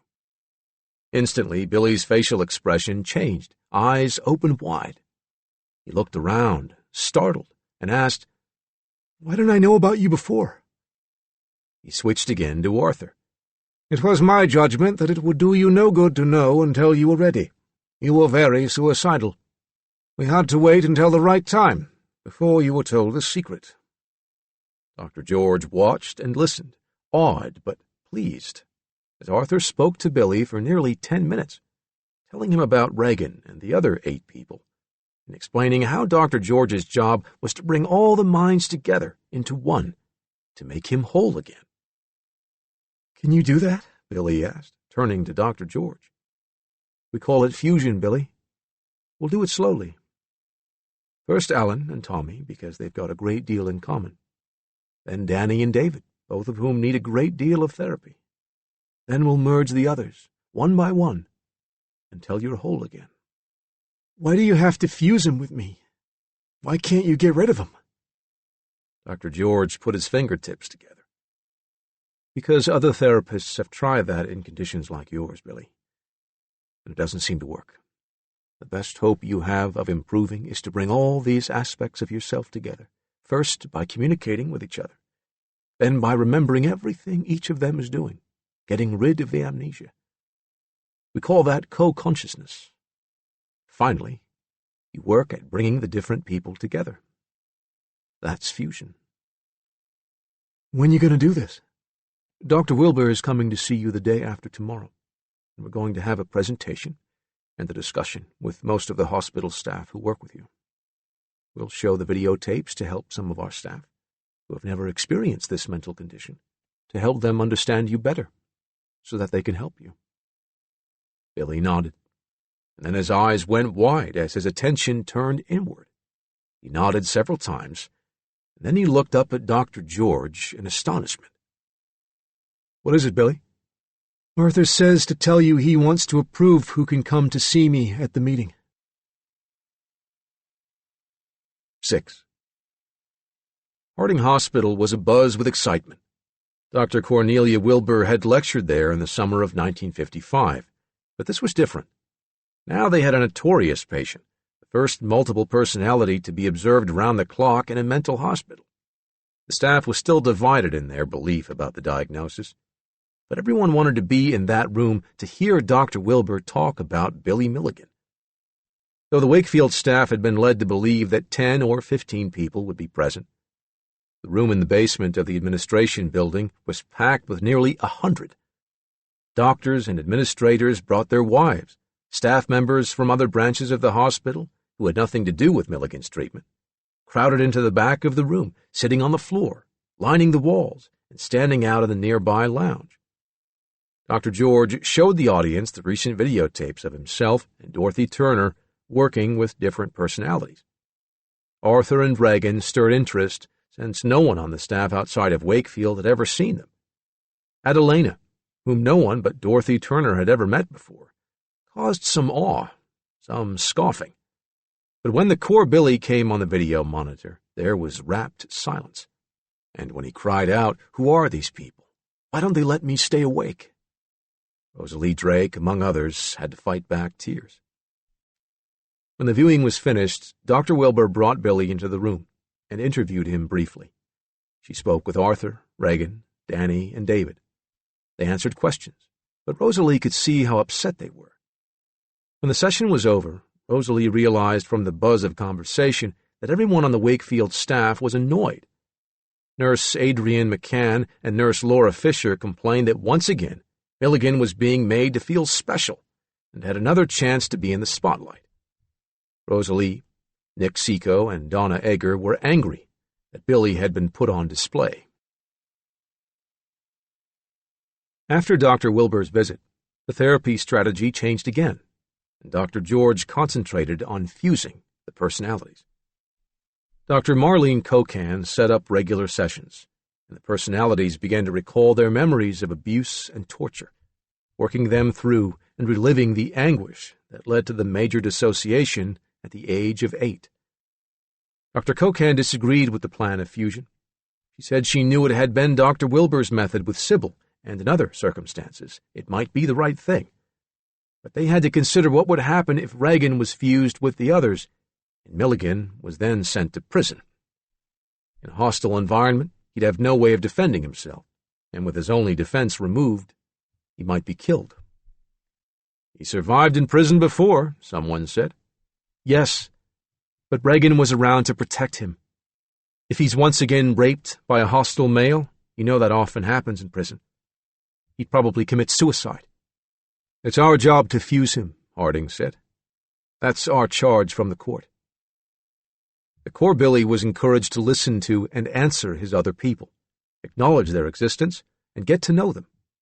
Through constant suggestion, Billy was able to remain on the spot longer and longer. The fusing was to be done in stages. Those people who were similar or had compatible qualities would be fused first, in pairs. And then the results of those pairings would be fused by intensive suggestion, until all would be merged into the core Billy. Because Alan and Tommy were most alike, they were to be fused first. Hours of argument and analysis with Dr. George were followed, Alan reported, by even more hours of internal discussion with Arthur and Regan. Alan and Tommy worked hard with Dr. George on fusing, but it was difficult because Tommy had fears that Alan didn't have. Alan loved baseball, for example, but Tommy was afraid to play it because once when he was younger and played second base, he had made mistakes and was beaten for them. Dr. George suggested that Nick Seco, Alan, and the other people should help Tommy by talking to him about his fear and by encouraging him to play baseball. Art therapy would continue, including oil painting. The younger ones, Alan said, were unable to understand the concept of fusion until Arthur explained it to them through an analogy. Arthur compared it to Kool-Aid, something the children knew about, and explained that Kool-Aid powder is made up of individual crystals, each grain separate. When you added water, they dissolved. But if the mixture was allowed to stand, the water would evaporate, leaving a solid mass. Nothing had been added or lost. It was just changed. Everyone understands it now, Alan said. Fusion is just mixing the Kool-Aid. Nurse Nan Graves recorded on June 5. Mr. Milligan has stated he has fused for an hour as Tommy and Alan, and it felt weird. Donnie Egger reported that Milligan told her he was worried about the fusion because he didn't want to let any of the others die, or any of their talents or strengths be weakened. But we're working on it, Alan assured her. The next day, Gary Schweikert and Judy Stevenson visited and passed along good news.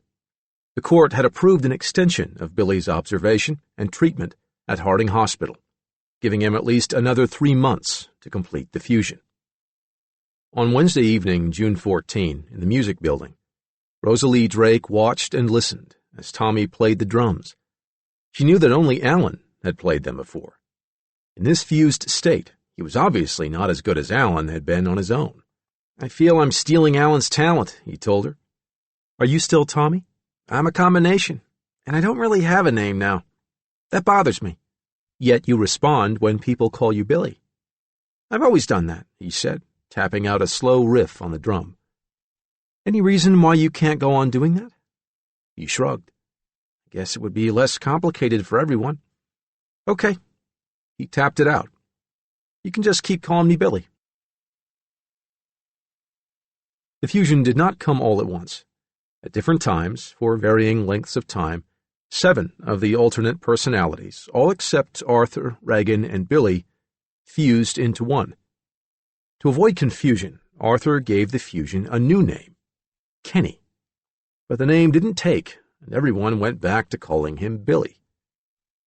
In the evening, another patient brought Nurse Yeager a note she had found in Milligan's wastebasket. It looked very much like a suicide note.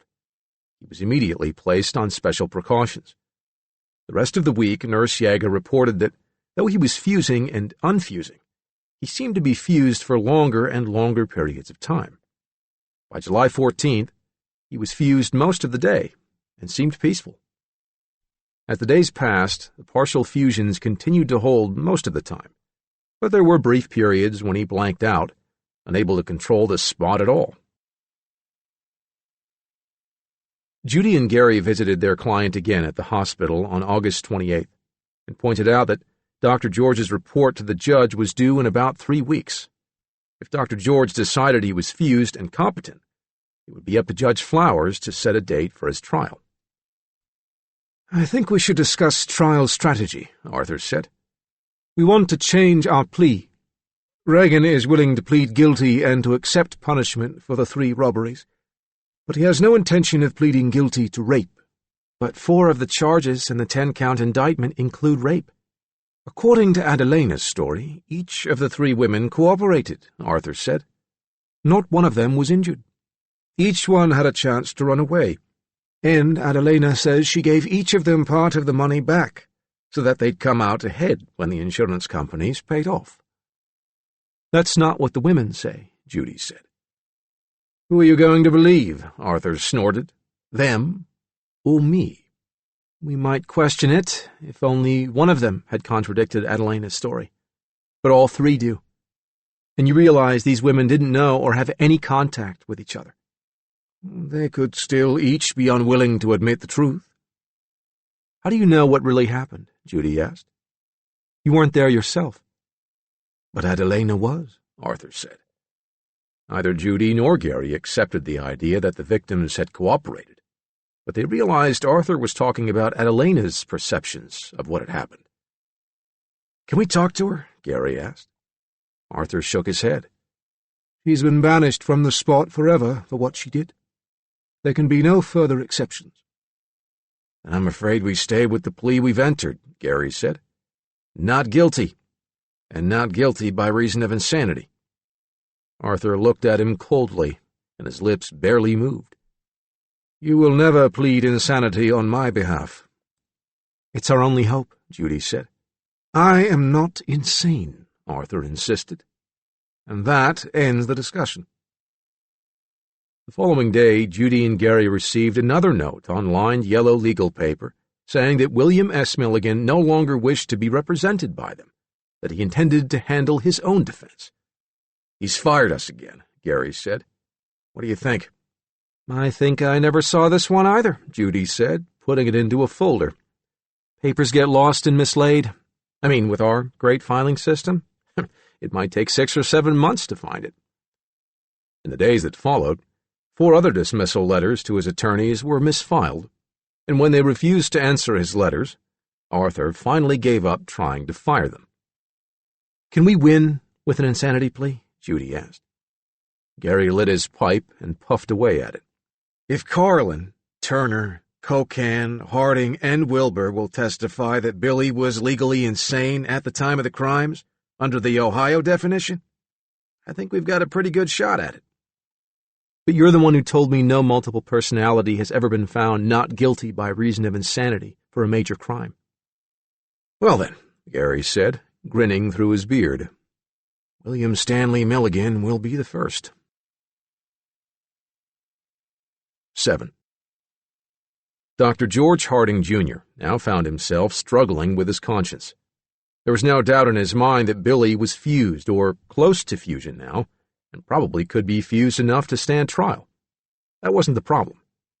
As Dr. George lay awake nights in late August, going over the material for the report to Judge Flowers, he wondered if it was morally right to use the diagnosis of multiple personality as a defense against these major crimes. He was deeply concerned with the issue of criminal responsibility. It troubled him that his words might be misused, bringing discredit to the multiple personality diagnosis, to other patients who had the syndrome, to the profession, and to psychiatric testimony. If Judge Flowers accepted his judgment that this dissociative disorder, classified thus far as a neurosis, was reason to find a patient not guilty by reason of insanity, he knew it would set legal precedent in Ohio, and perhaps in the country. Dr. George believed Billy Milligan had not had control over his actions on those 3 fateful days last October. It was his job to learn more and to push into new areas. It was his responsibility to understand this case, to understand Billy in a way that would be useful to society in dealing with similar problems.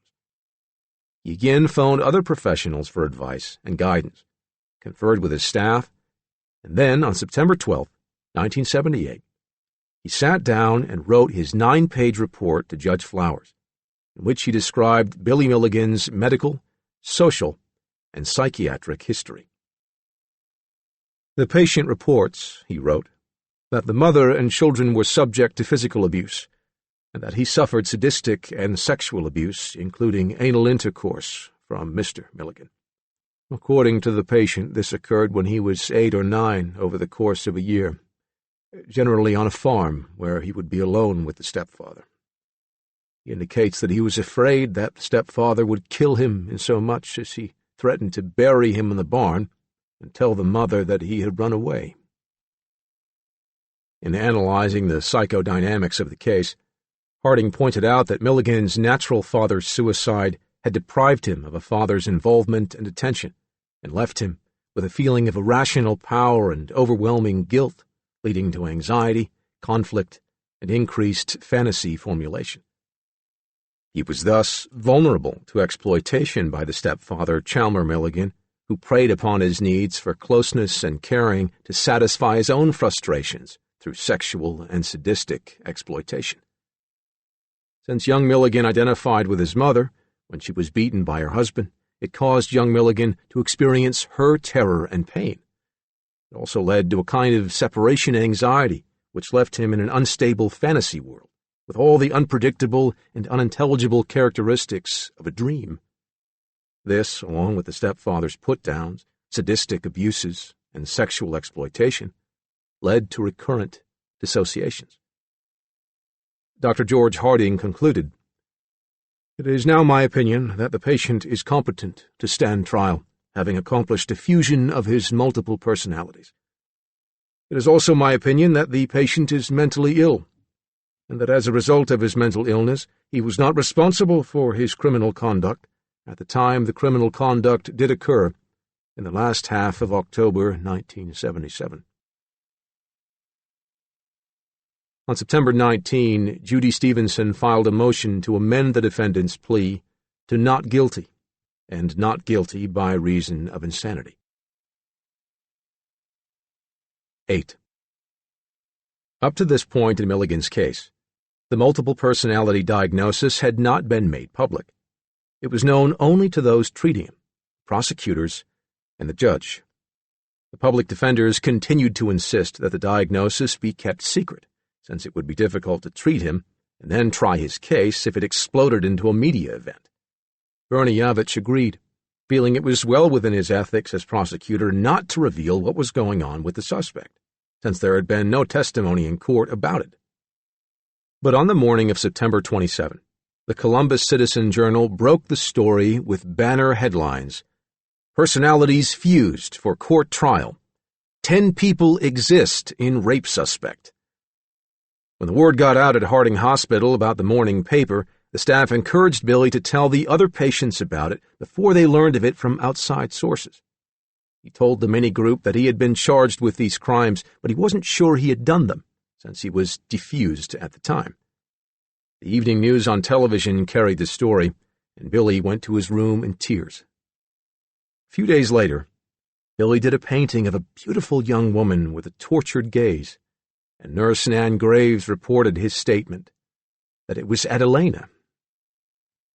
Gary Schweikert visited Milligan on October 3rd, driving in his station wagon so that he could take some of Billy's paintings back with him. Judy Stevenson was on vacation with her husband in Italy, he explained, and wouldn't be at the competency hearing, but she'd be back in time for the trial. They walked and talked together as Gary tried to prepare Billy for the transfer to the Franklin County Jail to await his competency hearing, and for the possibility that they might lose the case. Dr. George felt certain Billy was fused. He could tell by the lack of observable dissociation episodes, and also by the way Billy seemed to have taken on the characteristics of the separate personalities. At first he'd see part of one and part of another, but by degrees there had been a blending, a homogenization. The staff had seen it too. All the aspects of the different personalities were now seen in one, Billy Milligan. Dr. George said his patient was ready. On October 4th, 2 days before Billy was to return to the Franklin County Jail, Harry Franken of the Citizen Journal broke a second major story about Milligan. He had gotten a copy of the Harding report from an unnamed source, and he came to Gary and Judy for comment, telling them he was going to run the story. And Gary and Judy informed Judge Flowers, who decided the story should be released to the Columbus Dispatch as well. The public defenders agreed to comment on the report, since it had been leaked already. They allowed photographers to take pictures of the paintings Gary had brought back from the hospital. Moses about to break the tablet containing the 10 Commandments, a Jewish musician playing a horn, a landscape, and the portrait of Adelina. The newspaper stories upset Billy, and he was depressed during his final session with Dr. Cocan. He was afraid of what other prisoners might do to him now that the word was out that he had a lesbian personality. He told her, "If they find me guilty and send me back to Lebanon, I know I'll have to die. Then Chalmer will have won.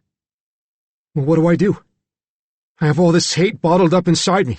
I can't handle it." Although she rarely gave advice or instructions, preferring the non-directive method of allowing the patient to lead the way, she knew there was no time for such therapy. "You could put hate to positive use," she suggested. "You suffered from child abuse. You could defeat those horrible memories and the man you say inflicted them by dedicating your life to the fight against child abuse. Alive, you can work for a cause and win. If you die, then the man who abused you wins, and you lose." Later that day, talking to Donna Egger in his room, Billy reached under his bed and pulled out the razor blade Tommy had taped to the slat nearly 7 months earlier. "Here," he said, handing it to her. "I don't need this anymore. I want to live." There were tears in her eyes as she hugged him. He told Rosalie, "I don't want to go to minigroup. I've got to prepare myself to be alone. I've got to harden myself. No goodbyes." But the minigroup made farewell cards for him, and when Rosalie brought them to him, he let himself cry. "For the first time in my life," he said, "I think I'm having a normal human reaction. I've got what I used to hear referred to as mixed emotions. I've never been able to have them before." Friday, October 6th, the day he was to be taken away, was Rosalie's day off, but she came down to the hospital to be with him. She knew she would face raised eyebrows and sarcastic comments from some of the Wakefield staff, but she didn't care. She walked into the rec room and saw him, dressed in his blue 3-piece suit, pacing, waiting, apparently calm and in control. She and Donna Egger walked with him to the administration building, where a sheriff's deputy, in dark glasses, waited at the front desk. When the deputy whipped out the handcuffs, Rosalie stepped in front of Billy and demanded to know if it was really necessary to handcuff him like an animal. "Yes, ma'am," the deputy said. "It's the law." "Well, for God's sake," Donna shouted.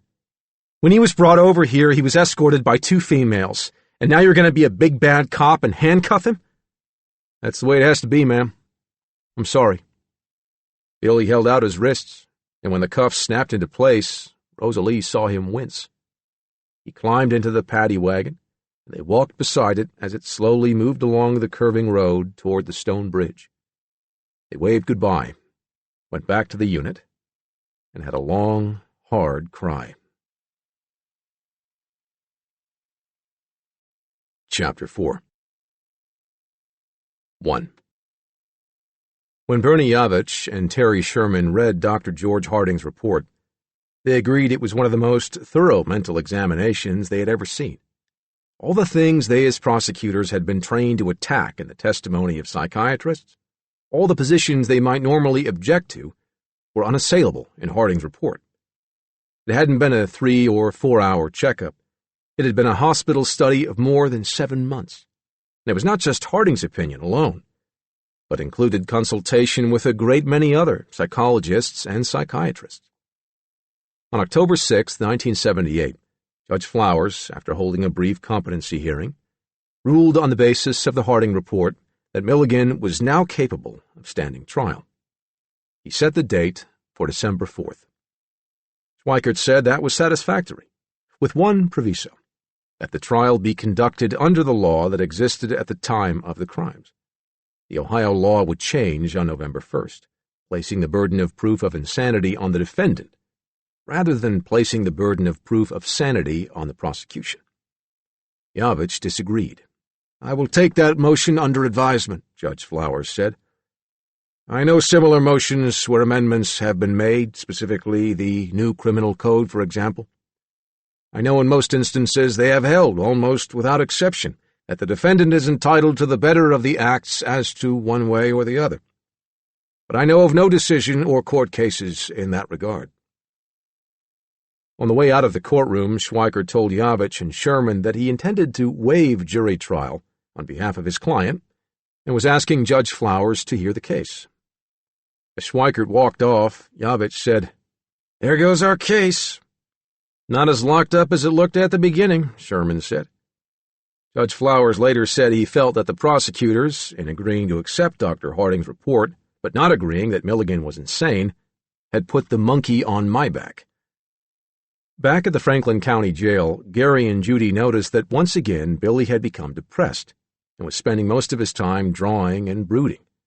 The increasing publicity was bothering him. As the days went by, he spent more and more time sleeping, withdrawing from the cold, bare surroundings. "Why can't I stay at Harding until the trial?" he asked Judy. "It's not possible," she told him. "We were lucky the court gave you the 7 months there. Just hold on. The trial's less than 2 months away." "Now you've got to keep yourself together," Gary said. "I have a strong feeling that if you stand trial, you'll be found not guilty. If you break down and can't stand trial, they'll send you to Lima." But one afternoon, one of the guards watched Milligan lying on his bunk, drawing with a pencil. He looked down through the bars and saw the sketch, a Raggedy Ann doll with a noose around its neck, hanging in front of a shattered mirror. "Hey, why are you drawing that, Milligan?" "Because I am angry," came the deep Slavic accent. "It's time for someone to die." The guard, hearing the accent, quickly hit the alarm button. Reagan just studied him in mild amusement. "Now just back up slow there, whoever you are," the guard said. "Leave the drawing on the bunk and back up against the wall." Reagan obeyed him. He saw the other guards now crowding around the bars of the cell. They unlocked the door, quickly came in, grabbed the drawing, and slammed the door shut again. "Jesus," said one of the guards. "That's a sick picture." "Call his attorney," someone said. "He's cracked up again." When Gary and Judy arrived, they were met by Arthur, who explained to them that Billy had never been totally fused. "He is sufficiently fused, however, to go to trial," Arthur assured them. "Billy now understands the nature of the charges against him, and he can cooperate in his own defense. But Regan and I have stood apart. As you can see, this is a hostile place, and Regan is dominant. But if Billy isn't moved from here to a hospital, I can't guarantee that he'll stay even partially fused." Franklin County Sheriff Harry Berkemer told a reporter from the Columbus Dispatch that his deputies witnessed an extraordinary feat of strength and endurance when Milligan was in the personality of Regan. Regan had been taken to the prisoner recreation area, and he chose to punch a large body bag. "He hit it hard for 19.5 minutes straight," Berkemer said. "An average man can't hit it for more than 3 minutes straight without becoming exhausted. He hit it so hard we thought he had perhaps broken an arm, and took him to a doctor to have him checked out." But Regan had not hurt himself. On October 24th, Judge Flowers again ordered Southwest Community Mental Health Center to examine Milligan and submit a report on his competency to stand trial. Dr. George Harding, Jr. could, at his discretion, attend the defendant. The judge also ordered Milligan immediately transferred from prison to the Central Ohio Psychiatric Hospital. On November 15th, Marion J. Kolosky, director of the Court Assistance Program of Southwest's Forensic Psychiatric Center, reported that when Dr. Stella Carlin and Dorothy Turner last saw him, he had found Milligan competent to stand trial and capable of assisting his attorney in his defense, but added, "His mental condition is viewed as being very fragile, however, and it is possible that at any given time there could be a disintegration of the present fused personality into the dissociated personalities which have been evidenced previously." On November 29th, the Dayton Daily News and the Columbus Dispatch published Chalmer Milligan's denials of the widely circulated report that he had sexually abused his stepson. The following Associated Press story appeared in the Columbus Dispatch. Stepfather says he didn't abuse young Milligan. Chalmers Milligan says he has become very upset by published reports that he physically and sexually abused his stepson William S. Milligan, whom doctors say has 10 personalities. "Nobody has talked to me," complains Milligan, who asserts the abuse claims by his stepson are completely false.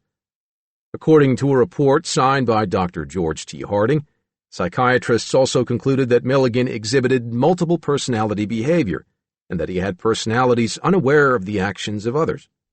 They blamed his condition partly on abuse he suffered as a child. Chalmer Milligan said he has suffered considerable hardship as a result of the published reports. "You always have the misunderstanding bunch. It's very upsetting," he said. He said he particularly was upset by published accounts that failed to attribute the abuse claim to William or the psychiatrists.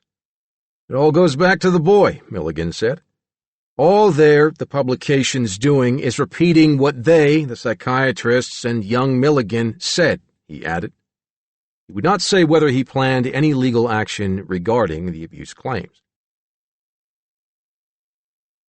Feeling increasingly confident that Billy would be found not guilty by reason of insanity, Judy and Gary realized there was still another hurdle. Up to this time, all such verdicts resulted in the defendant being sent to Lima. But within 3 days, on December 1st, a new Ohio law dealing with mentally ill patients would go into effect, requiring that someone found not guilty by reason of insanity be treated as a mentally ill patient and not as a criminal. The new law would require that he be sent to the least restrictive environment consistent with safety to himself and others, and his commitment to a state mental institution would come under the jurisdiction of the probate court. Since the trial date was set for December 4th, and Billy would be the first to come under the new Ohio law, there was a good chance that after the trial, the probate court would agree to send him to a place other than Lima, if the defense could demonstrate an alternative where he would receive proper treatment. Harding Hospital was out of the question because of the expense. It would have to be a state hospital, where someone could be found who knew about and could treat a multiple personality. Dr. Cornelia Wilbur mentioned that at a state mental hospital less than 75 miles from Columbus, there was a physician who had treated several multiple personalities, and who was recognized as being skilled in the field. She recommended Dr. David Call, medical director of the Athens Mental Health Center in Athens, Ohio. The prosecutor's office requested a pretrial meeting with probate judge Richard B. Metcalf to clarify procedures under the new Ohio law. Judge J. Flowers agreed and arranged the meeting. But Judy and Gary knew that the meeting would range far beyond that. Judge Flowers would join the meeting, and it would be decided which evidence was to be admitted on Monday by stipulation, and where Billy Milligan would be sent for treatment in the event he was declared not guilty by reason of insanity. Gary and Judy decided it was important to know if Dr. Cole would accept Billy as a patient at the Athens Mental Health Center. Though Judy had heard Cole's name before and had written him in July for information about multiple personality, she had not mentioned Billy's name. Now she phoned to ask if he would accept Billy Milligan as a patient, and if he could come to Columbus on Friday to attend the meeting. Cole said he would have to check with the hospital superintendent, Sue Foster, who would discuss it with her superiors in the State Department of Mental Health. Cole said he would consider accepting Milligan as a patient, and he agreed to drive to Columbus on Friday to attend the meeting. On December 1st, Judy waited impatiently for Dr. Cole. The lobby outside Judge Metcalf's chambers was filling up with the others who had become involved in the case, including Dr. George Harding, Dr. Stella Carlin, Dorothy Turner, and Bernie Yavich. Shortly after 10 o'clock, she saw the receptionist point her out to a middle-aged, fat little man. His olive-skinned, fleshy face was fringed with gray hair. His fierce, penetrating eyes were the eyes of an eagle. She introduced him to Gary and the others, and led him into Judge Metcalf's chambers. Dr. David Cole settled back in the second row and listened as the attorneys discussed how the new law applied to the Milligan case. A short while later, Judge Flowers entered the chambers and, together with Judge Metcalf, summarized the case and the procedures up to this point. Bernie Yavich spoke of the professional information that had been assembled and agreed that it would be difficult to refute the evidence regarding Milligan's condition at the time of the offenses. He would not challenge the reports by Southwest and Harding. Gary pointed out that the defense had no intention of challenging the prosecution's evidence that Milligan had actually committed the crimes. It dawned on David Cole that they were all talking about what was going to be happening at that trial on Monday. It was his impression that here was a meeting of the minds about the scenario of that trial. Gary and Judy agreed that the victims' names be deleted from the record. What remained was to determine what would happen to Billy if Judge Flowers found him not guilty by reason of insanity. Gary rose and said, "We have Dr. Cole here from Athens. He has had experience in treating patients with multiple personalities at the Athens Mental Health Center, a state facility, and he was highly recommended by both Dr. Ralph Allison in California and Dr. Cornelia Wilbur in Kentucky, who themselves are recognized experts in this area of psychiatry." Cole found all eyes suddenly focused on him. Judge Flowers asked, "Dr. Cole, would you accept him for treatment?" Something suddenly triggered his alarm instinct. He decided that all these people were passing along a hot potato, and he had better clarify his position. "Yes, I'll take him," Cole said.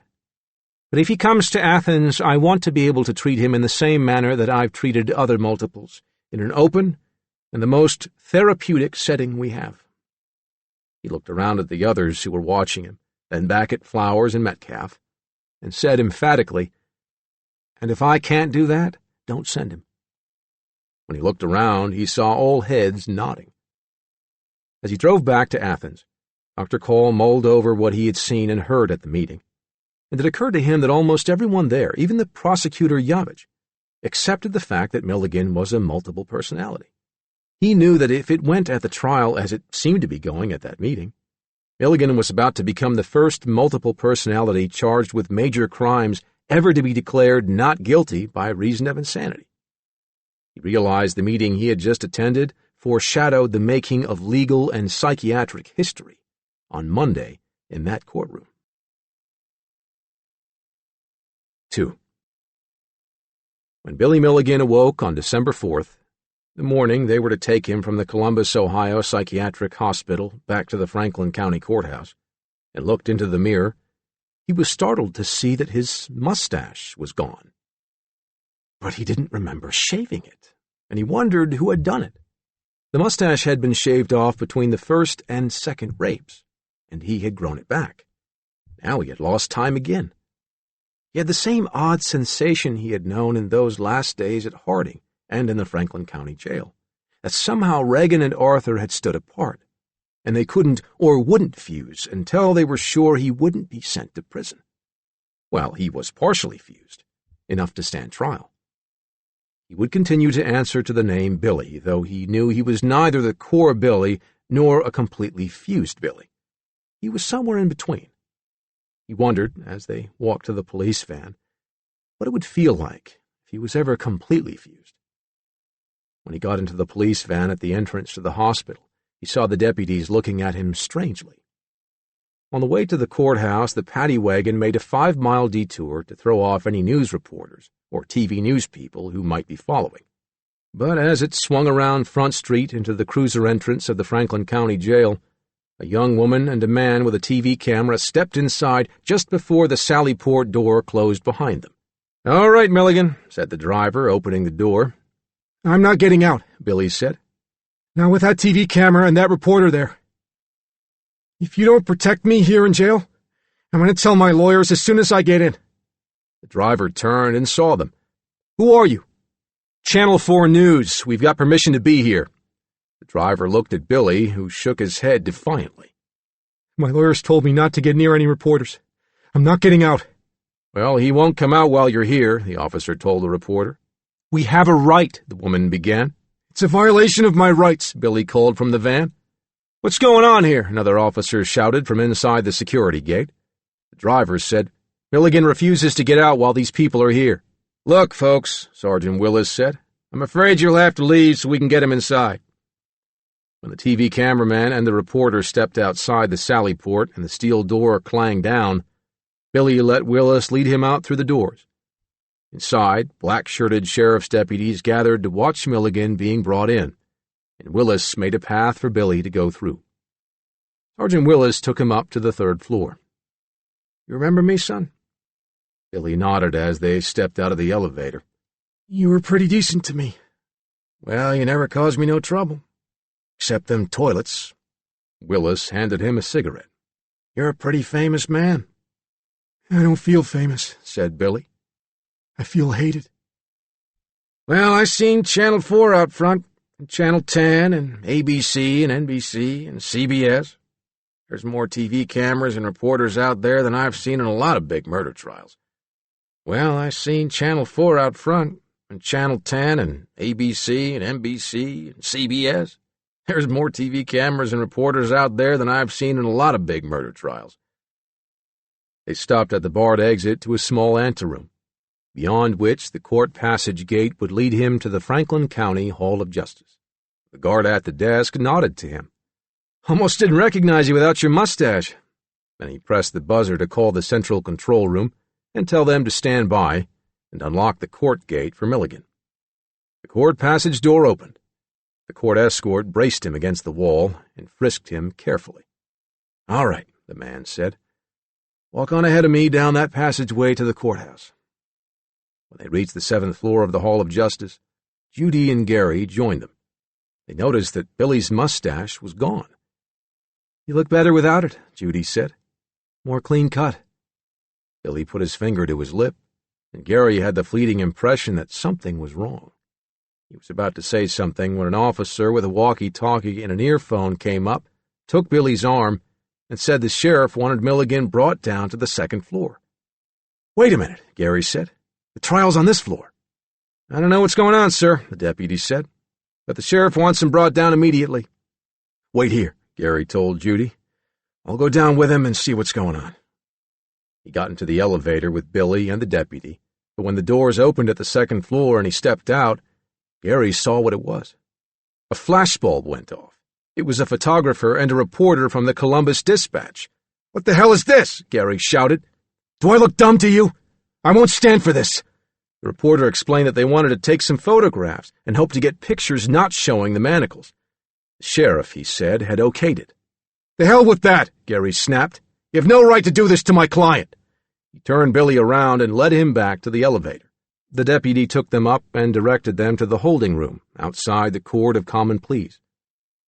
Dorothy Turner and Stella Carlin came into the holding room, hugged Billy, and calmed him. But when they left to go into the courtroom and Billy was alone with the officer, he began to tremble and gripped the sides of the chair. All right, Milligan, the officer said. You can go into the courtroom now. Gary noticed that when Billy was let in, the sketch artists all stared at him. Then, one by one, they picked up their erasers and started rubbing. He smiled. They were erasing the mustache. Your Honor, said Gary Schweikert as he approached the bench, both the prosecution and the defense are now agreed that there is no need to call witnesses, nor to put Mr. Milligan on the stand. Facts of the case will be read into the record as stipulations, agreed upon by both sides. Judge Flowers consulted his notes. You are not contesting the charges, nor denying that your client committed the crimes he is charged with, except for the first count of sexual assault. That's right, Your Honor. But we plead not guilty by reason of insanity. Mr. Yavich, do you plan to contest the findings of the psychiatrists from Southwest Community Mental Health Center and Harding Hospital? Yavich rose. No, Your Honor. The prosecution agrees to the evidence presented by Dr. Harding, Dr. Turner, Dr. Carlin, and Dr. Wilbur, supporting the defendant's mental condition at the time the crimes were committed. Judy Stevenson read the defense testimony, taken by deposition, into the court record. As she read to the hushed courtroom, she glanced at Billy from time to time and saw how pale his face was. She hoped the pain of hearing all this wouldn't make him unfuse. Mrs. Margaret Changett can testify that she saw Billy's mother on several occasions after being beaten by Mr. Milligan. She will testify that on one occasion Bill called her and said his mother was beaten rather badly. Mrs. Changett went to the Milligan house and found Mrs. Moore in bed. Mrs. Moore, according to Mrs. Changett, was in bed, shaking and battered. Mrs. Changett said she called a doctor and priest. She stayed with Mrs. Moore all day. Dorothy Moore, the defendant's mother, will, if called, testify that her ex-husband, Chalmer Milligan, was very abusive to her and would often beat her when he was drinking. He would generally lock the children in their bedroom while he beat her. She will testify that Chalmer often became sexually aroused after the beatings. Mrs. Moore said that Mr. Milligan was jealous of Bill and beat him quite often for punishment. He once tied Bill to a plow and later tied him to a barn door in order to keep him in line. Mrs. Moore will testify that she was not aware of the severity of the beatings and sodomy administered to Bill until the present offense came to light. Gary saw Billy put his hands over his eyes when he heard the testimony. "Got a tissue?" Billy asked. Gary turned and saw a dozen people around him pulling tissues out and handing them over. And Mrs. Moore will testify that on one occasion Bill's effeminate side was displayed when he prepared breakfast for her. She said that Bill was walking like a girl and even talking effeminately. Mrs. Moore will testify that she found Bill on the fire escape of a building in the downtown area of Lancaster, in a trance-like state. He had left school without permission, and the principal called her to inform her that Bill had left school. Mrs. Moore said that she has found Bill in a trance on numerous occasions. She will testify that when Bill came out of the trance, he could not remember anything about what transpired during his trance. Mrs. Moore will also testify that she did nothing about her marital situation with Mr. Milligan because she wanted to keep the family together. It was only after her children gave her an ultimatum that she divorced Mr. Milligan. The report from Southwest by Carlin and Turner was read into the record. Then came the deposition of Billy's brother, Jim. If James Milligan was called to testify, he would state that on many occasions, Chalmers Milligan would take James and Bill to family property on which there was a barn.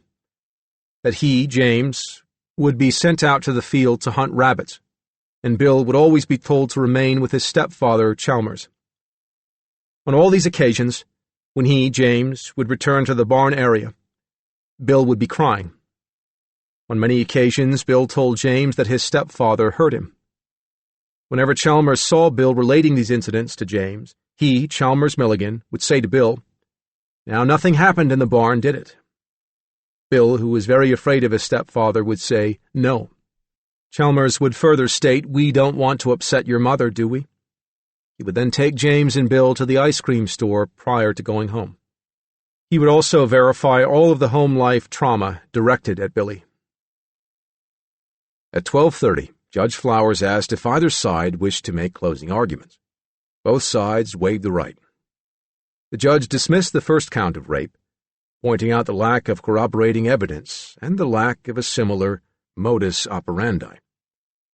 Now, proceeding as to the defense of insanity, Judge Flowers said, all of the evidence is stipulated medical evidence, and from that, without question, the doctors all testify that at the time of the acts in question, that the defendant was mentally ill at the time of the offense with which he was charged. That by virtue of his mental illness he was unable to distinguish between right and wrong, and further, that he did not have the ability to refrain from doing these acts. Gary held his breath. Lacking any evidence to the contrary, Flowers continued, this court has no alternative other than to determine from the evidence before me that as to counts 2 to 10, inclusive, that the defendant is not guilty by reason of insanity."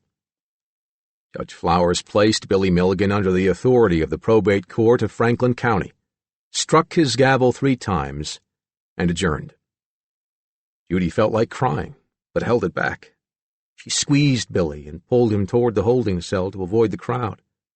Dorothy Turner came in to congratulate him, as did Stella Carlin and the others, who Judy could see were crying. Only Gary stood apart, leaning against the wall thoughtfully, arms folded. It had been a long battle, with sleepless nights and a marriage ready to break up, but now it was almost over. "All right, Billy," he said. "We've got to go down to probate court before Judge Metcalf, but we're going to have to go out in the lobby and run the gauntlet of those reporters and TV cameras." "Can't we go the back way?" Gary shook his head. "We've won. Now, I don't want you to have bad relations with the press. They've been waiting there for hours. You'll have to face the cameras and answer a few questions. We don't want them to say we sneaked out the back way."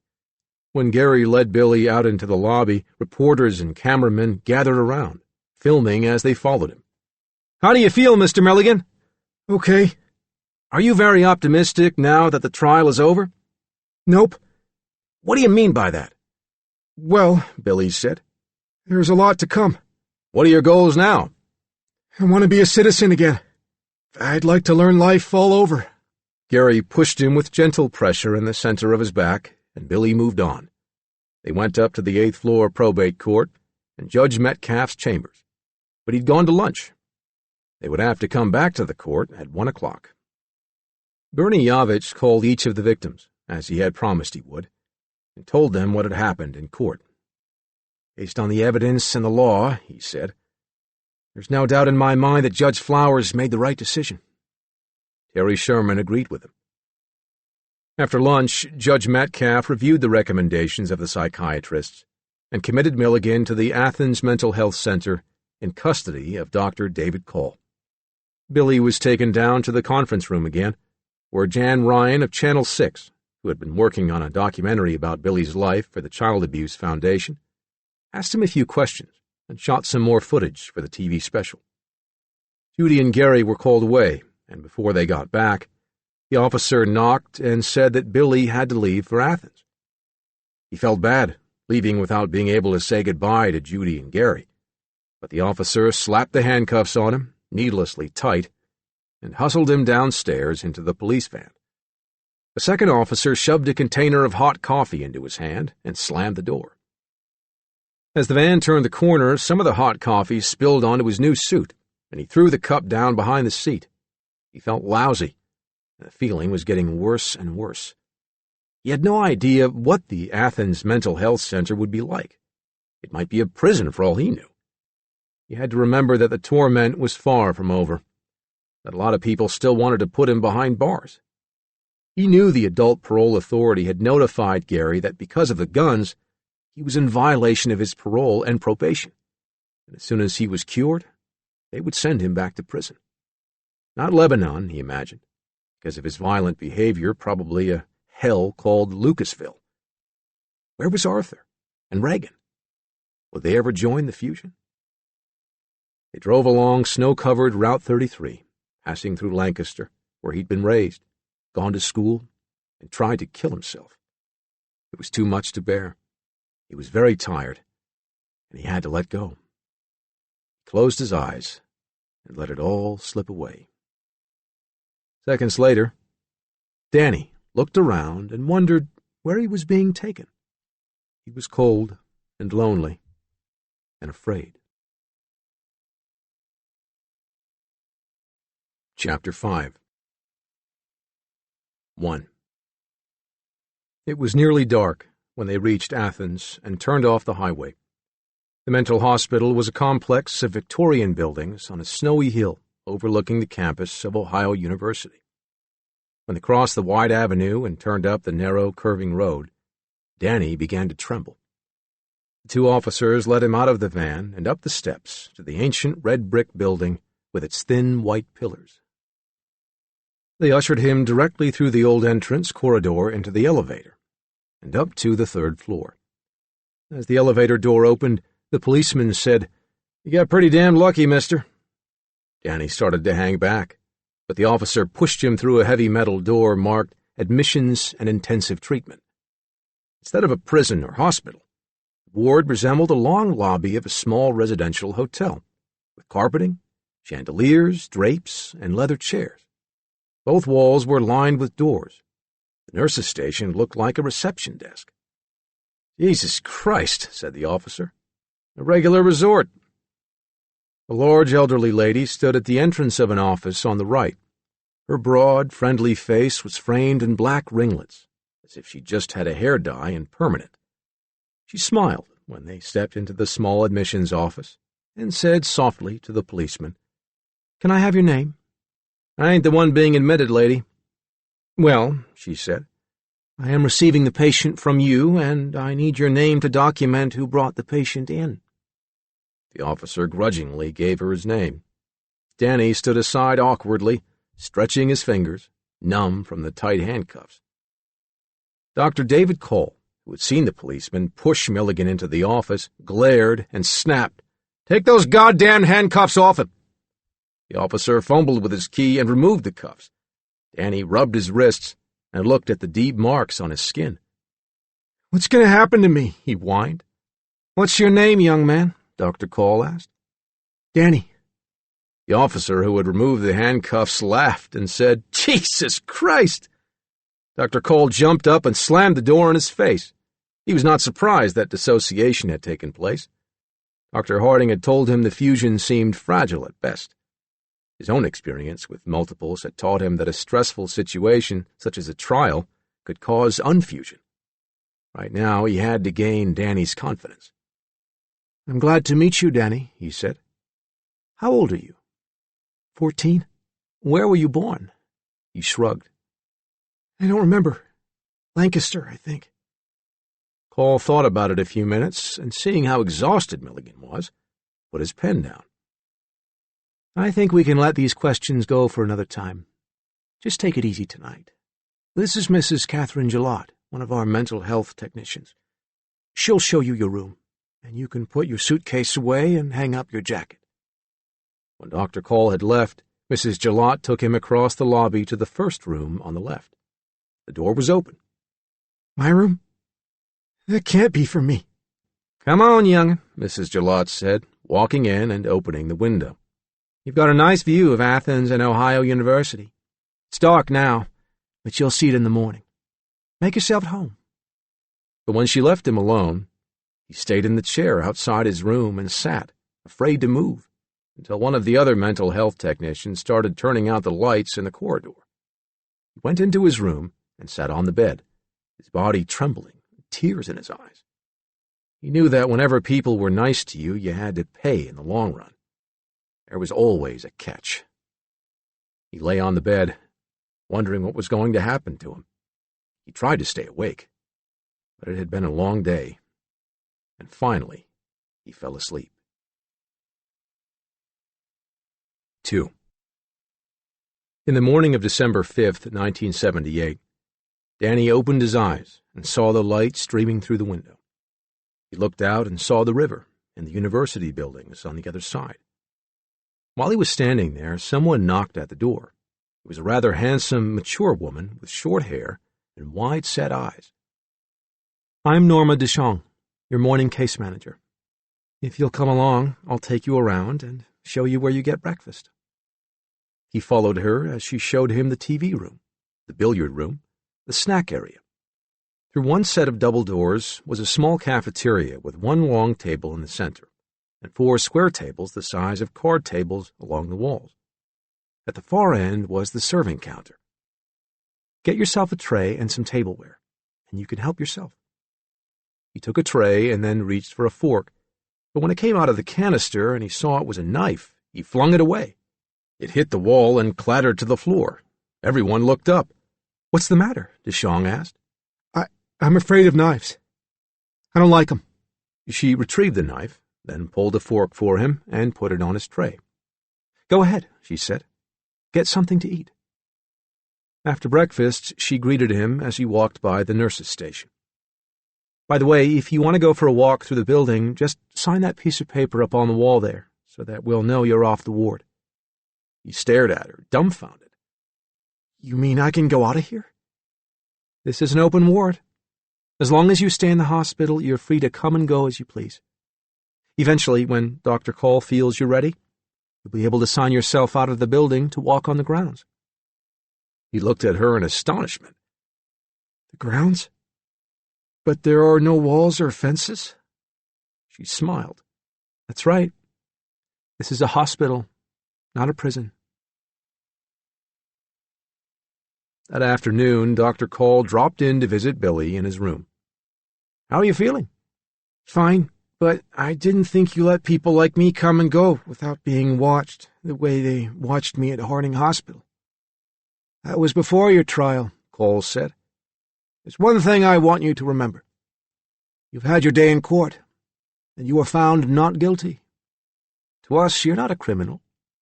No matter what you did in the past or whatever anyone else inside you did, that's over with. This is a new life. What you do here, how you progress, how you accept things, how you work with Billy and bring yourself together in terms of yourself, that's what's going to make you get well. You've got to want to get well. Nobody here is going to look down on you. Later that day, the Columbus Dispatch, carrying the story of Milligan's transfer to Athens, summarized the case, including the evidence presented in court of Chalmer Milligan's alleged abuses of his wife and children. It also published a sworn statement submitted to the Dispatch by Chalmer Milligan and his attorney. I, Chalmer J. Milligan, married the mother of William Stanley Milligan in October of 1963. I adopted William, along with his brother and sister shortly after. William has accused me of threatening, abusing, and sodomizing him, particularly over the period of the year when he was 8 or 9 years old. This accusation is completely false. Furthermore, none of the psychiatrists or psychologists who examined William for the report prepared for Judge Flowers interviewed me prior to that document's preparation and release. There is no doubt in my mind that William has lied repeatedly and extensively to those who have been examining him. During my 10 years of marriage to his mother, William was a habitual liar. I feel that William is continuing a pattern of lying which he established many years ago. The accusations by William and their subsequent publication by numerous newspapers and magazines have caused me extreme embarrassment, mental anguish, and suffering. I make this statement in order to set the record straight and clear my good name. One morning, a week after Milligan's trial, Dr. Cole stopped by again. I thought you and I ought to begin your therapy today. Let's go to my office. Danny followed him, frightened. Cole pointed to a comfortable chair and sat across from him, clasping his hands across his potbelly. I want you to understand that I know a great deal about you from your case file. It's pretty damn thick. Now we're going to do something like Dr. Wilbur did. I've talked to her, and I know she made you relax, and she was able to talk to Arthur and Reagan and the others. That's what we're going to do. How? I can't make him come. You just settle back comfortably and listen to my voice. I'm sure Arthur will understand that Dr. Wilbur and I are friends. She suggested that you be sent here for treatment because she has confidence in me, and I hope you'll have confidence in me, too.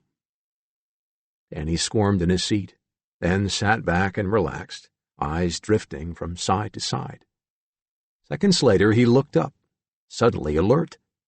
Yes, Dr. Cole, he said, placing his fingertips together. I appreciate the fact that Dr. Wilbur recommended you. You will have my full cooperation. Cole had expected the Englishman, so he wasn't startled by the change. He'd seen too many multiples to be taken by surprise at the emergence of an alter ego. Yes, and would you please tell me your name? For the record. I'm Arthur. You wanted to speak with me. Yes, Arthur. Of course I knew who it was by your distinctive British accent, but I'm sure you realize it's necessary for me not to make assumptions about...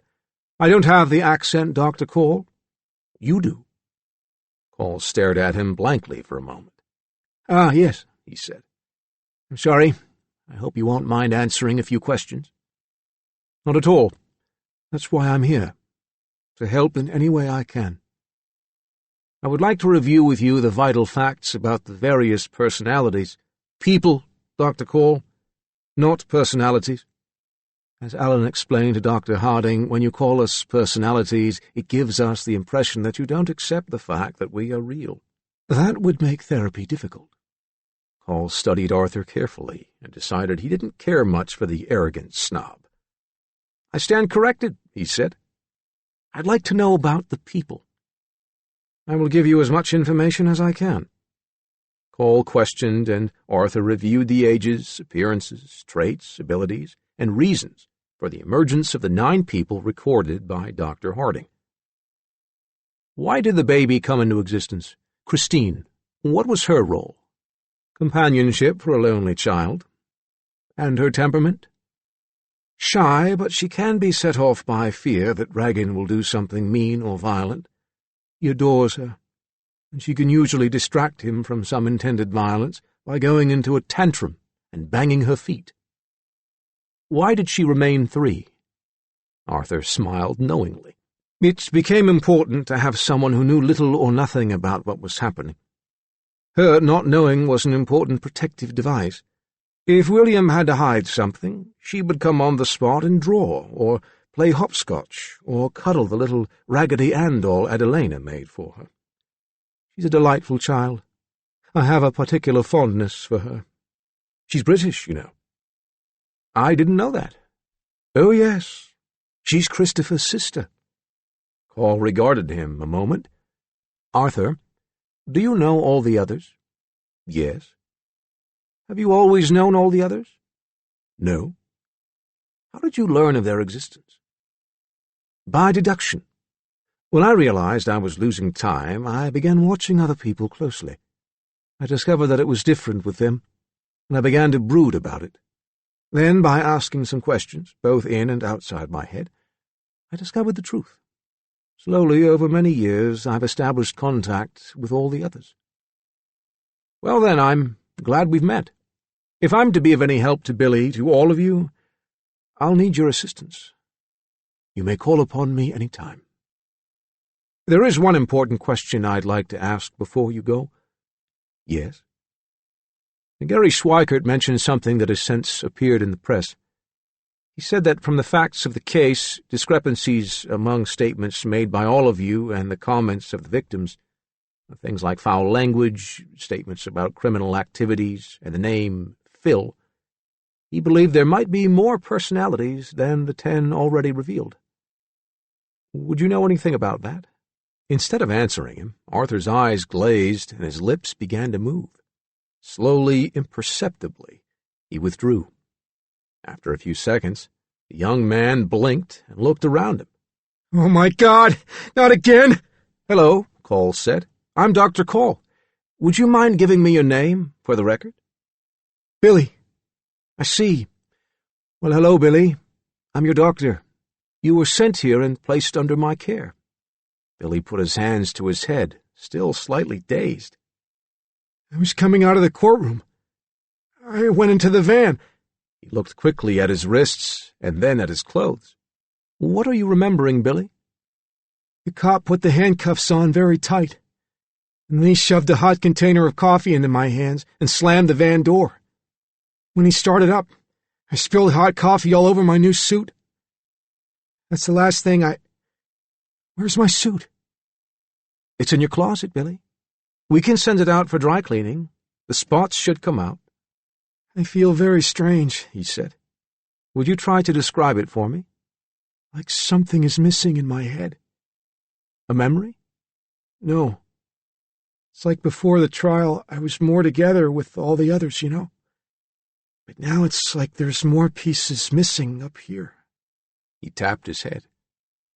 "Well, Billy, maybe in the next few days and weeks we can try to find those pieces and put them back together." "Where am I?" "This is the Athens Mental Health Center in Athens, Ohio." He settled back. "That's what Judge Metcalf said. I remember he said I had to be sent here." Sensing that he was dealing now with a partially fused core Billy, the host personality, Call spoke to him softly, careful to ask neutral questions. It struck him how the change of personality caused a definite facial alteration. Arthur's tight-jawed, press-lipped, heavy-lidded gaze that made him appear arrogant had given way to Billy's wide-eyed, hesitant expression. He seemed weak and vulnerable. In place of Danny's fear and apprehension, Billy showed bewilderment. Although he answered the questions eagerly, trying to please his doctor, it was clear he didn't know or didn't remember much of the asked-for information. I'm sorry, Dr. Cole. Sometimes when you ask me a question, I think I'm going to know the answer, but when I reach for it, it's not there. My Arthur or my Reagan would know. They're smarter than I am, and they've got good memories. But I don't know where they've gone. That's all right, Billy. Your memory will get better, and you'll discover you know much more than you expect. Dr. Harding said that. He said it would happen when I fused, and it did. But then after the trial, I came apart. Why? I don't have the answer, Billy. Why do you think it happened? Billy shook his head. All I know is Arthur and Reagan aren't with me right now. And when they're not with me, I don't remember things too good. I missed out a lot on my life because they kept me asleep for a long time. Arthur told me. Does Arthur talk to you a lot? Billy nodded. Ever since Dr. George introduced me to him at Harding Hospital. Now Arthur tells me what to do. I think you should listen to Arthur. People with multiple personalities usually have someone inside them who knows all the others and tries to be helpful. We call that an inner self helper, or ISH for short. Arthur? He's an ISH? I think so, Billy. He fits the role. Intelligent, aware of the others, highly moral. Arthur's very moral. He's the one who made up the rules. What rules? How to act, what to do, what not to do. Well, I think Arthur will be very helpful in curing you, if he will cooperate with us. I'm sure he will, Billy said. Because Arthur's always saying how it's important for us to get all together and get well, so I can become a useful citizen and a contributing member of society. But I don't know where he's gone now. As they spoke, Call had the feeling Billy was gaining confidence in him. Call brought him back to the ward, showed him his room, and introduced him once again to his case manager and some of the other people on the ward. Norma, this is Billy, Call said. He's new here. We ought to get someone to show him around AIT. Of course, Dr. Call. But when she walked him back to his room, she looked at him steadily. You know your way around here by now, Billy, so we won't have to go through that again. What's AIT? He asked. She led him to the main entrance to the ward and opened the heavy door, pointing to the sign. Admissions and Intensive Treatment. We call it AIT for short. Then she turned and left. Billy wondered what he had done to make her so curt with him. But try as he might, he couldn't figure it out. When he learned that his sister and mother were coming to visit that evening, he became tense. He had seen Kathy, his sister, at the trial, and as soon as he had gotten over the shock of seeing his 14-year-old sister transformed into an attractive 21-year-old woman, he felt comfortable with her. But his mother hadn't been at the trial, at his own insistence. Though Kathy had assured him that his mother had visited him often at Harding Hospital, and before that at Lebanon Prison, he had no recollection of any of it. The last time he'd seen Mom was when he was 16, before they'd put him to sleep. But the image in his mind was from an earlier time, her beautiful face covered with blood, and a big chunk of hair ripped out of her scalp. That was the face he remembered from when he was 14. When they came to AIT, he was shocked to see how his mother had aged. Her face was lined. Her hair, curled into tight, dark ringlets, looked like a wig. But the blue eyes and the pouting lips were still beautiful. She and Kathy reminisced about the past, each trying to outdo the other in recalling moments which had been confusing in its childhood, but which they could now explain as having been caused by one of the other personalities. I always knew there were two, his mother said. I always said there was my Billy and that other one. I tried to tell them you needed help, but no one would listen to me. I told the doctors and I told that lawyer who plea bargained you into Lebanon, but no one would listen to me. Kathy sat back and glared at her mother. But someone would have listened if you told them about Chalmer. I didn't know, Dorothy Moore said. Kathy, as God is my witness, if I'd known what he did to Billy, I'd have cut his heart out. I'd never have taken that knife away from you, Billy. Billy frowned. What knife? I remember it like it was yesterday, his mother said, smoothing her skirt over her long, tanned legs. You was about 14. I found the kitchen knife under your pillow, and I asked you about it. You know what you said to me? I think it was the other one who said it.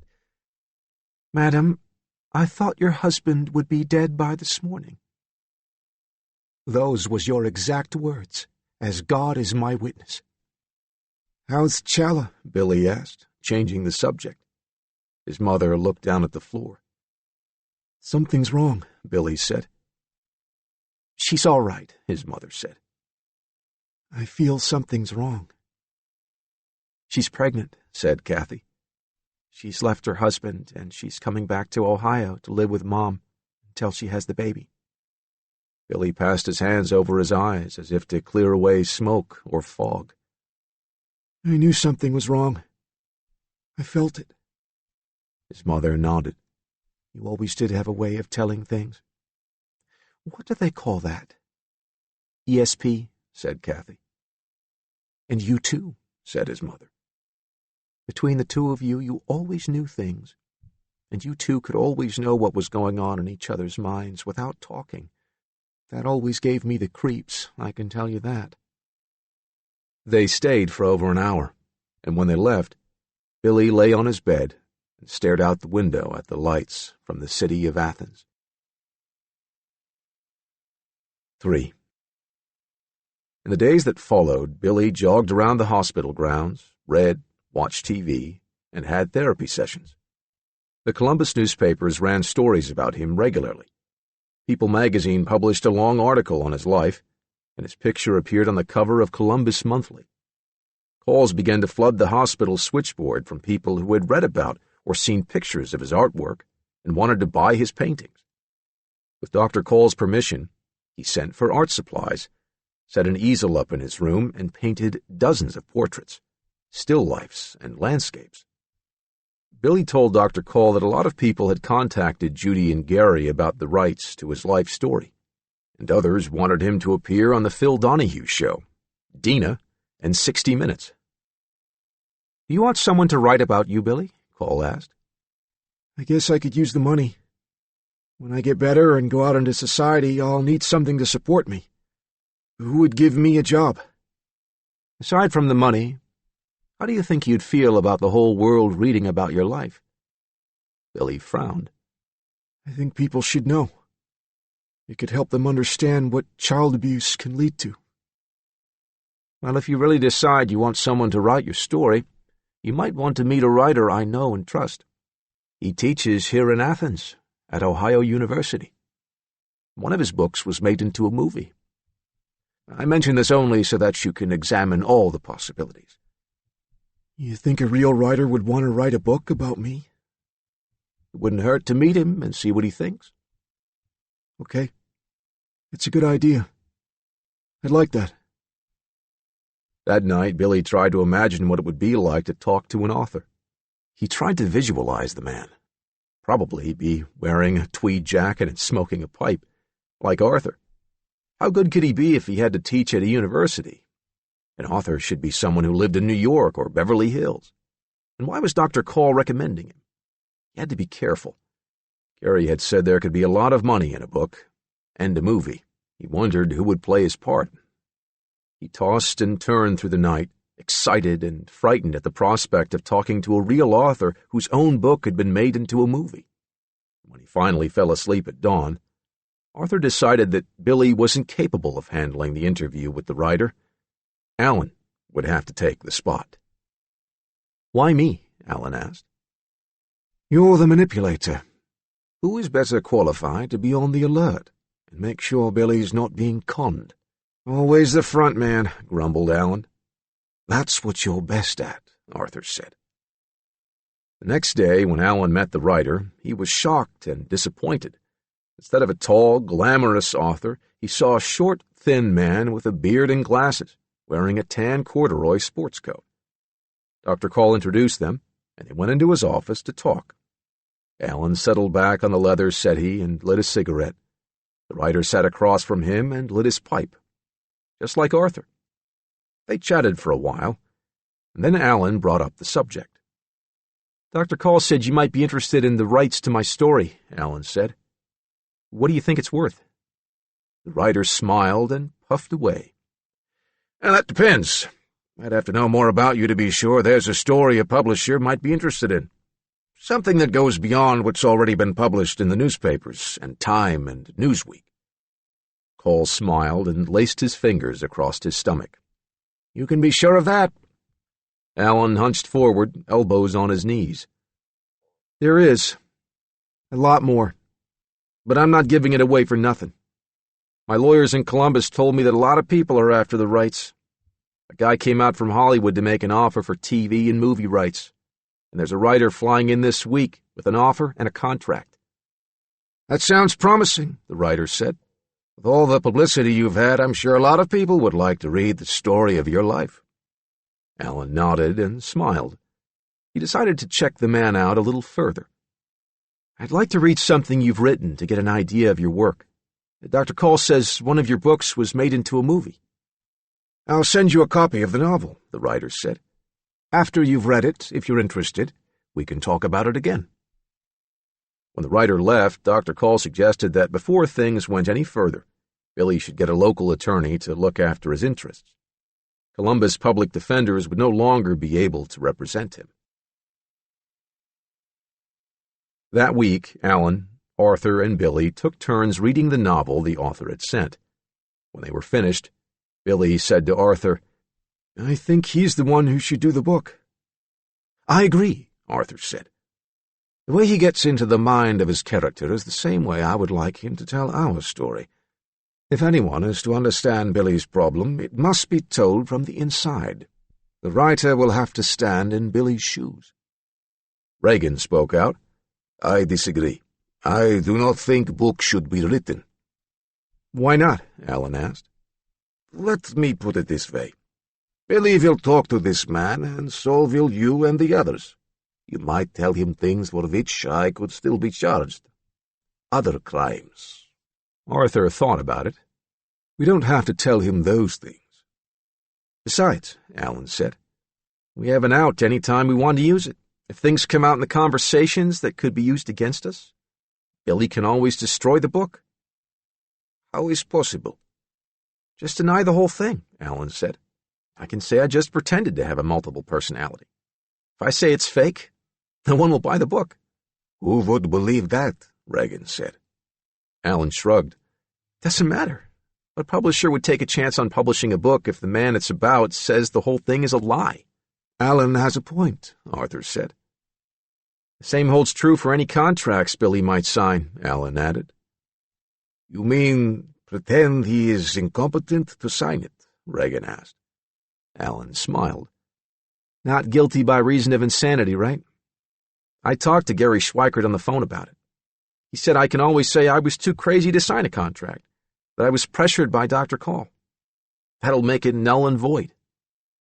Arthur nodded. "Then I think we can safely go ahead and tell the writer to seek a publisher for the book." "I still do not think it is wise," Regan said. "I believe it is very important," Arthur said, "that this story be told to the world. Other books have been written about multiple personalities, but never a story like Billy's.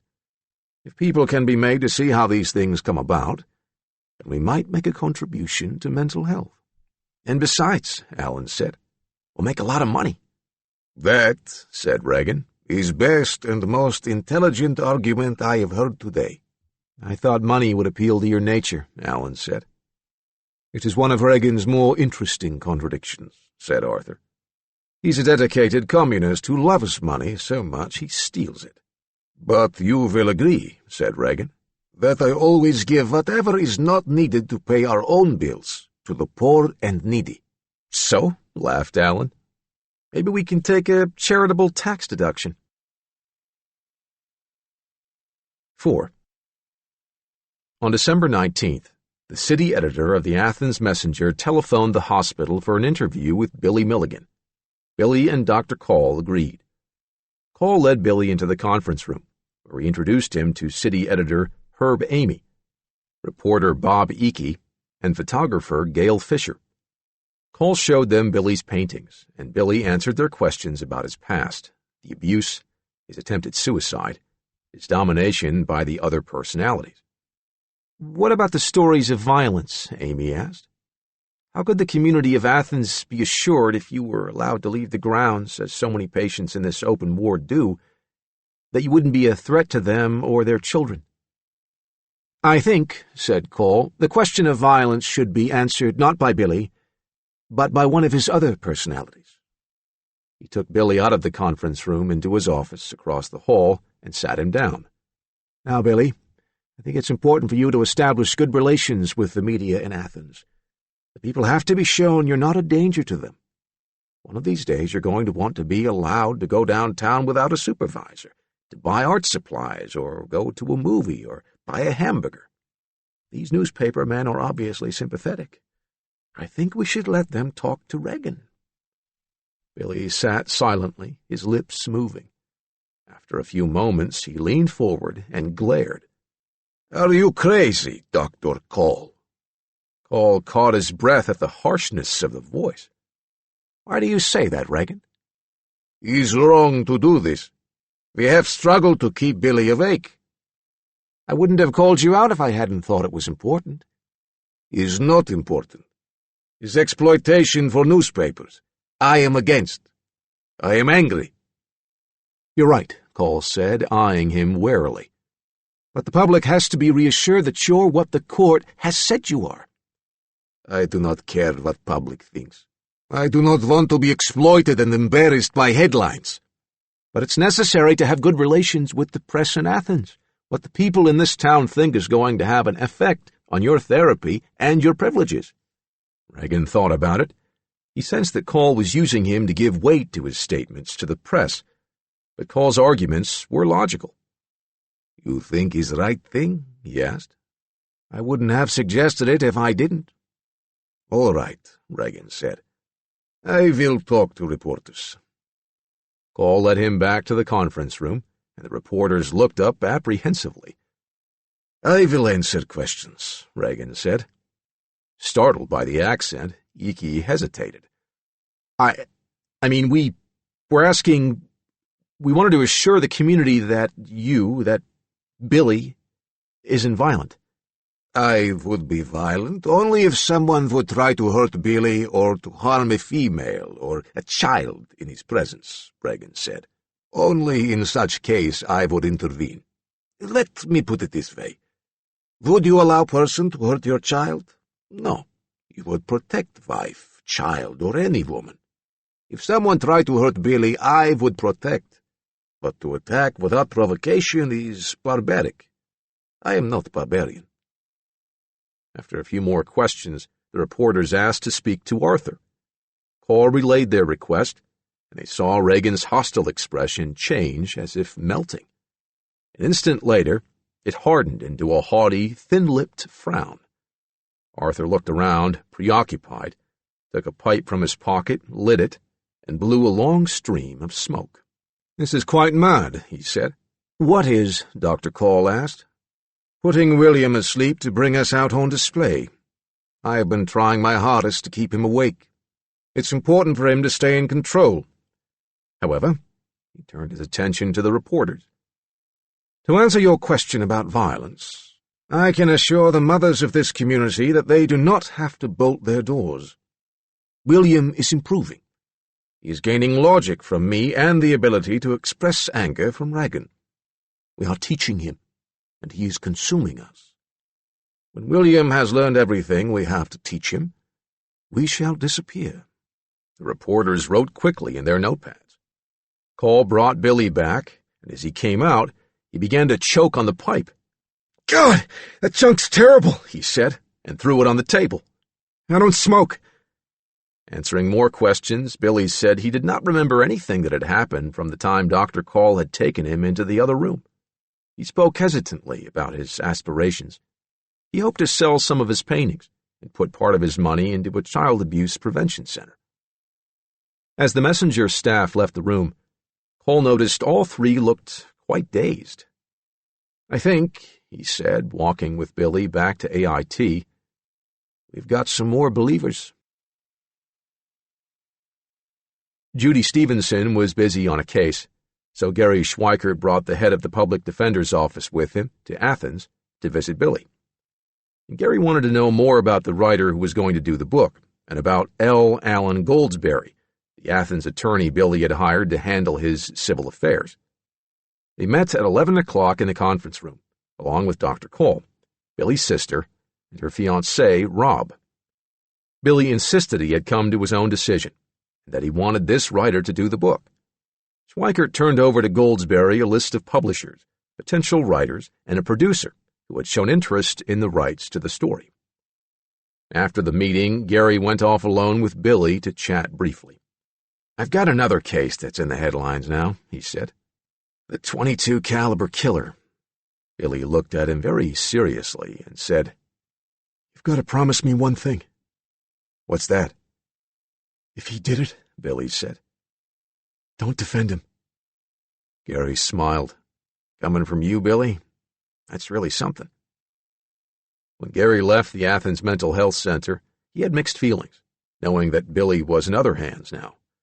It had been an incredible 14 months, all demanding, all consuming. It had contributed to breaking up his marriage with Joanne. The time the case had taken away from his family and the notoriety it was still causing, the late-night phone calls from people who were blaming him for having successfully defended a rapist, had become an intolerable burden. One of his children had been jumped in school because his dad had defended Milligan. All during the case, he had wondered how many of his other clients were being cheated out of the time and effort that he and Judy couldn't give them because Billy Milligan had been so complicated and had taken priority. As Judy had put it, "The fear that you might be slighting someone else makes you work 10 times as hard so you won't shortchange the others." Our homes and families paid the price.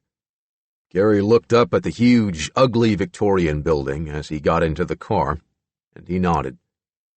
Now Billy Milligan was someone else's care and responsibility. 5. Billy awoke on December 23rd, nervous at the thought of talking to the writer. There was so little he could actually remember of his early years, just bits and pieces, the things he had picked up from others. How could he tell the writer the story of his life? After breakfast, he walked to the end of the lobby, filled a second cup of coffee from the urn, and sat in an armchair to wait for him. Last week, his new lawyer, Alan Goldsberry, represented him on the book, and they had signed contracts with the writer and the publisher. That had been hard enough, but now panic was setting in. "Billy, you have a visitor," Norma Dishong's voice startled him, and he jumped up, splashing coffee on his jeans. He saw the writer coming through the door of the ward, down the steps into the corridor. God, what had he gotten himself into? "Hi," the writer said, smiling. "Ready to start?" Billy led the way to his room, then watched as the slight, bearded writer unpacked his tape recorder, notebook, pencils, pipe, and tobacco, and settled back in a chair. "Let's make it a practice to start each session with your name. For the record, who am I talking to?" "Billy." "Okay. Now, when you first met me in Dr. Cole's office, he mentioned something about the spot. You said you didn't know me well enough to tell me about it. How about now?" Billy looked down, embarrassed. "It wasn't me you met that first day. I'd have been too shy to talk to you." "Oh? Who was it?" "Alan." The writer frowned and puffed at his pipe thoughtfully. "Okay," he said, making a note in his memo book. "Can you tell me about the spot?" I learned about it, as I learned about most other things in my life, at Harding Hospital, when I was partially fused. That was Arthur's explanation to the younger ones about being in the real world. "What does the spot look like? What do you actually see?" It's a big white spot shining on the floor. Everybody is standing around it or lying on their beds near it in the dark, some watching, others sleeping or busy with their own interests. But whoever steps on the spot holds the consciousness. Do all your personalities respond to the name Billy when spoken to? When I was asleep and outsiders were calling for Billy, my people started answering to the name. As Dr. Wilbur explained to me once, the others do everything they can to conceal the fact that there are multiple. The truth about me came out only by mistake when David got scared and told Dorothy Turner. Do you know when your people first came into existence? He nodded and leaned back to think. Christine came when I was very little. I don't remember when. Most of the others came when I was about 8, going on 9. When Daddy Chalmer... His speech grew halting. "If it bothers you to talk about it, don't." "That's all right," he said. "The doctors say it's important for me to get it out of my system." He closed his eyes. I remember it was the week after April Fool's Day. I was in 4th grade. He took me down to the farm to help him get the garden ready for planting. He took me into the barn and tied me to the rototiller. Then... Tears came into his eyes. His voice thickened, became hesitant, boyish. "Maybe you shouldn't." "He beat me," he said, rubbing his wrists. "He started the motor, and I thought it was going to pull me in and rip me apart with the blades. He said if I told my mother, he'd bury me in the barn, and then he'd tell my mother I ran away because I hated her." Tears ran down Billy's cheeks as he spoke.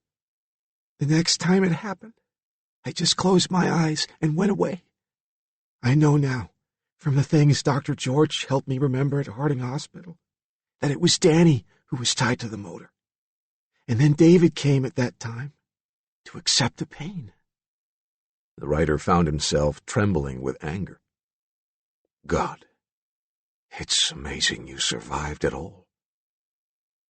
"I realize now," Billy whispered, "that when the police came to get me in Channing Way, I wasn't really arrested. I was rescued. I'm sorry people had to be hurt before it happened, but I feel God finally smiled down at me after 22 years. Chapter 6 1. The day after Christmas, the writer drove up the long, curving road to the Athens Mental Health Center for his second interview with Billy Milligan. He had the feeling Billy would be depressed after having spent the holiday in the hospital. The writer had learned that the week before Christmas, Billy had pressured Dr. Call to be allowed to spend the holiday with his family at his sister's house in Logan, Ohio. Call told him it was too soon, just over 2 weeks since he'd arrived. But Billy insisted. Other patients at AIT were allowed to go home on brief furloughs. If what his doctor said about treating him like the other patients was true, then he should try to get permission for him to do the same. Knowing his patient was testing him, and realizing how important it was to gain Billy's trust and confidence, Call agreed to make the request. He was certain it would be turned down. It created a furor at the Adult Parole Authority, at the State Department of Mental Health, and at the prosecutor's office in Columbus. When Yavich phoned Gary Schweikert and asked what the hell was going on out there in Athens, Gary said he would try to find out. "But I'm not his attorney anymore," he added. "Well, I'd call his doctor in Athens if I were you," Yavich said, "and tell them to cool it. If anything in the state of Ohio is going to stir up an outcry for new legislation on the controls over the criminally insane, Milligan going out on furlough 2 weeks after commitment will sure as hell do it." As Call had expected, the request was denied. As he pushed open the heavy metal door and walked to Billy's room, the writer noticed that AIT was nearly deserted. He knocked on Billy's door. "Just a second," came a sleepy voice. When the door opened, the writer saw that Billy looked as if he'd just gotten out of bed. He seemed confused as he looked at a digital watch on his wrist. "I don't remember this," he said.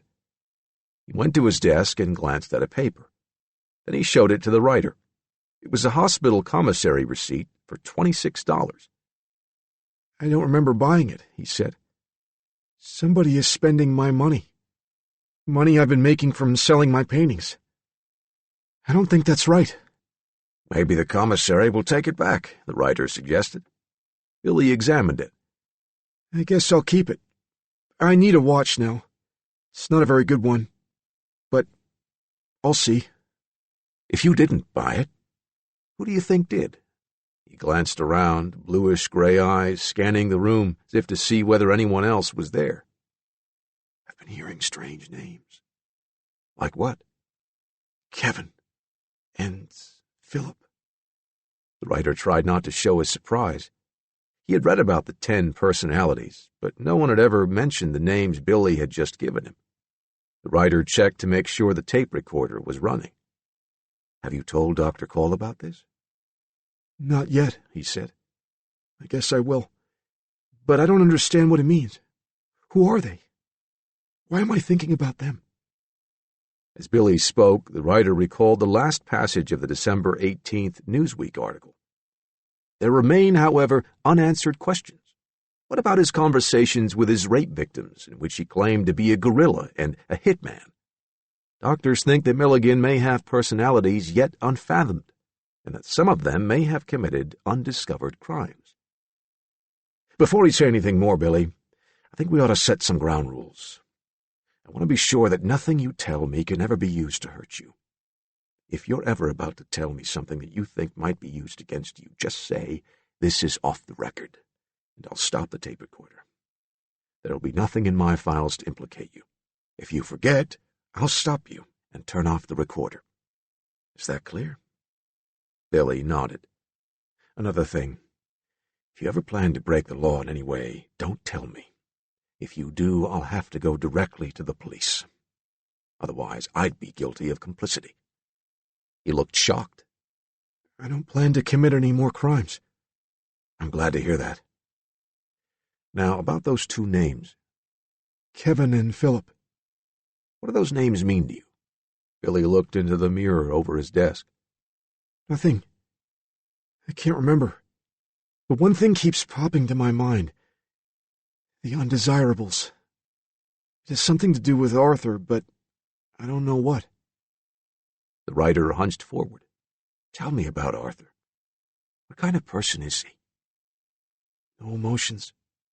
He reminds me of Mr. Spock in Star Trek. He's the kind of person who doesn't hesitate to complain in a restaurant. He doesn't bother to explain himself to people, but he gets annoyed when someone doesn't understand what he's saying. He just doesn't have time to be tolerant. Says he has a busy schedule, things to arrange, to plan, to organize." "Doesn't he ever relax?" "Sometimes he'll play chess, usually with Reagan, with Alan moving the pieces. But he doesn't believe in wasting time." "You sound as if you don't like him." Billy shrugged. "Arthur isn't someone you like or dislike. He's someone you respect." "Does Arthur look different from you?" "He's about my height and weight, 6 foot, 190 pounds. But he wears wire-rimmed glasses." The second interview lasted 3 hours, touching on some of the personalities that had been mentioned in the newspapers, facts about Billy's real family, memories of his childhood. The writer found himself groping for a method of handling the material coming his way. His major problem would be the amnesia. With so many gaps in Billy's memory, it would be impossible to learn much about his childhood or the crucial 7 years when Billy had been asleep and the other personalities were living his life. The writer was determined that although he might dramatize some of the experiences, he would always stick to Billy's own facts. Except for the unsolved crimes, it would all be as Billy reported it. The problem was, he was afraid it would be a story filled with unacceptable holes. And in that case, there could be no book. 2. Dr. Call looked up. Loud voices outside his office were distracting him. His secretary was talking to a man with a strong Brooklyn accent. Dr. Call is busy. He can't see you right now. Jeez, lady, I don't give a fuck how busy he is. I gotta see him. I got something to give him.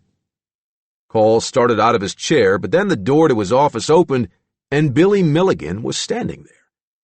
You Billy Shrink? I'm Dr. Call. Yeah, well, I'm Philip. Some of us think you should ought to have this. He slapped a sheet of yellow legal paper on the desk, then turned and walked out. Call glanced at it and saw immediately that it was a long list of names. Billy's 10 personalities and others as well. The last one wasn't really a name, just the teacher. He started to follow his patient, but then thought better of it. He picked up the phone and asked to speak to the technician at Medical Microwave. George, he said, I've got a session planned for today with Billy Milligan and Dave Malawista. I'd like you to videotape it. Then he hung up and studied the list. So many unfamiliar names, 24 in all. Call didn't dare allow himself to think what was starting to dawn on him. How did one handle something like this? And who in God's name was the teacher? After lunch, Call went up to AIT and knocked on the door of Milligan's room. Seconds later, Billy opened it, sleepy-eyed and tousled. Yeah? We've got a session this afternoon, Billy. Come on, shake it. Yeah, sure. Okay, Dr. Cole. Billy followed the energetic little man up the steps and through the door out of AIT. They walked down the corridor to the modern geriatrics building, past the soft drink and candy machines, through doors leading to the medical microwave room. George was inside the conference room, setting up the television camera, and he nodded as Billy and Dr. Call walked in. On the right, chairs were grouped as if for a non-existent audience. On the left, just beyond the open accordion doors, stood the television camera and a bank of monitoring equipment. Billy took the chair Call motioned to, and George helped Billy fasten the cord of the microphone around his neck. At that moment, a young, dark-haired man entered the room, and Call turned to greet Dave Malawista, a senior staff psychologist. George signaled that the TV camera was ready, and Call began the session. Would you tell us for the record who you are? Billy. All right, Billy. I need your help to get some information. We know there are some new names of what you've called your people that keep coming up. Are there, to your knowledge, any others? Billy looked surprised and glanced from Call to Malawista and back. Well, there was a psychologist in Columbus who asked me about someone named Philip. Call noted that Billy's knees were moving up and down in a nervous jiggling motion. Do the names Sean or Mark or Robert mean anything to you? Billy thought for a moment, looked distant, his lips moving in inner conversation. Then he mumbled, I just heard talking in my head. Arthur and somebody were arguing. The names rang out. I don't know what they mean. He hesitated. Arthur said Sean wasn't retarded. Not mentally. He was born deaf, and he slowed down. He's not normal for his age. There's been a war going on in me, ever since Dr. Wilbur woke me up, and before I went to sleep. He's not normal for his age. There's been a war going on in me, ever since Dr. Wilbur woke me up, and before I went to sleep. His lips moved again, and Cole signaled with his eyes for George to pan the camera in closer to get Billy's facial expression. Do you want someone to explain? Billy asked nervously. Who do you think I should talk to? Not sure. There's been a lot of mix-up time the last few days. I'm not sure who you could get information out of. Can you get off the spot yourself, Billy? Billy looked surprised and a little hurt, as if he felt Dr. Call was sending him away. Now, Billy, I didn't mean... Billy's eyes glazed. He sat rigid for a few seconds. Then he looked around as if suddenly wakened and suspiciously alert. He cracked his knuckles and glared. You have made quite a few enemies, Dr. Cole. Could you explain that? Well, I am not one at the moment, It is Arthur. Why? There was penetration by the undesirables. Who are the undesirables? Those who were silenced by Arthur because their functions were no longer necessary. If they were no longer necessary, why are they still around? Regan glared at him. What do you want us to do? Murder them? I see, Cole said. Go on. I am not satisfied with Arthur's decisions. He should be protector too, as well as me. I cannot do everything. Could you tell me more about these undesirables? Are they violent? Criminals? I am only violent one, and then only for reason. Suddenly he noticed the watch on his wrist and looked surprised. Is that your watch? Cole asked. I have no idea where it came from. Billy must have brought it when I was not looking. As I say, the others are not thieves. He smiled. Arthur is stuck-up type person about the undesirables, and the other people were told never to mention them. They were to be kept secret. Why wasn't it revealed before that there are others? No one ever asked. Never? He shrugged. Maybe they asked Billy or David, who did not know they existed. The undesirables were not to be revealed until total trust was available. Then why were they revealed to me? Arthur is losing domination. Undesirables are now in rebellion, and decided to reveal themselves to you. Kevin wrote a list. It is very necessary step, but it's bad to reveal too much when there is still lack of trust. We lost defense mechanism. I was sworn to secrecy not to tell, but I would not lie. What's going to happen, Regan? We will be solidified, all together, in complete control. There will be no more amnesia. Only one will be dominant. Who will that be? The teacher. Who is the teacher? He is a very likable person. He is good and bad, as most humans. You know Billy as he is now. His emotions change by circumstances. The teacher keeps his own name silent. But I know who teacher is. If you know who teacher is, you would definitely classify us all as insane. What is that? You have met parts of the teacher, Dr. Cole. Let me put it this way. The main question is, how did all of us learn the things we know? From the teacher. He taught Tommy electronics and escape. He taught Arthur biology and physics and chemistry. He taught me about weapons and how to control adrenaline for maximum power. He taught us all to draw and paint. The teacher knows all. Regan, who is the teacher? The teacher is Billy all in one piece. But Billy does not know. Why are you on the spot now telling me this, Regan? Because Arthur is angry. He made the mistake of relaxing control, letting Kevin and Philip reveal undesirables. Arthur is intelligent, but he is only human. Now he is the rebellion inside. Cole motioned to Malawista to pull his chair closer. Do you mind if Dave Malawista joins us? Billy was nervous in front of both of you, but I have no fear. Regan glanced around at the coiled wires and the electronic equipment and shook his head. This looks like Tommy's playroom. Could you tell me more about the teacher? Malawista asked. Let me put it this way. Billy was child prodigy when he was little. He was all of us in one. He does not know that now. Then why did he need you? Malawista asked. I was created for physical protection. But you know, don't you, that you are really just a figment of Billy's imagination? Regan leaned back and smiled. I have been told. I have accepted that I am figment of Billy's imagination. But Billy has not accepted that. Billy has failed at many things. That is why there are undesirables. Do you think Billy should know he's the teacher? Malawista asked. It would upset him to know. But when you talk to teacher, you will be talking to Billy all in one person. Regan examined the watch again. "It's not fair to spend Billy's money without him knowing it, but this will let him know how much time he loses." Call said, "Regan, do you think it's time all of you faced reality and worked on your problems?" "I don't have problem. I am part of problem."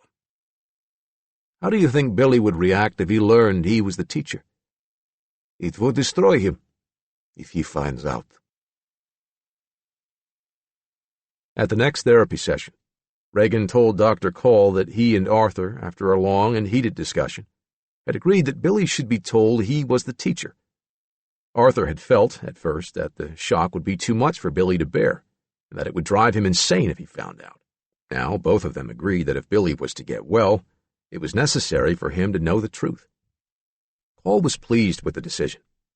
Regan's report of the conflict between himself and Arthur and of the rebellion of the undesirables suggested that things were reaching a crisis point.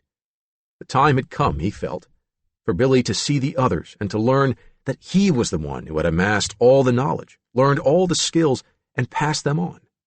It would strengthen him to learn that he was the teacher. Call asked to speak to Billy, and when he saw the knees jiggling and knew who he was speaking to, he told him of the decision made by Arthur and Regan.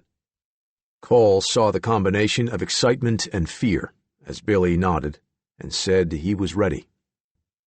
The doctor put the tape cartridge into the recorder, adjusted the sound, then settled back to watch his patient's reactions.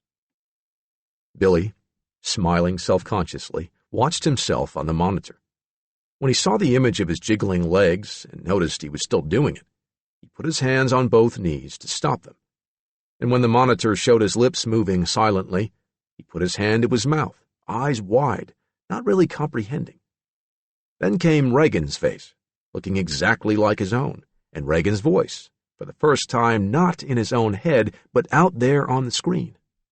And the words, "You have made quite a few enemies, Dr. Call." To this moment, Billy had accepted on faith what others had told him, that he was a multiple personality, even though nothing inside him made him feel that was true. All he had known until now was that occasionally he heard voices and he lost time. He had believed what the doctors told him, but he never felt it. Now, for the first time, he saw it with his own eyes, and for the first time, he understood. He watched in fearful fascination as Regan spoke of the 24 names on the paper and of the undesirables. His mouth stayed open as Regan spoke of the teacher, who had taught everyone all they knew. But who was the teacher? "The teacher is Billy all in one piece. Billy does not know he is teacher," Regan said from the screen. Call watched as Billy went limp. He looked weak. He was sweating. Billy walked out of the medical microwave room and took the stairs up to the 3rd floor. People passed and greeted him, but he didn't respond. He walked through the nearly empty lobby of AIT. Suddenly weak and trembling, he dropped into an easy chair. He was the teacher. He was the one with the intelligence, the artistic talent, the strength, the escape artist abilities. He tried to understand it. At first there had been only the core Billy, the one who was born and who had the birth certificate. Then he had broken into many parts. But all the while behind these many parts there was a presence without a name, someone that Regan had said was the teacher. In a sense, the unseen, fragmented, spirit-like thing called the teacher had created all the others, children as well as monsters. And therefore he alone bore the responsibility for their crimes. If the 24 people fused into one, that would be the teacher. That would be the whole Billy. What would it feel like? Would he know it? Dr. Call had to meet the teacher. It was important for the therapy. And the writer needed the teacher, too, to learn everything that had happened. He closed his eyes and felt a strange warmth flow up from his legs to his trunk and out to his arms, up to his shoulders and his head.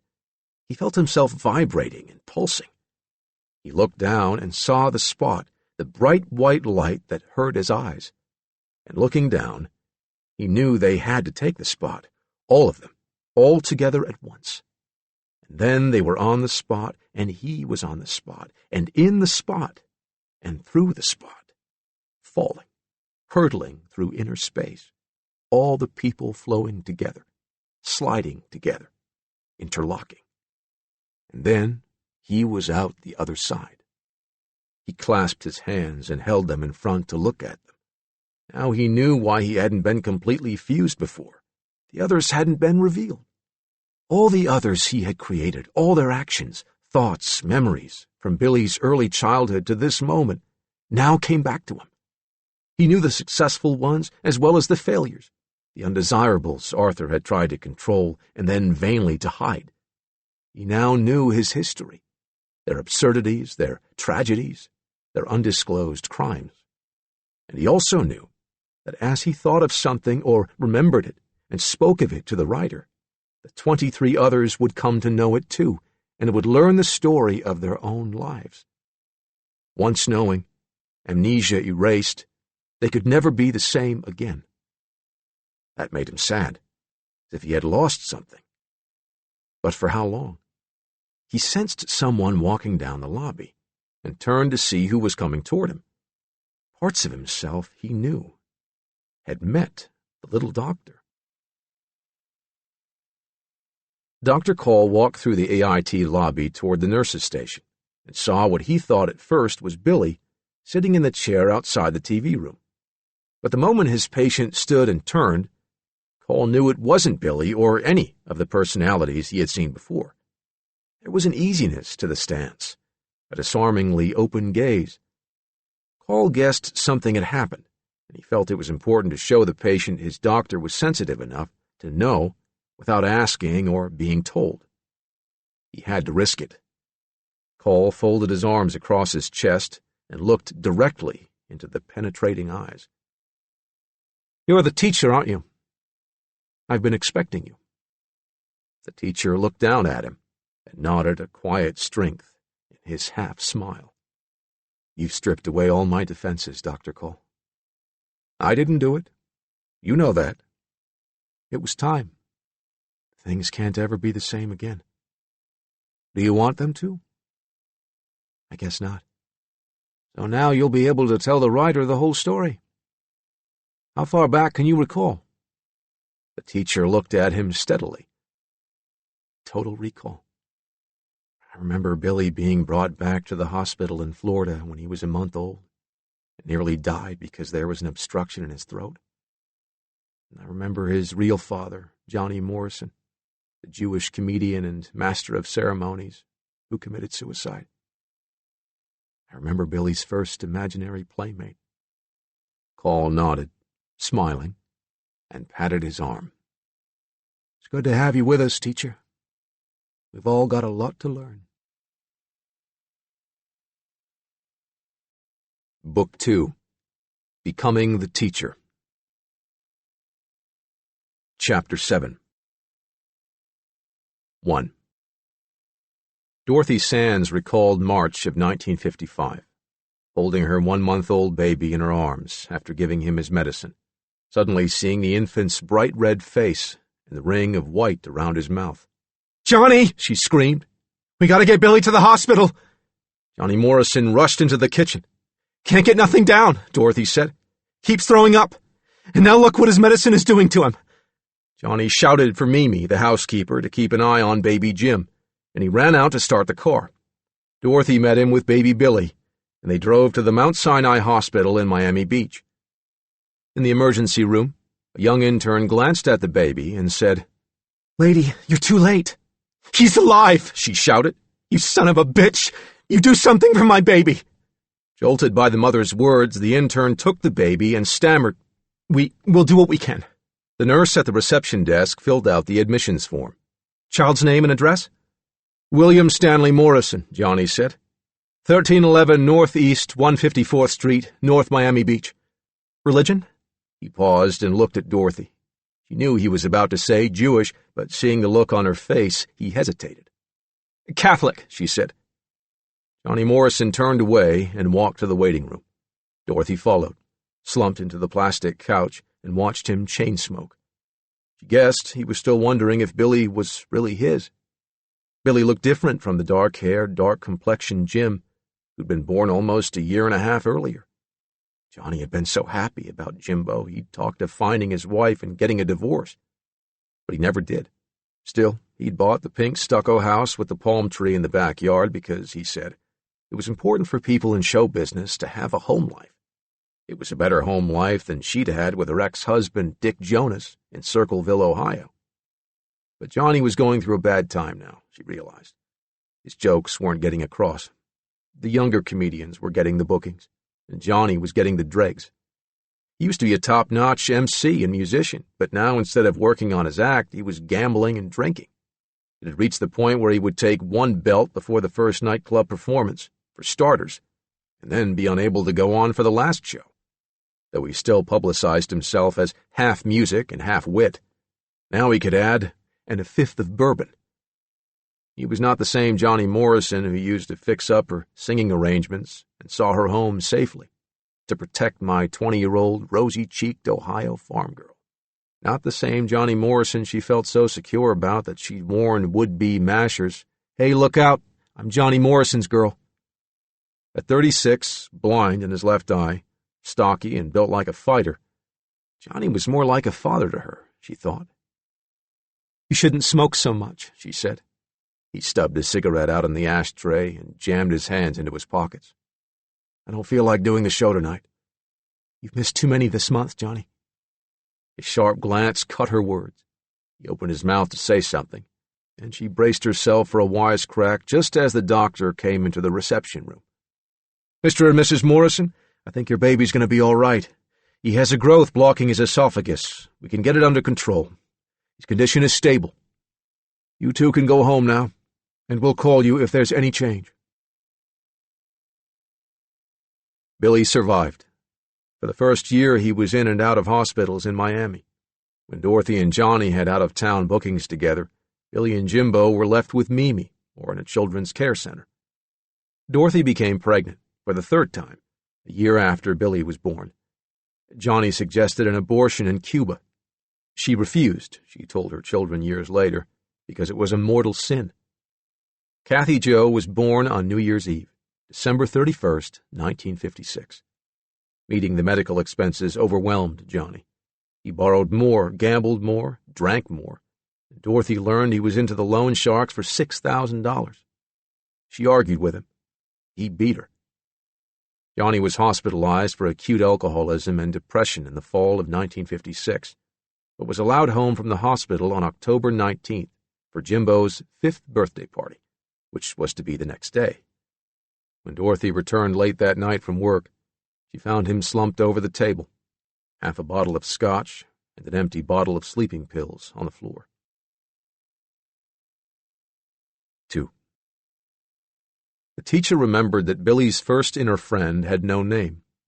One day, 4 months before his 4th birthday, when Jimbo wouldn't play with him, Kathy was still too little, and Daddy was too busy reading a book. Billy sat alone in his room with his toys, feeling lonely and bored. Then he saw a little boy with black hair and dark eyes who sat across from him and just stared. Billy pushed a toy soldier toward him. The boy picked it up, put it into the truck, and moved it back and forth, back and forth. They didn't speak, but even without talking, it was better than being all alone. That night, Billy and the little boy with no name saw his father go to the medicine cabinet and take out a bottle of pills. The mirror reflected Daddy's face as he emptied the bottle of yellow capsules into his hand and swallowed them. Then Daddy sat down at the table, Billy lay down in his crib, and the little boy with no name disappeared. In the middle of the night, his mother's scream woke Billy. He watched her rush to the telephone to call the police. With Jimbo standing beside him at the window, Billy looked on while they wheeled the stretcher, and the cars with the flashing lights took Daddy away. In the days that followed, Daddy didn't come back to play with him, and Mommy was too upset and busy, and Jimbo wasn't around, and Kathy was too little. Billy wanted to play with Kathy, talk to her, but Mommy said she was a little girl, and he had to be very, very careful. So when he got lonely and bored again, he closed his eyes and went to sleep. Christine opened her eyes and went to Kathy's crib. When Kathy cried, Christine knew by the expression on her face exactly what she wanted. She went to tell the beautiful lady that Kathy was hungry. "Thank you, Billy," Dorothy said. "You're a good boy. You watch your little sister, and I'll get dinner ready. Then I'll come and read you a bedtime story before I go to work." Christine didn't know who Billy was or why she was being called that, but she was happy she could play with Kathy. She took a red crayon and went to the wall beside the crib to draw Kathy a picture of a doll. Christine heard someone coming. She looked up to see the beautiful lady glaring at the drawing on the wall and the red crayon in her hand. "That's bad, bad, bad," Dorothy shouted. Christine closed her eyes and went away. Billy opened his eyes and saw the anger in his mother's face. When she grabbed and shook him, he got scared and cried. He didn't know why he was being punished. Then he saw the drawing on the wall and wondered who had done that naughty thing. "Me not bad," he cried. "You drew that on the wall," she shouted. He shook his head. "Not Billy. Kathy did it," he said, pointing to the crib. "You mustn't lie," Dorothy said, jabbing her forefinger hard against his little chest. "Lying is bad.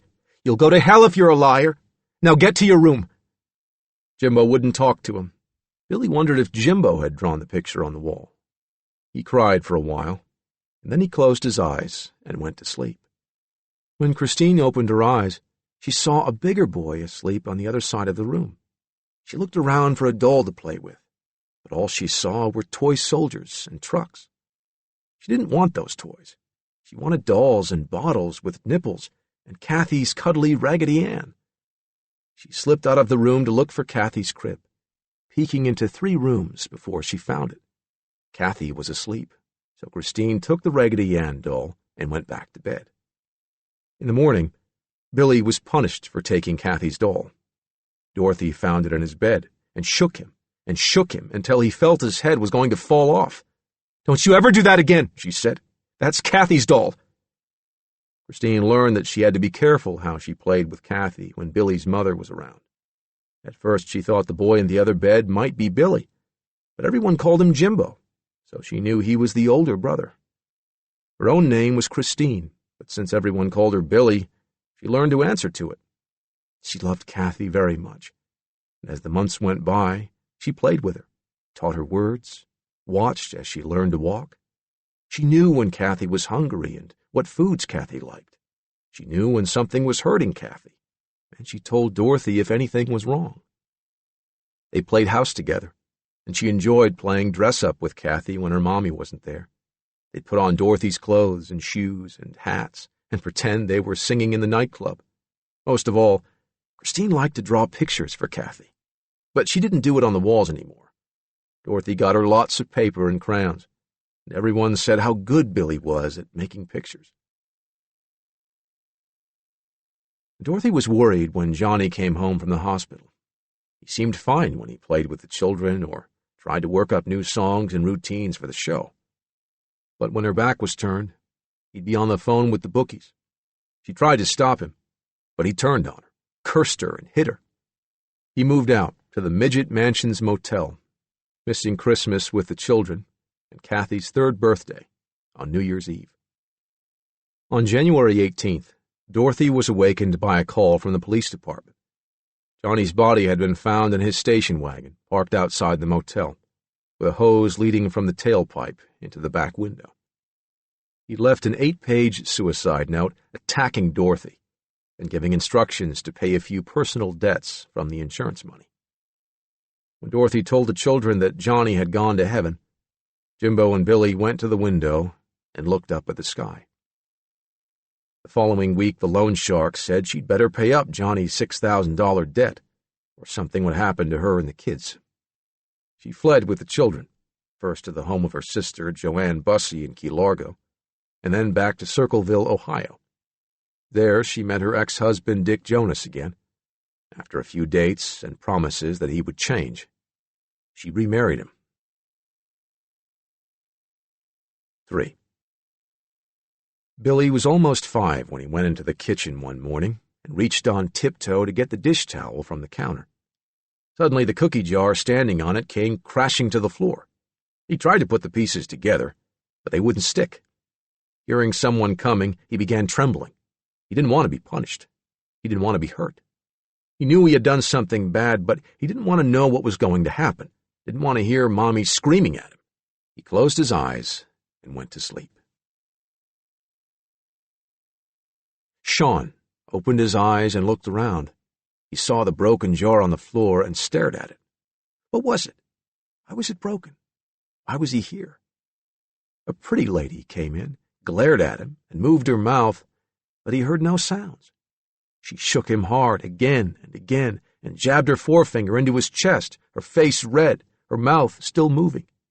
He had no idea why she was angry with him. She dragged him to a room, pushed him in, and closed the door. He sat there in the dead silence, wondering what was going to happen next. Then he went to sleep. When Billy opened his eyes, he cringed, expecting to be hit for breaking the cookie jar. But the blows didn't come. How had he gotten back into his room? Well, he was getting used to being somewhere, then closing his eyes and opening them to find himself somewhere else at a different time. He supposed it was that way with everyone. Up to now, he would find himself in a situation where he would be called a liar and punished for something he hadn't done. This was the first time he had done something and waked to find nothing had happened to him. He wondered when his mom was going to punish him for the broken cookie jar. It made him nervous, and he spent the rest of the day alone in his room. He wished Jimbo would come home from school, or that he could see the little dark-haired boy who used to play with his soldiers and trucks. Billy squeezed his eyes closed, hoping the little boy would be there. But nothing.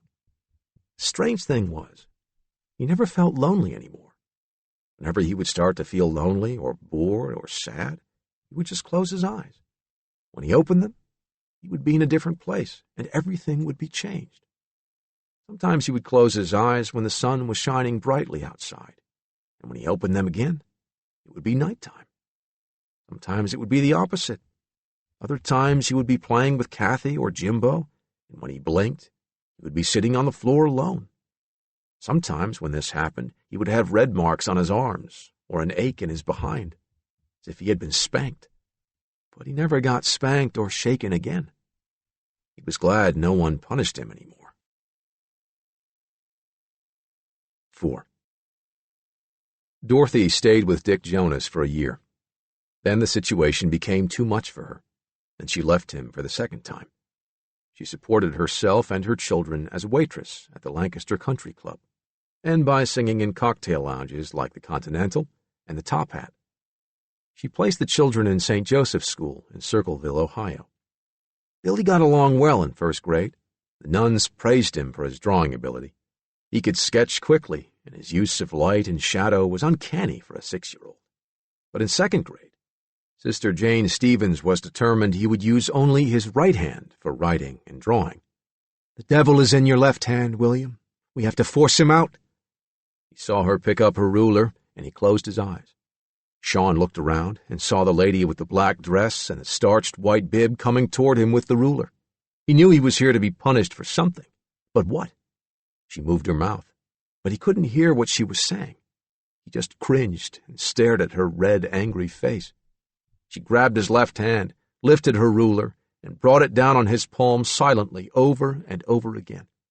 Tears rolled down his cheeks, and again he wondered why he was here to be punished for something he hadn't done. It wasn't fair. When Sean left, Billy opened his eyes and saw Sister Stevens walking away. He looked at his left hand and saw the red welts and felt the burning.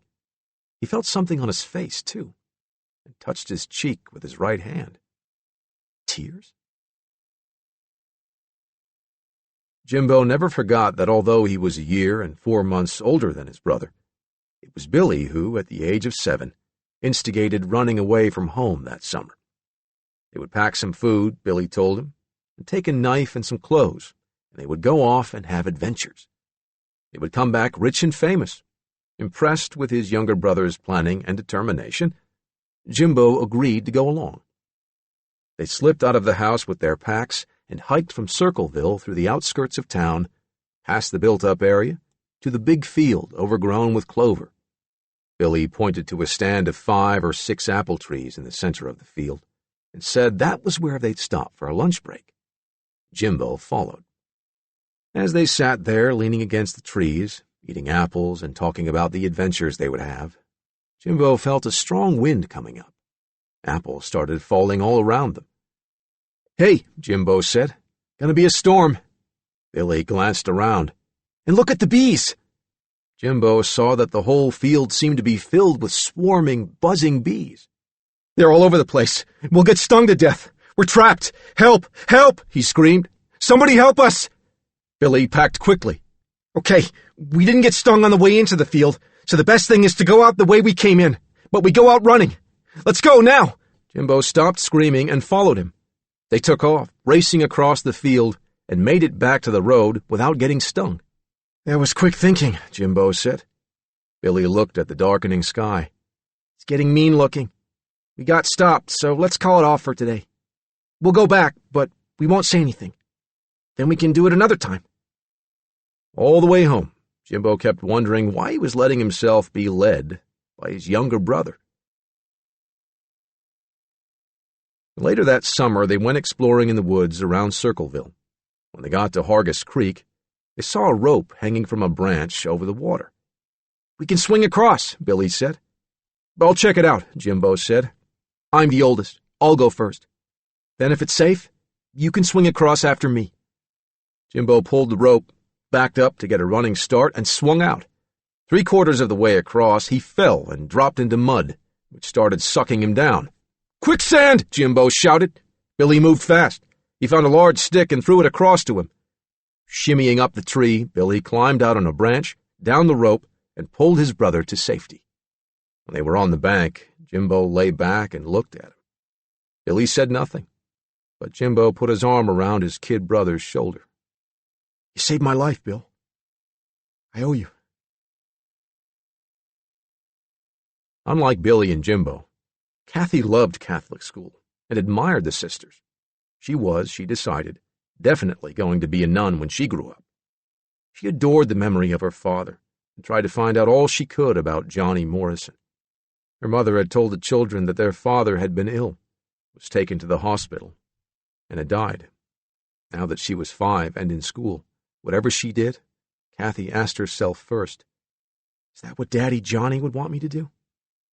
It was something she would continue into adulthood. Dorothy saved some money from her singing engagements and bought part interest in the Top Hat Bar. She met a handsome, fast-talking young man who had a wonderful idea about the two of them opening a supper club in Florida.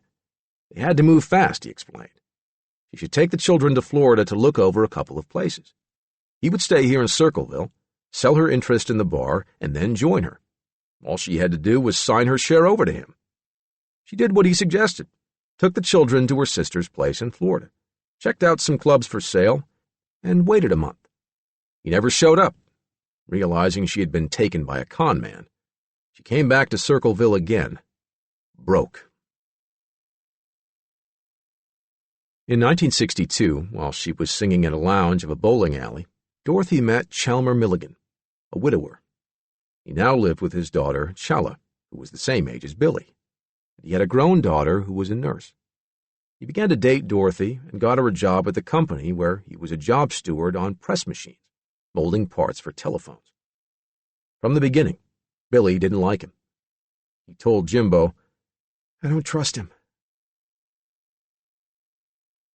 The Pumpkin Festival in Circleville, famous throughout the Midwest, was the annual highlight of the town. In addition to parades and floats, the streets were turned into a pumpkin fair, vendors in their booths, selling pumpkin donuts, and pumpkin candies, and even pumpkin hamburgers. The city was transformed into a pumpkin fairyland of lights and streamers and carnival rides. The Pumpkin Festival of October 1963 was a happy time. Dorothy felt her life had taken a good turn. She had met a man with a steady job who would be able to take care of her and who said he would adopt her 3 children. He would, she felt, be a good father, and she would be a good mother to Challa. On October 27, 1963, Dorothy married Chalmer Milligan. 3 weeks after their marriage, on a Sunday in mid-November, he took them out to visit his father's small farm in Bremen, Ohio, just 15 minutes away. It was exciting to the children to go through the white farmhouse, swing on the porch swing, poke around the spring house out back, and the old red barn a little ways down the hill. The boys would have to come out weekends, Chalmers said, to work on the place. There was a lot to do to get the soil ready for planting vegetables. Billy looked at the rotting pumpkins in the fields and fixed the barn and the landscape in his mind.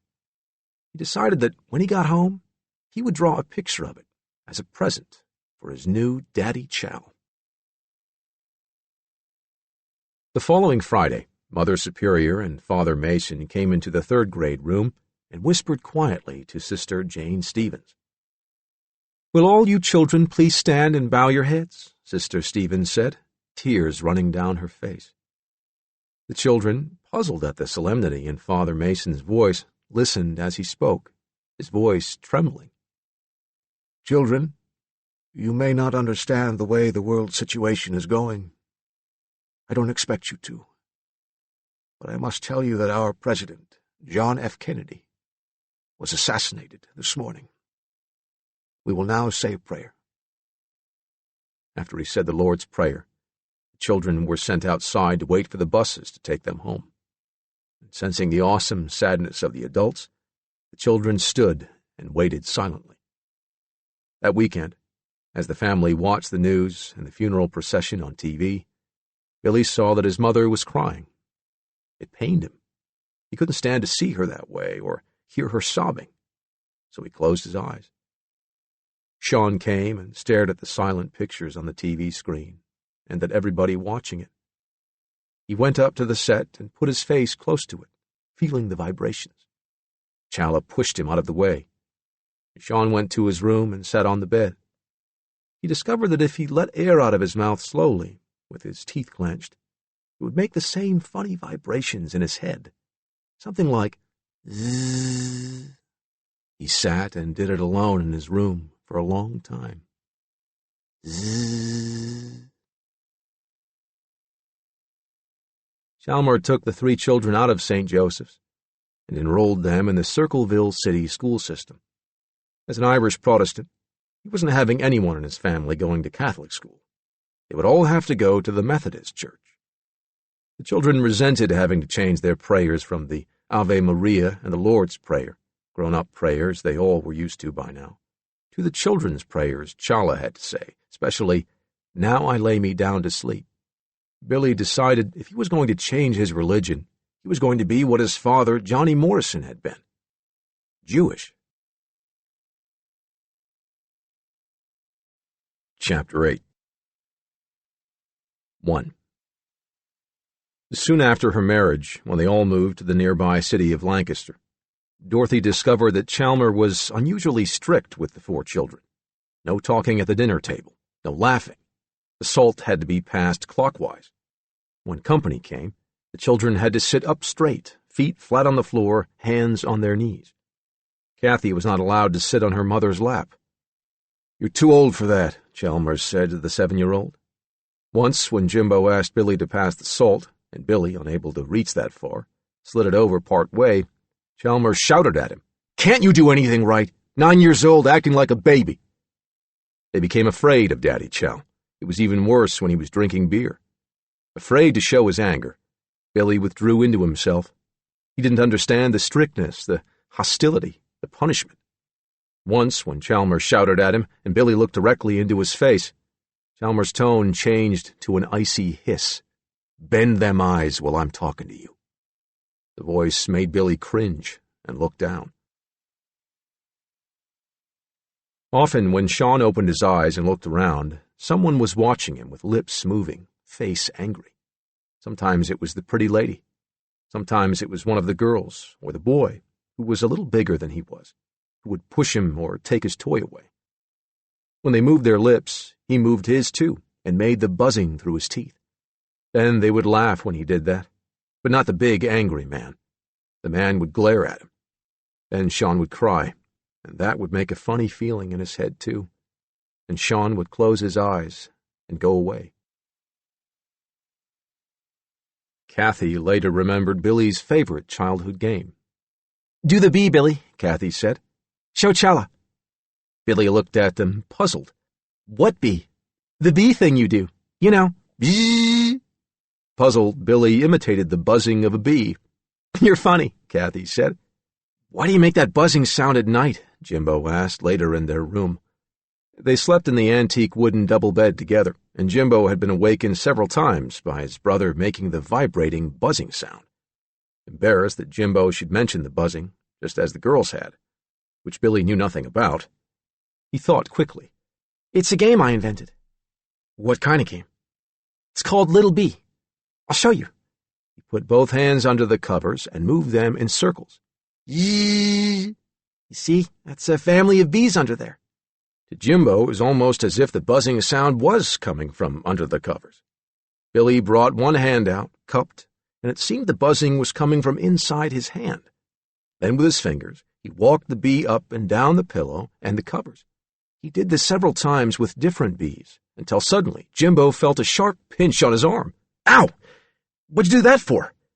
"That was one of the bees stung you. Now you gotta catch it. Smack that bee or hold it down with your hand." Several times Jimbo slapped or trapped a bee that stung him. Then once, as he trapped one, the buzzing filled the darkened room, became louder and angrier. Then the other hand came out and pinched him harder and harder. "Ow! Ow! Hey, you're hurting me." "It's not me," Billy said. "You trapped Little Bee. His daddy and his big brother came buzzing around to punish you." Jimbo let go of Little Bee. Billy had the whole family of bees circling around Little Bee on the pillow. "That's a good game," Jimbo said. "Let's play it again tomorrow night." Billy lay there in the dark before falling asleep, thinking that was probably the real explanation for the buzzing. He had probably been inventing the game in his head, making the buzzing sounds without realizing the others in the house could hear him. That probably happened to a lot of people, just like losing time. He figured everybody lost time. He'd often heard his mother or one of the neighbors say, "God, I don't know where the time went," or "Is it that late?" or "Where on earth did the day go?" 2. The teacher remembered one Sunday vividly. It was a week after April Fool's Day. Billy, who had turned 9 7 weeks earlier, had noticed Daddy Chow watching him constantly. And Billy picked up a magazine and glanced through it. But when he looked up, he saw Chalmers staring, sitting stone-faced with his hand to his chin, his empty blue-green eyes watching everything he did. And Billy got up, put the magazine neatly back on the coffee table, and sat on the couch the way he'd been told to, feet flat on the floor, hands on his knees. But Chalmers kept looking at him, so he got up and went out on the back porch.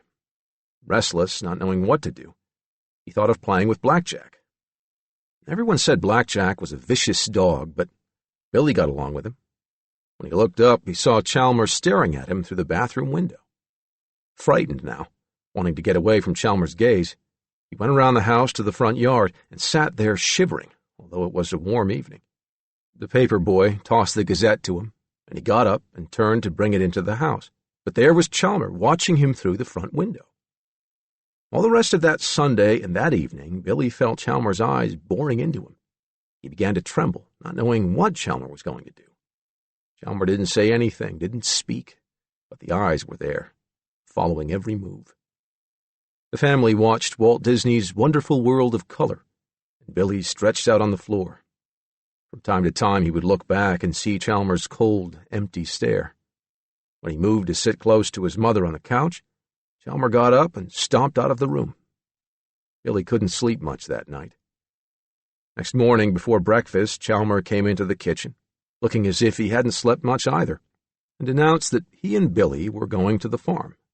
There was a lot to be done. Chalmers drove the back way, the long way, to the farm, never speaking a word the whole trip. He opened the garage and drove the tractor into the barn. Then Billy closed his eyes. He felt pain. Dr. George Harding's statement to the court recounts the event. The patient reports that he suffered sadistic and sexual abuse, including anal intercourse from Mr. Milligan. According to the patient, this occurred when he was 8 or 9 over the course of a year, generally on a farm when he would be alone with his stepfather. He indicates that he was afraid that the stepfather would kill him, insomuch as he threatened to bury him in the barn and tell the mother that he had run away. At that moment his mind, his emotions, and his soul shattered into 24 parts. 3. Kathy, Jimbo, and Shala later confirmed the teacher's memory of their mother's first beating. According to Dorothy, Chalmer had become enraged after he saw her talking to a black co-worker on the job at a nearby bench. She had been operating a tape-controlled punch drill, and when she noticed the man was starting to doze on the assembly line, she went over, shook him, and told him it was dangerous. He smiled and thanked her. As she went back to her work table, she saw Chalmer glaring at her. All the way home, he was silent, sulking. In the house, she finally said to him, "What's the matter? You want to talk about it?" "You and that nigger," Chalmer said. "What's going on?" "Going on? What in God's name are you talking about?" He hit her. The children watched from the living room as he beat her. Billy stood there, terrified, wanting to help her, wanting to stop Chalmer from hurting his mother. But he smelled the liquor, and he was afraid Chalmer would kill him and bury him and tell her he ran away. Billy ran to his room, slammed the door shut with his back against it, and covered his ears with his hands, but he couldn't shut out his mother's screaming. Crying, he slowly slid down the door until he was sitting on the floor. He closed his eyes tight, and in Sean's deafness, everything went silent. That was the first of the bad mix-up times, the teacher recalled. Life became tangled as Billy wandered about, losing time, not knowing the day or week or month.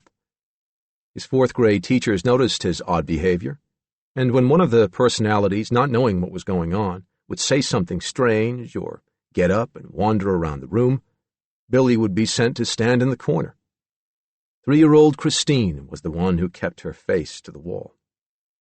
She could stay there for a long time and not say anything, keeping Billy out of trouble. Mark, who had a short attention span for anything but manual labor, would have wandered away.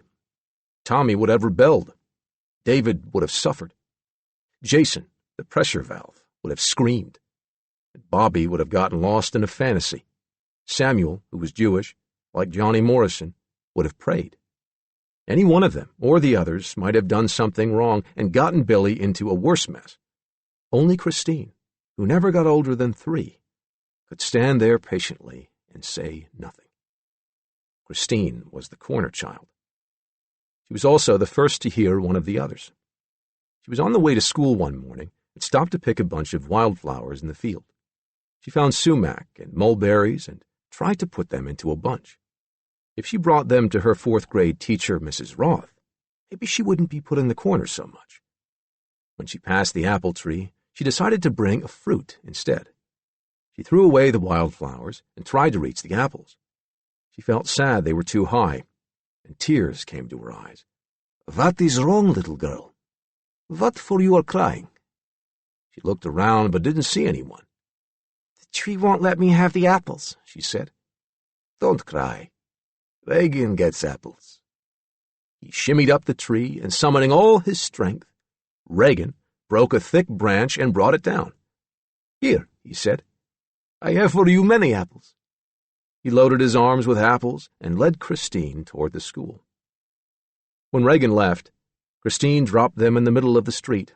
A car was speeding toward the biggest, shiniest apple, the one she wanted to give Mrs. Roth, and when she tried to reach it, Regan bumped her out of the way to save her from being hit. She saw the car had squashed the pretty apple, and she cried out, but Regan picked up another one, not nearly as nice, wiped it off, and gave it to her to take to school. When she put the apple on the desk, Mrs. Roth said, "Why, thank you, Billy." That upset Christine, because she had brought the apple. She went to the back of the room, wondering where to sit. She sat down on the left side of the room, but a few minutes later a big boy said, "Get out of my seat." She felt bad, but when she sensed Regan coming to hit the boy, she got up quickly and walked to another chair. "Hey, that's my seat," a girl called from the blackboard. "Billy's sitting in my seat." "Don't you know where you sit?" Mrs. Roth asked. Christine shook her head. Mrs. Roth pointed to an empty seat on the right side of the room. "You sit in that chair right there, Billy." Now go to it. Christine didn't know why Mrs. Roth was angry. She tried so hard to make the teacher like her. Through her tears, she felt Regan coming out to do something bad to the teacher. So she squeezed her eyes shut, stamped her feet, and made Regan stop. Then she left too. Billy opened his eyes, looked around, dazed, to find himself in class. God, how had he gotten here? Why were they staring at him? Why were they giggling? On the way out of class, he heard Mrs. Roth call to him, "Thank you for the apple, Billy. It was very nice of you. I'm really sorry I had to scold you." He watched as she went down the corridor and wondered what in the world she was talking about. 4. The first time Kathy and Jimbo heard the British accent, they thought Billy was clowning. Jimbo was in the room with him while they were sorting their laundry. Kathy came to the door to see if Billy was ready to walk with her and Challa to school. "What's the matter, Billy?" she asked, seeing the dazed look on his face. He looked at her, around the room, and at the other boy, who was staring at him too. He had no idea who these two were, or how or why he was here. He didn't know anyone named Billy. All he knew was that his name was Arthur, and he was from London. He looked down and saw the socks he was wearing, one black and the other purple. "Oh, I say, these are most certainly not mates." The girl giggled, and so did the boy. "Oh, you're silly, Billy. That's good. You sound just like Dr. Watson on those Sherlock Holmes movies you're always watching. Doesn't he, Jimbo?" Then she skipped off, and the boy called Jimbo ran out, shouting, "Better hurry up or you'll be late." Why, he wondered, were they calling him Billy when his name was Arthur? Was he an imposter? Had he come into this house among these people as a spy, a detective?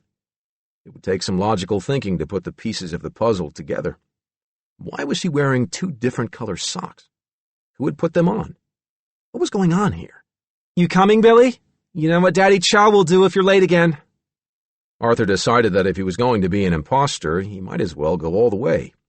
He joined Challa and Kathy on their walk to the Nicholas Drive School, but he said nothing all the way there. When they passed a room, Kathy said, "Where are you going, Billy? You better get in there." He hung back until he could figure out, by the last empty seat, where it would be safe to sit. He walked to it without looking right or left, holding his head high, not daring to speak. He had figured out that the others had laughed because he spoke differently. The teacher handed out the mimeographed arithmetic test. "When you're done," she said, "you may leave your papers and your books and go out to recess. After you come back, check your answers. Then I'll collect the papers and grade them." Arthur looked at the test and sneered at the multiplication and long division problems. He picked up a pencil and quickly went down the paper, doing the problems in his head and writing in the answers. When he was done, he put the paper into the book, crossed his arms, and stared into space. This was also very elementary. Out in the schoolyard, the rowdy children annoyed him, and he closed his eyes. After recess, the teacher said, "Take your papers out of your books now." Billy looked up, startled. What was he doing in class? How had he gotten here? He remembered getting up in the morning, but not getting dressed or coming to school. He had no idea what had happened between waking up at home and now. "You may check your answers before turning in the math papers." What math papers? He had no idea what was going on, but he decided if she asked him why he didn't have his math, he'd tell her he forgot it or lost it outside. He'd have to tell her something. He opened his book and stared in disbelief. There was the test paper with all the answers written in, to all 50 problems. He noticed that it wasn't his handwriting, similar, but as if it had been written very quickly. He'd often found papers in his possession and just assumed they were his. But he knew there was no way in the world someone as bad as he was in math could have done those problems. He peeked over at the desk next to his and saw a girl working on the same test. He shrugged, picked up a pencil, and wrote Bill Milligan at the top. He had no intention of checking it. How could he double-check the answers if he didn't know how to work the problems? "Are you finished already?" He looked up and saw the teacher standing over him. "Yeah. You mean you didn't check your answers?" "Nope." "Do you have that much confidence you're going to pass this test?" I don't know, Billy said. Only way to find out is to grade it. She took the test paper up to her desk, and a few seconds later he saw the frown on her face. She walked back to his seat. Let me see your book, Billy. He handed it to her, and she leafed through it. Let me see your hands. He showed her his hands. Then she asked to see his shirt cuffs and the contents of his pockets and the inside of his desk. Well, she said finally, I don't understand. There's no way you could have the answers, because I just ran the test off on the mimeograph this morning, and the only answers are in my purse. Did I pass? Billy asked. She gave him back his paper reluctantly. You got a perfect score. Billy's teachers called him truant, troublemaker, liar. From 4th to 8th grade, he was in and out of offices of advisors, the principal, the school psychologist. Growing up was a constant battle of making up stories, bending the truth, manipulating explanations to avoid admitting that most of the time he didn't know what had happened to him days, hours, even just minutes ago. Everyone noticed his trances. Everyone said he was strange. When he came to understand that he was different from other people, that not everyone lost time, that everyone around him agreed he had done and said things he, and he alone, couldn't recall, he assumed he was insane. He hid it. Somehow, he kept the secret. It was in the spring of 1969, the teacher recalled, when Billy was 14 and in 8th grade, that Chalmer took him to the farm, out beyond the cornfield, handed him a shovel, and told him to start digging. Dr. Stella Carlin was later to describe this alleged event in her statement, read into the court record. His stepfather abused Billy sexually and threatened to bury him alive if he told his mother. He even buried the child, leaving a pipe over his face for air. Before he shoveled the dirt off the child, he urinated through the pipe onto the child's face. Newsweek, December 18, 1978. From that day, Danny feared the earth. He would never again lie in the grass, touch the ground, or paint the landscape. 5. Several days later, Billy went into his room and reached over to switch on his bedside lamp. Nothing happened. He clicked it again and again. Still nothing. He shuffled out to the kitchen, got a new bulb, and came back to change it as he had seen his mother do. He got a shock that sent him back against the wall. Tommy opened his eyes and looked around, not knowing what to expect. He saw the light bulb on the bed, picked it up, peered under the lamp shade, and started to screw it in. As he touched the metal collar, he got a shock. Son of a bitch! What the hell was that? He pulled off the lamp shade and looked into the hole. He touched it and felt the shock again. He sat there trying to puzzle it out. Where was this shit coming from? He followed the electric cord to where it plugged into the wall. He pulled out the plug and touched the collar again. Nothing. So the goddamn shock was coming from the wall. He stared into the two little holes, then jumped up and ran downstairs. He followed the wires from the ceiling to the fuse box, followed the cable from the fuse box outside the house, and stopped in amazement as he saw the lines leading to the telephone poles along the streets. So that's what those goddamn things were for. Tommy followed the poles to see where they led to. It was nearly dark when he found himself outside the building with the wire fence around it and the sign Ohio Power. Okay, he thought. So where do they get the stuff that lights the lights and shocks the shit out of you? Back home, he got out the phone book, looked up Ohio Power, and wrote down the address. It was too dark now, but tomorrow morning he would go there and see where the power came from. The next day, Tommy went downtown to Ohio Power. He walked inside and stared, dumbfounded. Just a lot of people sitting at desks, answering telephones and typing. A business office. Jesus Christ, struck out again. As he wandered along Main Street trying to figure out how he was going to find out where this junk came from, he passed the library sign in front of the municipal building. Okay, he'd go look it up in the books. He went up to the second floor, searched the card catalog under Power, found the books, and began to read. It astonished him to learn about dams, hydroelectric power, and the burning of coal and other combustible fuels to create energy to work machinery and light the lights. He read until dark. Then he wandered the streets of Lancaster, looking at all the lights that had been turned on, excited that now he knew where the power was coming from. He was going to learn all about those machines and everything that had to do with electricity. He stopped in front of a store window and looked at the display of electronic equipment. A crowd had gathered around the TV sets in the window. They were watching the man in a spacesuit climb down a ladder. "Can you believe it?" someone said. "Seeing this all the way from the moon?" "One giant step for mankind," the voice from the TV was saying. Tommy looked up at the moon and then back at the TV screen.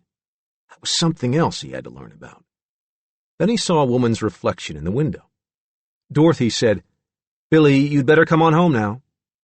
He looked up at Billy's pretty mother and started to tell her that his name was Tommy, but she put her hand on his shoulder and led him to the car.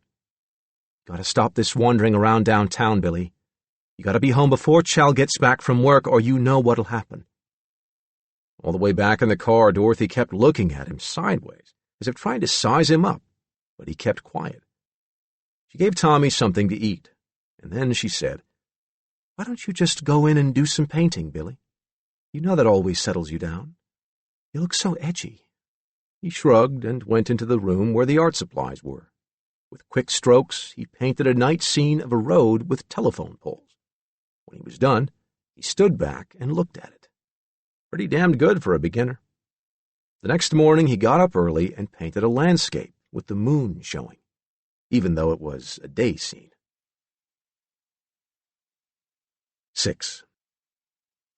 Billy loved flowers and poetry and helping his mother around the house, but he knew that Chalmer called him a sissy and a little queer, so he stopped helping his mother and writing poetry. Adelena came to do them for him in secret. One evening, Chalmer settled down to watch a World War II movie in which a Gestapo interrogator beat his victim with a hose. When the movie was over, Chalmer went out into the yard and cut a 4-foot length of garden hose, doubled it, and wrapped the cut ends together with black tape for a handle. When he came inside, he saw Billy washing the dishes. Before she knew what was happening, Adelena felt a blow in the small of her back that knocked her to the floor. Chalmer hung the hose by the looped end on his bedroom door and went to bed. Adelena learned that men were violent and hateful and never to be trusted. She wished Dorothy or one of the girls, Kathy or Chala, would hug her and kiss her and make the fear and the bad feelings go away. But she knew that would cause trouble, so she went to bed and cried herself to sleep. Chalmer used that hose often, mostly on Billy. Dorothy recalled hanging her robe or nightgown over it on the back of the bedroom door, hoping that if Chalmer didn't see it, he wouldn't use it. Then one day, after he hadn't used it for a long time, she threw it away. He never did know what had happened to it. In addition to secretly playing with motors and electrical equipment, Tommy began to study methods of escape. He read about the great escape artists Houdini and Sylvester, and was disappointed to discover that some of their great escapes were tricks. In later years, Jimbo remembered his brother telling him to tie his hands tightly with a rope and then to leave. When Tommy was alone, he would study the knots and figure out the easiest way to turn his wrists to make them mobile so that the ropes would slide. He practiced tying one wrist with a rope and then untying it with his hand behind his back. After reading of African monkey traps used to capture the animals when they reached through narrow slots for food and were then unable to pull their fists free because they wouldn't let go, Tommy began to think about the structure of the human hand. He studied the encyclopedia pictures of bone structure, and it occurred to him that if the hand could be compressed smaller than the wrist, it could always get free. He measured his own hands and wrists and began a series of exercises, squeezing and conditioning his bones and joints. When he finally reached the point of being able to compress his hands smaller than his wrists, he knew that nothing could ever again keep him in harness or chains. Tommy decided he also needed to know how to get out of locked rooms. When Billy's mother was out, and he was alone in the house, he got a screwdriver and unscrewed the locked plate of the door, studying the mechanism to see how it worked. He drew a picture of the inside of the lock and memorized the shapes. Whenever he saw a different lock, he would take it apart, study it, and put it back together. One day he wandered downtown into the shop of a locksmith. The old man let him look at the different kinds of locks to memorize how they worked. He even lent Tommy a book about magnetic invoked tumblers, spinner-type tumblers, and different kinds of vaults. Tommy studied hard, testing himself constantly. At the sporting goods store, he saw handcuffs and decided that as soon as he had the money, he would get a pair to learn how to unlock those as well. One evening, when Chalmer was particularly nasty at dinner, Tommy searched for a way he could hurt him without getting caught. He had an idea. He got a file from the toolbox, took the cover off Chalmer's electric rotary razor, and carefully filed all 3 rotary blades dull. Then he put the cover back on and went out. Next morning he stood outside the bathroom while Chalmer was shaving. He heard the click of the razor and then the shouts of pain as the dull blades yanked at the hairs instead of cutting them. Chalmer raced out of the bathroom. "What are you looking at, you stupid bastard? Don't stand there like a goddamn moron!" Tommy shoved his hands into his pockets and walked off, turning his head away so Chalmer wouldn't see him smiling. Alan's first time out on the spot was when he tried to talk some neighborhood tough guys out of throwing him down into a construction site hole dug for the foundation of a building. He argued with them, using all of his con man abilities, but it didn't work. They tossed him down into the pit anyway and threw rocks at him. Well, he figured, no use in sticking around. Danny heard the clunk of the rock hitting the ground in front of him. Then another one, and another. He looked up to see the gang of boys at the top of the excavation tossing rocks at him. One hit him in the leg, and another hit his side. Danny ran to the far end, going in circles, trying to find a way out. Finally, realizing the sides were too steep for him to climb, he sat down in the dirt and crossed his legs. Tommy looked up when a rock hit him in the back. Quickly sizing up the situation, he realized an escape was called for. He had been practicing picking locks and untying ropes, but this was a different kind of escape. This needed strength.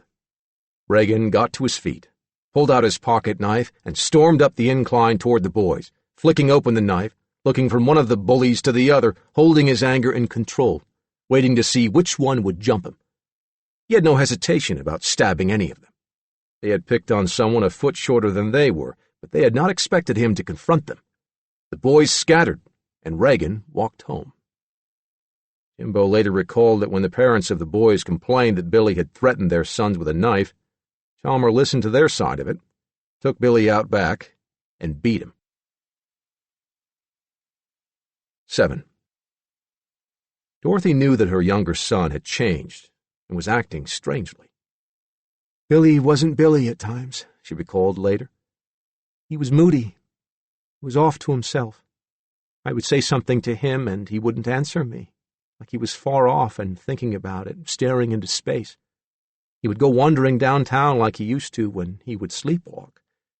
He'd do it from school.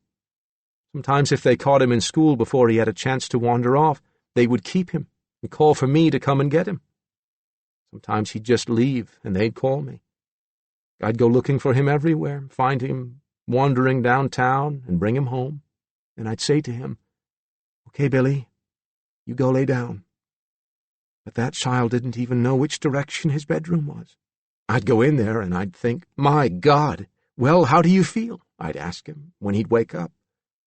He'd look real bewildered and say, "Did I stay home today?" And I'd say, "No, Billy, you did not stay home today. Don't you remember me coming after you? You were at school, and Mr. Young called me, and I come up to the school after you. Don't you remember coming home with me?" He'd look dazed and nod and say, "Oh, don't you remember? I guess I just wasn't feeling well today." They tried to tell me it was drug-related, Dorothy said. But I knew it wasn't. That boy never took drugs. He wouldn't even take an aspirin. I'd have to fight him to take medicine. Sometimes he'd come home on his own, confused and in a trance. He wouldn't talk to me until he had a nap. Then he'd come out and it would be my Billy again. I told them. I told everyone. That boy needs help. 8. Arthur appeared in school occasionally to correct a teacher when they were studying world history, especially when the subject was England and the colonies. He spent most of his time in the Lancaster Public Library, reading. There was more to be gained from books and first-hand experience than from these narrow-minded provincial teachers. The school teacher's explanation of the Boston Tea Party made Arthur angry. He had read the truth in a Canadian book called The Raw Facts, which debunked the phony patriotic explanation for what had really been a group of drunken sailors. But when Arthur spoke, everyone laughed, and he walked out of the class, leaving the sound of giggling behind him. He went back to the library, where he knew the pretty librarian wouldn't laugh at his accent. Arthur knew very well there were others around, because as he checked the dates on the calendar, he knew something was wrong. According to everything he read and observed, other people didn't sleep as long as he seemed to be sleeping. He began to question people. What did I do yesterday? He would ask Kathy or Jim or Chawla or Dorothy. Their descriptions of his behavior would be completely strange to him. He would have to check it out by logical deduction. One day, as he was about to sleep, he felt someone else's presence in his mind, and he forced himself to stay awake. "Who are you?" he asked. "I demand to know who you are." He heard the voice answer, "Well, who in the hell are you?" "My name's Arthur. Who are you?" "Tommy. What are you doing here, Tommy? What are you doing here?" The questioning went back and forth in his mind. "How did you get here?" Arthur asked. "I don't know. Do you?" "No, but I've bloody well got to find out." "How?" "We must be logical about it. I have an idea. Let's you and I keep track of the time we're awake, to see if that accounts for all the hours of the day." "Hey, that's a good idea," Arthur said. "Make a mark inside the closet door for every hour you can account for. I'll do the same thing. We'll tally it up and check it with the calendar to see if all the time is accounted for." It wasn't. There had to be others. Arthur spent every conscious moment working out the puzzle of the missing time and searching for other people who seemed to be sharing his mind and body. After meeting Tommy, one by one he discovered all the others, a total of 23, including himself, and the one the outside people referred to as Billy or Bill.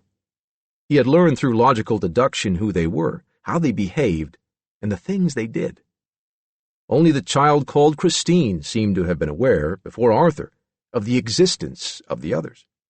She could, he learned, experience what went on in their minds when they were conscious. Arthur wondered if that was a skill that could be developed.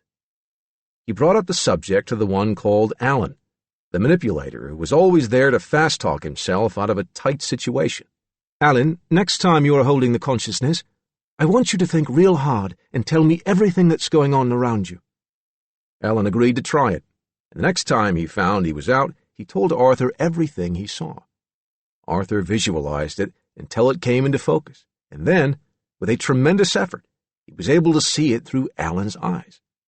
He discovered, however, that it worked only when he paid attention and when he was awake, even though not out in the consciousness. He had achieved his first intellectual triumph of mind over matter. Arthur realized that because of his knowledge, he had become responsible for a large, diverse family.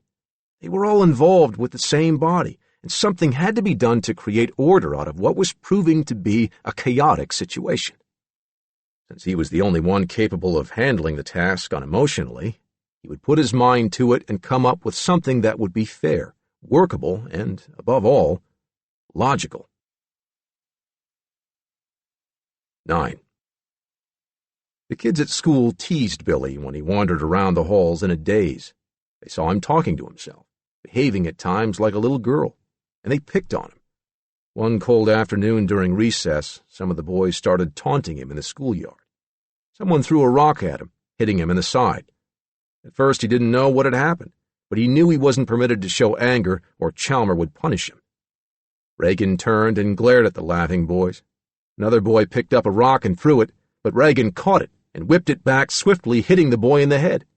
Astonished, the boys backed off as Reagan pulled a switchblade out of his pocket and approached them. They fled. Reagan stood looking around, trying to understand where he was and how he had come to be there. He closed the knife, put it into his pocket, and walked off. He had no idea what was going on. But Arthur observed him, his swiftness, his anger, and he deduced why Regan was there. He realized that Regan's sudden emotional outbursts would have to be dealt with, but it would be necessary to study and understand him before he introduced himself. What surprised him most of all was that Regan was thinking in a Slavic accent. Arthur felt the Slavs had been the first barbarians. In dealing with Regan, he was dealing with a barbarian. Dangerous, but the kind of person who might prove necessary in times of danger, a power to be harnessed. Arthur would bide his time and approach him when he felt it was right. Several weeks later, Kevin joined some tough boys in a dirt-clod fight against kids from another neighborhood. The battleground was a mound of dirt behind a big pit where a housing development was under construction. Kevin was feeling rough and tough, tossing the clods, laughing as he missed, watching them explode like dirt bombs. Then he heard a strange voice from somewhere beside him say, "Lower! Throw them lower!" He stopped and looked around, but no one was close by. Then he heard it again. "Lower! Lower! Throw them things lower!" It was a voice like the Brooklyn soldiers in the war movie he had seen on TV. "Why should throw them damn doit clods lower?" Kevin was baffled. He stopped throwing and sat down on the dirt pile to figure out who was talking to him. "Where are you?" Kevin asked. "Where are you?" echoed the voice. "I'm standing on the dirt behind the pit." "Yeah? Me too." "What's your name?" Kevin asked. "Philip. What's yours?" "Kevin. That's a funny name." "Yeah? I'd bust you if I could see you." "Where you live?" Philip asked. "On Spring Street." "Where you from?" "I'm from Brooklyn, New York, but now I live on Spring Street too." "It's 933 Spring, a White House, owned by some guy named Chalmer Milligan," Kevin said. "He calls me Billy." "Jeez, that's where I live. I know the same guy. He calls me Billy too. I never seen you there." "I ain't never seen you there either," said Kevin. "Well, shit, pal," Philip said. "Let's go bust out some windows at the school." "That's cool," Kevin said, and they ran down to the school and broke a dozen windows. Arthur listened and watched and decided that those two were definitely criminal types who would prove to be a very serious problem indeed. Regan knew some of the other people who shared his body. He knew Billy, whom he had known from the beginning of his own consciousness, David, who accepted the pain, Danny, who lived in constant fear, and 3-year-old Christine, whom he adored. But he knew there were others as well, many others he hadn't met. The voices and the things that happened couldn't be explained by just the 5 of them. Regan knew his last name was Varaskevich, that his homeland was Yugoslavia, and that his reason for existence was to survive and to use any means to protect the others, especially the children. He was aware of his great strength and his ability to sense danger as a spider feels the tingling presence of an intruder on his web. He was able to absorb all the others' fear and transform it into action. He vowed to train himself, perfect his body, study the martial arts. But that was not enough in this hostile world.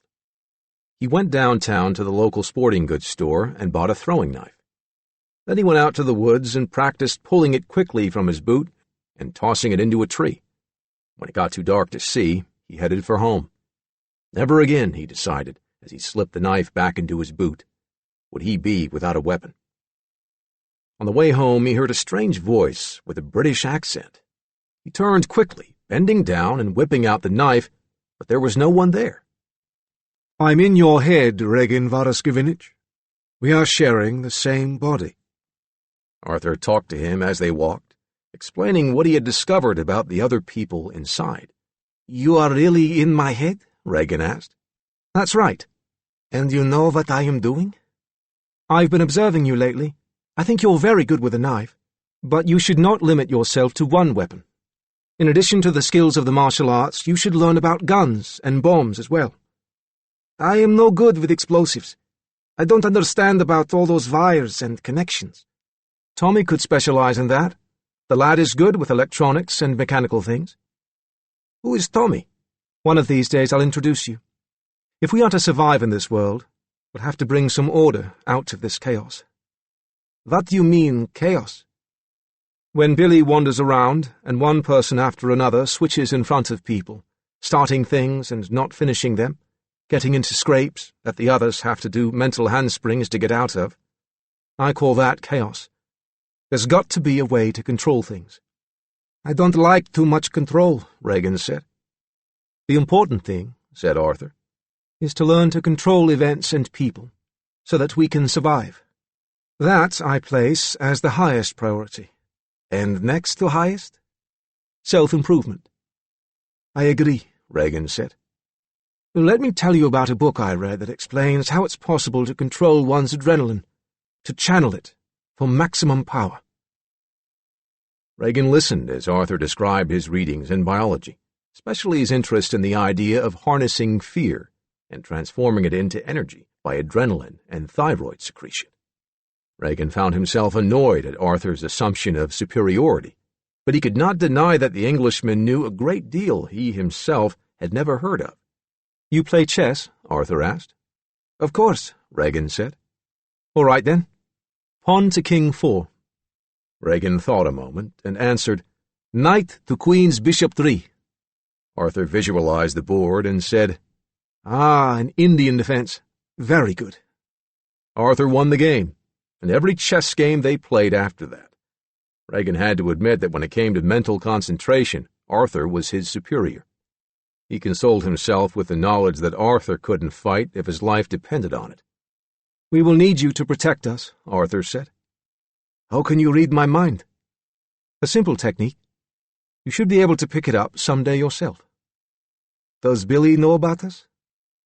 No. He hears voices from time to time, and he sees visions, but he has no notion we exist. Should he not be told? I don't think so. I believe it would drive him insane. Chapter 9 1.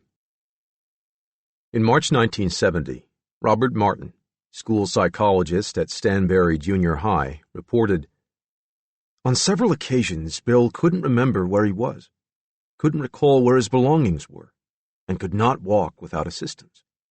The pupils of his eyes were pinpoint in size at these times. Recently, Bill has had frequent altercations with teachers and peers which result in his leaving class. During these episodes, he is depressed, cries, and becomes incommunicative. During one of these recent episodes, Bill was observed attempting to step in front of a moving car. Bill was taken to a physician for this behavior. It was reported that the diagnosis was psychic trances.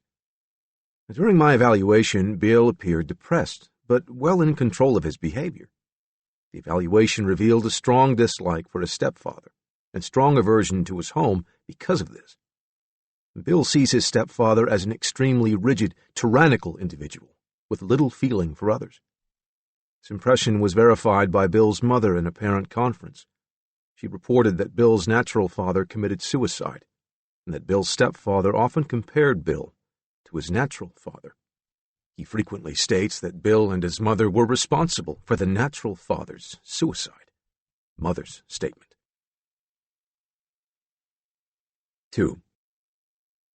John W. Young, principal of Stanberry Junior High, discovered that Billy Milligan frequently cut class and sat on the steps outside his office or at the rear of the auditorium. Young would always sit beside the boy and talk with him. Sometimes Billy spoke of his dead father and said he would like to be an entertainer when he grew up. He spoke of how bad things were at home. But often, Principal Young realized the boy was in a trance. He would lead Billy to his car and take him home. After a great many of these episodes, Principal Young referred him to the Fairfield County Clinic for guidance and mental health. Dr. Harold T. Brown, psychiatrist and director, first saw Billy Milligan on March 6, 1970. Brown, a slight man with gray mutton chops and a receding chin, gazed at the boy through black-rimmed glasses. He saw a neat-looking, slender 15-year-old in apparent good health, sitting passively, neither tense nor anxious, but avoiding looking him in the eyes. "His voice is soft," Dr. Brown wrote in his notes, with little modulation, almost trance-like. Billy stared at him. "What are your feelings?" Brown asked him. "Like a dream that comes and goes. My dad hates me. I hear him screaming. I have a red light in my room. I see a garden and a road, flowers, water, trees, and nobody there to yell at me. I see lots of things that aren't real. There's a door with all the locks on it, and someone is pounding to get out. I see a woman falling down, and suddenly she's turning into a pile of metal, and I can't reach her. Hey, I'm the only kid who can take a trip without LSD. "How do you feel about your parents?" asked Brown. I'm afraid he's going to kill her. It's because of me. They fight over me because he hates me so much. I get these nightmares that I can't describe. Sometimes my body feels funny, like I'm real light and airy. There are times I think I can fly."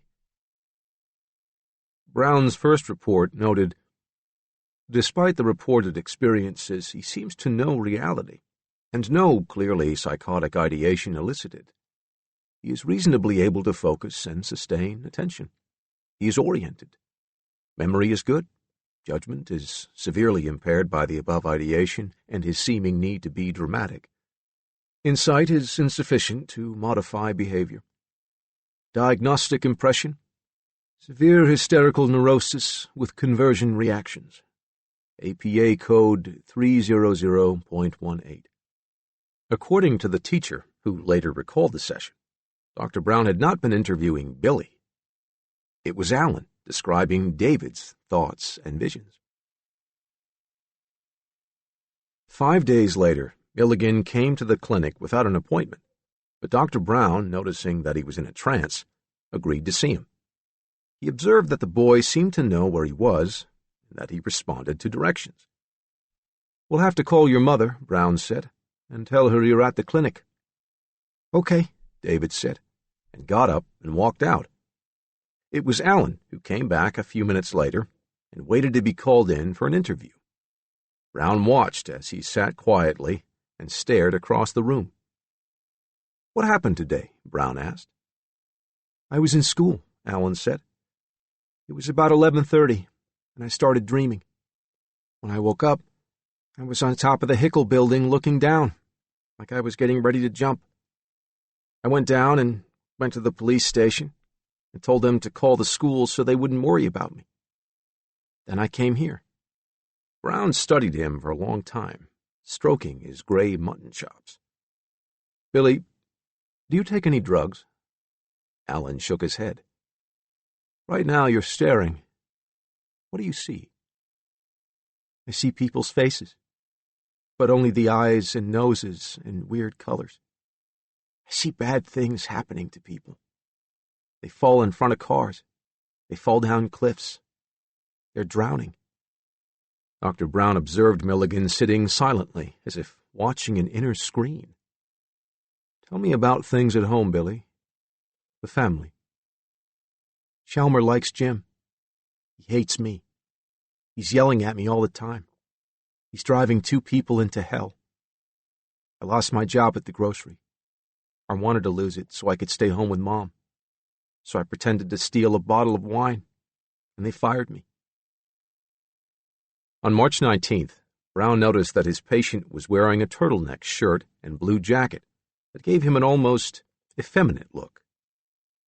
"It is my opinion," he wrote after the session, "that this patient should no longer be managed on an outpatient basis and could well benefit from residential therapy in the Columbus State Hospital Children's Adolescent Unit.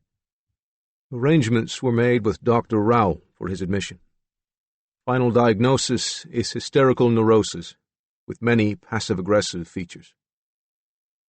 5 weeks after his 15th birthday, Billy Milligan was committed by Dorothy and Chalmer to the Children's Unit of the Columbus State Hospital as a voluntary patient. Billy believed that because of all his complaining and his bad behavior, his mother had decided to keep Chalmer and give him away. 3. Columbus State Hospital Record. Confidential. March 24th, 4 p.m. Injury occurred during a fight between this patient and another patient, Daniel M. Injury involved a cut below the right eye. Injury occurred while fighting in the hall outside sleeping rooms on RV3 about 4 p.m. Apparently, William and Daniel were playing. William became angry and struck Daniel, and then Daniel struck William. Patients separated. March 25th. Patient was found with a case knife on his person. Also found a small file on the board which he had taken out of the wood shop. Dr. Rowell talked with the patient, and he stated he wanted to kill himself. Placed in seclusion and suicidal precautions. March 26th. Patient has been fairly cooperative. Complains periodically of seeing weird things. Patient did not participate at recreation. Just sat alone most of the time. April 1st. Patient was screaming that the walls were closing in on him, and he didn't want to die. Dr. Rowell took him in seclusion and warned him about having cigarettes and matches. April 12th. Patient starts acting out about bedtime the last few nights. He asks us if he is in a trance. Patient wanted extra medication tonight. I explained to patient he should try to get to bed. Patient became hostile and belligerent.